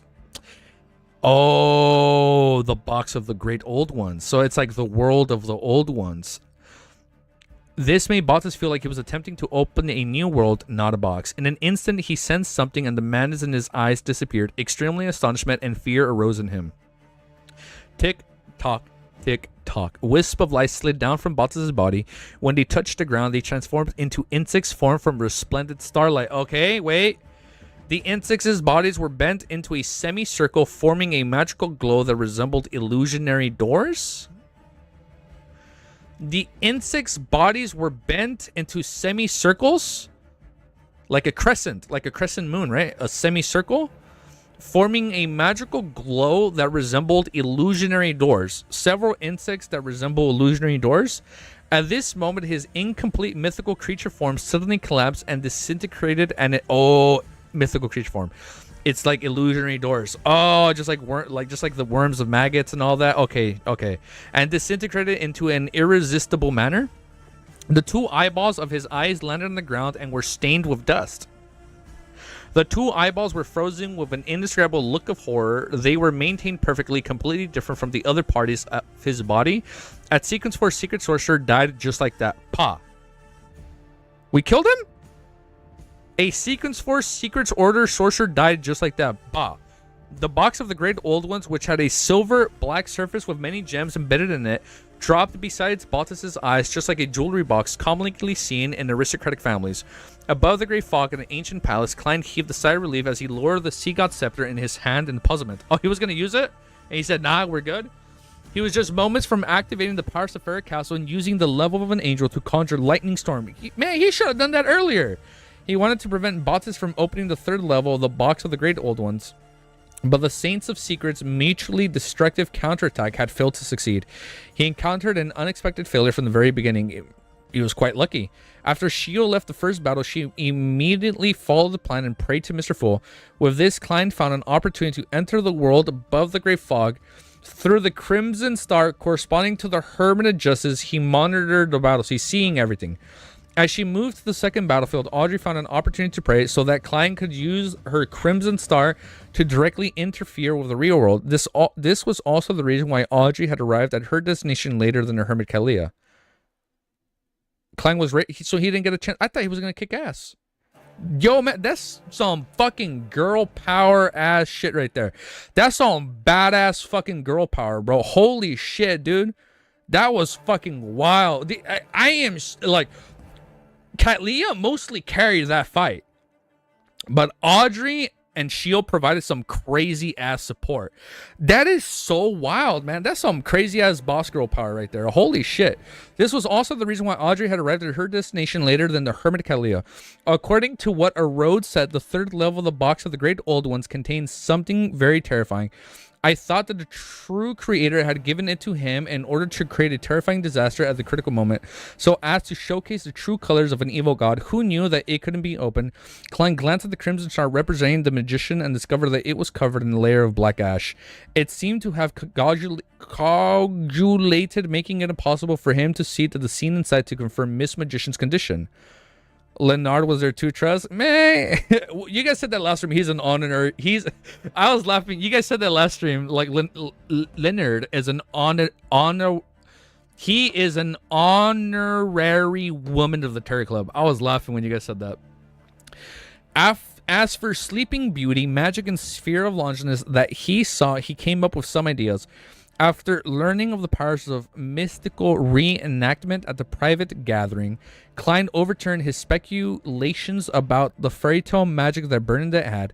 He had originally believed that the Emperor had specially created the stories for his daughter based on the fairy tales on Earth, or that after Bernadette's father passed away, she had deliberately reenacted the fairy tale he had told her about a way to express her grief. From the looks of it, the answer likely wasn't this. Some of the fairy tales before the first epoch might have been mysterious. Yo, Unknown, man. Thank you, dude. Dude, holy shit, man. Thank you, bro. That you've done more than once, man, in like the last week. Holy shit, man. Thank you, guys. Dude, literally because of you, we hit like 10. I think we hit 10 super chats in one stream. That was a pretty cool record, dude. This meant that those fairy tales originated from mysterious incidents that had happened in real life. They were spread among the people, gradually becoming stories. They were recorded down by the writers and further embellished. Definitely W. This corresponds to the prophecy regarding the time when the stars are right. Mystery has never left and has always been around. It's just that the Earth era before the first epoch, they were suppressed by some kind of powerhouse sealed. If that really is the case, some of the legends and stories on Earth can be explained from another angle. It's no wonder that there's a spear of Longinus. I wonder if the Chinese fable of the ethereal utopia, Peach Blossom Spring, is involved in mystery. I'll tell Ma'am Hermit later and see if she can create a new magic according to this. Oh, and she helped? Wait, so Klein is gonna tell like his like Chinese folklore or myths to create new spells? Oh, that's cool. I wonder if Bernadette became a mythologist before the Emperor perished. If she did, it's hard to say if these fairy tale magics were created by the Emperor, Sequence 1 Beyond, or the Mystery Power Pathway, or by Queen Mystic Bernadette. But no matter what, the Emperor should have discovered that these fairy tales are also mysterious in later years, and also that he could draw powers from them. Well, there's no corresponding diary entry for Bernadette. I can't see the Emperor's reactions and his guesses. One of the reasons he insisted on going to the moon is to verify certain things. I can't believe if Roselle went to the moon, we're going to the moon. And that's clearly where Evernight is. She has to be in the moon, and that's why like the moon is red. That has to be it. It's a pity that most of the myths are fake. There's no way to draw under power. The novels of the internet era are the same. Klein sighed silently as he leaned back in his chair and continued paying attention to the battlefield. And the collapsed forest of the Hermit Kelly and just as Audrey faced an abnormal change surfaced by Bottas and tactfully on behalf of Decipher. You. Holy dude. Unknown. Is that unknown? Your whole the text is cropped. Is that you? Dude, thank you. On behalf of Decipher. Dude, man, holy shit, man, thank you guys. The novel of the internet era are the same. Klein sighed silently as he leaned back in his chair and continued paying attention to the battlefield. In the collapsed forest of Hermit Kelly, and just as Audrey faced abnormal changes, suffered Bottas tactically gave up injecting their spirituality to use charms. Can a membership be given to subscribers? Yeah, people can gift memberships. Yeah, you can do that.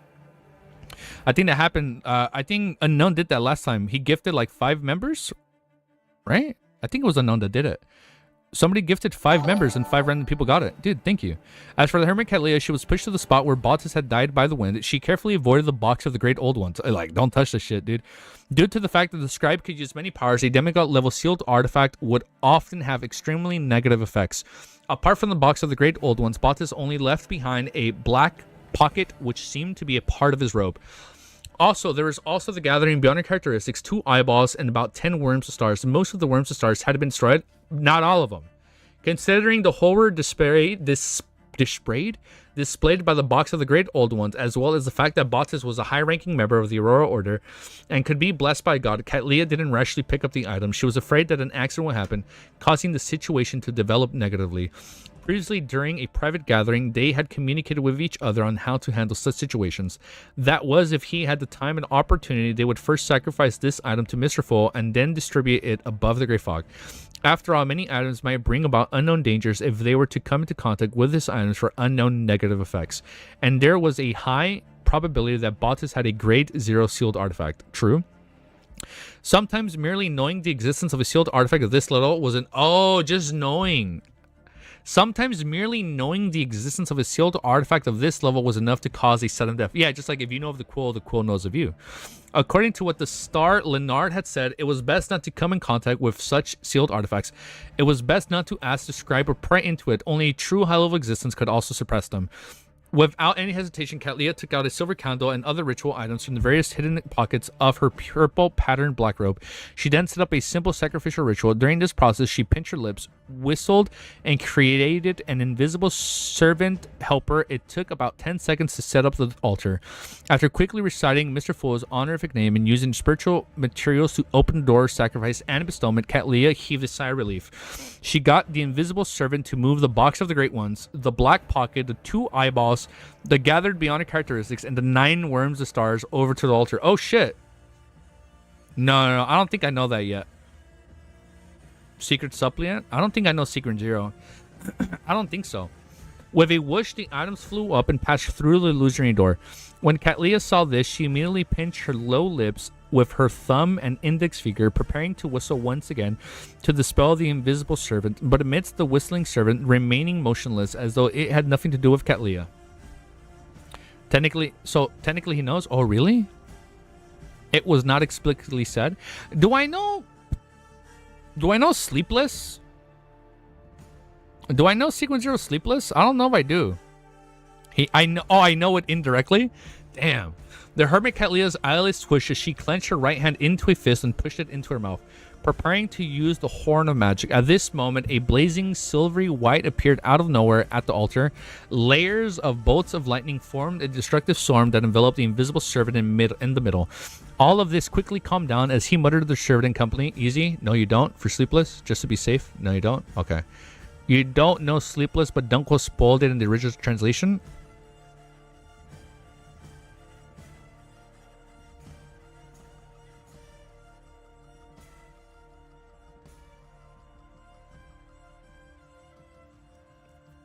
We'll think about it. All of this quickly calmed down as the mutated servant was completely destroyed. Katlia exhaled and lowered her head, sincerely thanking Mr. Full. Then she followed the ritual enduring process and packed her belongings. She used the Snow White magic, which was closer to a prophecy technique. Oh, this is going to be our last chapter, by the way, but we're almost done. Prophecy technique to clear the sense of its traces. And at this moment, Audrey had already used the teleportation charm from before and left the scene. Katlia looked around, and considering that Mr. Full might need something more realistic, she took out a card from her pocket and threw it into the middle of the collapsing forest. The card was half inserted into the soul, revealing... Oh, they leave the tarot card behind. Revealing an image of an old man holding a glass lamp and the staff as he explored alone. The hermit of the tarot card. Damn, that's fucking badass, dude. All right, man. We're gonna stop right there for now. Damn, that's good. Let me do a timestamp for overall thoughts. Just because I'm losing my voice, I am gonna chill. Don't do leading questions for spoiler stuff. Okay. Well, I'll just read the last messages you guys said. Well, because I actually don't know, right? Because I want to look up sequences, but when I was talking to Goff, he said you probably shouldn't look up the old sequence abilities like Sequence 9, Sleepless, and all that, because he said people refer to the sequences as their sequence zeros. I know, that's why. He said he warned me. He's like, don't look it up because everybody that's read LOTM refers to abilities as their sequence zero. Like when he talked about Wheel of Fortune, he's like, oh my god, I just spoiled you Wheel of Fortune. He's like, no, I know Monster's Wheel of Fortune. And he's like, oh, okay, just be careful, because if you start looking up all the Sleepless abilities for your character sheet, you're gonna get spoiled because it's gonna be referenced as the sequence zero. Yeah, people use sequence zero names sometimes. Yeah, that's the one thing he told me, and I'm like, oh shit, so I gotta be careful. So I was gonna ask you guys, like, send me all the sequence abilities that I know of for Sleepless without showing me the thumbnail for zero. Let me do overall thoughts. Yeah, we'll do overall thoughts. I don't get why they shifted from saying Sequence 9 pathways to name Sequence 0. I guess it's because since it's been a while, people just refer to it as the ultimate ability. That's like an iceberg level right there, you know? That's like a LOTM iceberg right there. What are you talking about? Okay, so think easy. Sequence 0 Sleepless. You don't know Sleepless, but Dunqua spoiled it in the original translation? That's wild. So you read to chapter 300 yourself, but listen to easy read up to now, or only recently have a gap of like 800 chapters right now? Kami Sequence 0 Sleepless is probably easiest to know. Sleeping. Night? Like nighttime?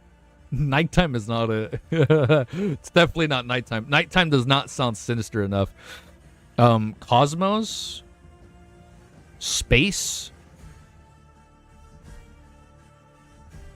Yeah, I won't, but I will push him to do some critical thinking. I'm taking to don't do leading questions. Don't. Okay, no leading questions. Okay, Kami.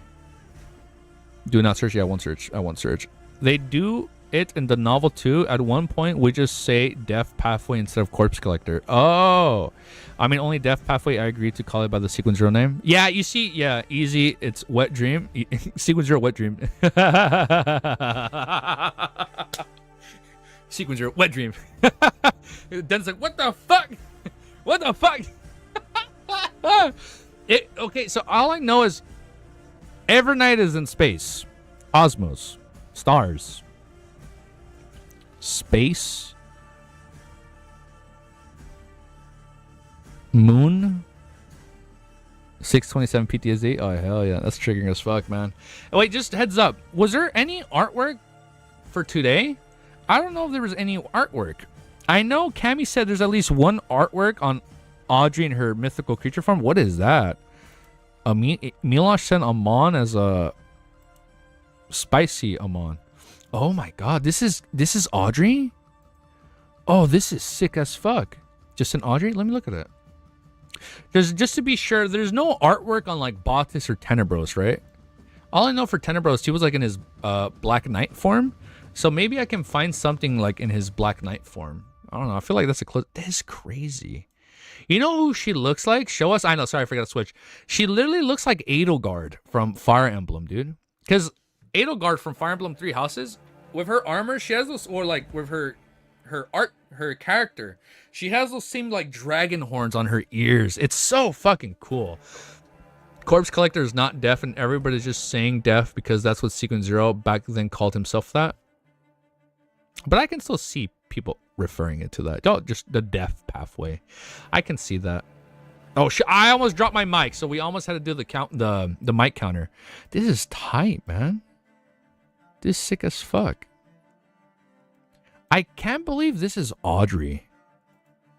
That is crazy. What the fuck? Can I use it as a thumbnail? Probably not. I probably shouldn't. No, I probably shouldn't use it as a thumbnail. I like it, man. It is so crazy how strong the Terror Club has gotten. Like, literally, Catblia, Force, Shio, Audrey. What do you mean? Is literally Sequence Zero named? Like, they're all so fucking strong, man. It is crazy. Wow, look at that. Wait, new milestone, bro. New milestone? New milestone, chapter 1,200. That is fucking crazy, dude. That is so wild. I don't know, man. I'm so hyped. I do love... Can I say the true name, Cammy? I do love how, in Lore of the Mysteries, I love how they portray their characters. Like, Cuttlefish has such a cool way to, like, demonstrate characters.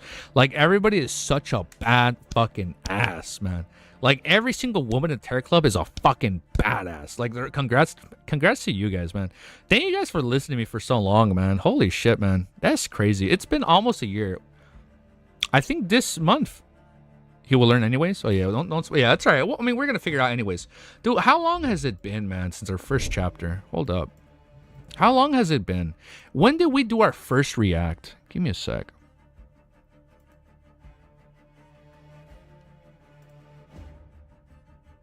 So, okay. This is crazy. This was uploaded when? Look how long ago this was uploaded. Oh shit! Tomorrow.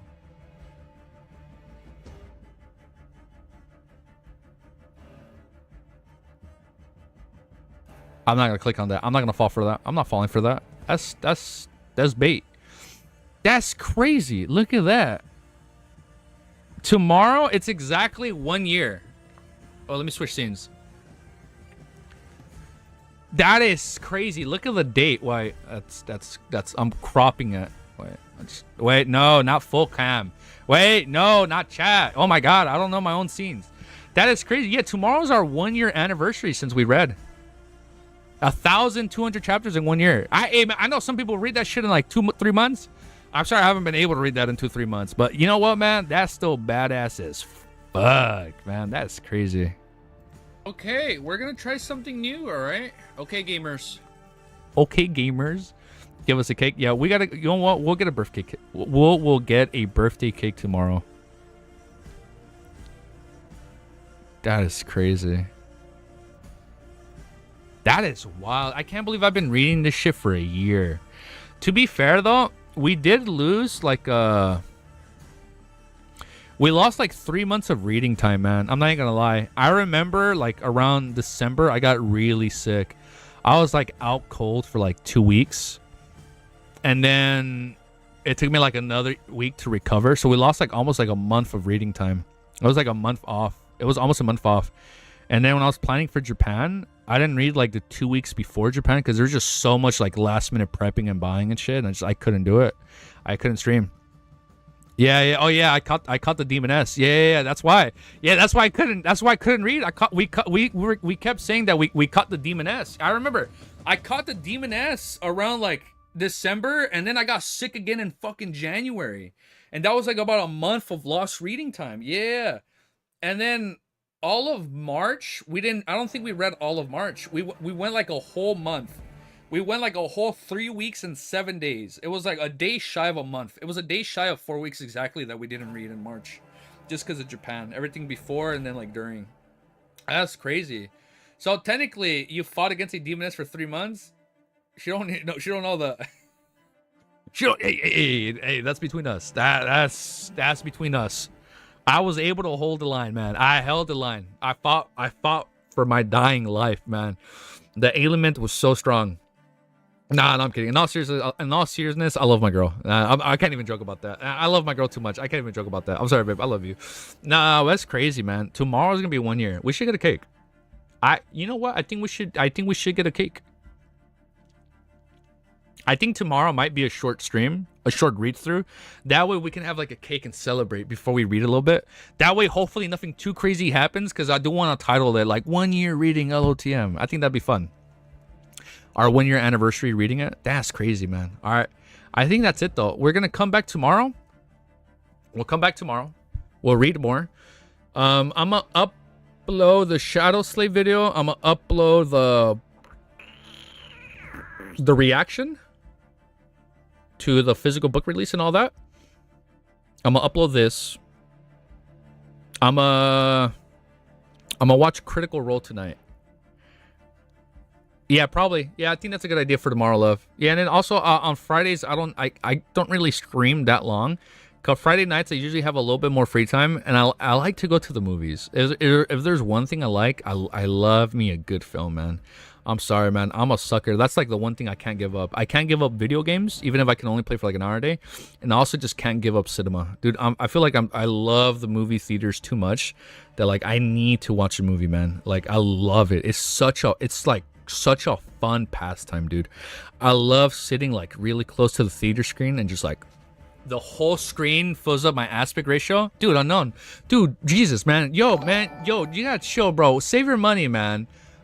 Wait. Thank you, bro. Dude, nah, what the fuck, man? From bottom of my heart, man. Holy fucking shit. Absolute W, dude. Thank you so much.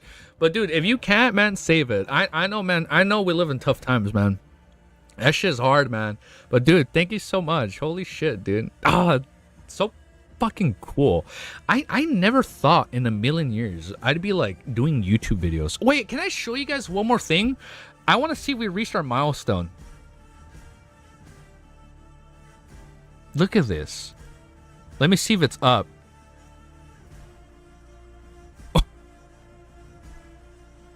Dude, we did it. Wait, we actually fucking did it. I got a little tear in my eye right now. Well, are you guys ready? Are you guys ready to see something fucking crazy? Oh my god. I need to show my scene. Hold up. Oh man. All right, you guys ready? Let me show you my PC scene. Are you guys ready? Do you guys know what I'm gonna show you? I didn't think we'd primarily. I never thought we'd reach this point. After 738 videos, we fucking hit a total of 1 million views, dude. That's actually fucking wild, bro. Nah, it's I don't know if we're ever gonna get a sponsor. I feel like I need a business email. Dude, well, this is like so like sponsors can reach out. But I think we're too much of a small YouTuber to actually get sponsors yet. I don't know. I don't think that's gonna happen. Maybe. But dude, we actually fucking did it. We literally hit 1 million views. That is so cool. I'm actually in disbelief. That's so wild. I got a tear in my eye. Oh man, that's so cool. I never thought people would click on my stupid ass videos and watch 1 million times in total. Oh look, hold up. Primarily, look, I'm not gonna lie. I think Girl hard carried like 20% of these views. For people that don't know, you can make fake companies to fake sponsors you in order to impress us. my not sponsored G Fuel ad. Yeah, we had it for a long time. This is because of my music, bro, and send me 30%. I got you. You get 30% of the ad revenue for being the DJ, Cammy. I got you, dude. Look, and primarily though, Gura hard carried. 200,000 views is just Gura. Look. Yeah, 200,000 views is primarily because of Gura. But that is so crazy, man. But dude, man, thank you guys like crazy, dude. Unknown, thank you for the 5 gifts. Yo, you gotta chill, man. You're crazy. Damn, man. Damn. Holy fucking shit. Absolute W. Absolute fucking W, man. Jesus, man. That's fucking wild. That's actually wild. Goddamn unknown. Holy shit, dude. You just came in out of nowhere. I will stop for now. For now, I'll stop. Dude, man, thank you guys. Holy shit. That is crazy, dude. Thank you. Keep stalling. So no, we're not gonna stop. No, I will never bribe you guys for money. You guys know that. I mean, you guys can always do that optionally. I think subscribing, commenting, liking the video, like making the videos known and getting more people to subscribe, that's enough. Because like I feel as a YouTube channel grows, everything else grows, right? Like that's cool, man. Unknown chosen one hell of a way to become unknown. Unknown chose one hell of a way to become known. That is true. Opens a Bursey Foundation. My man's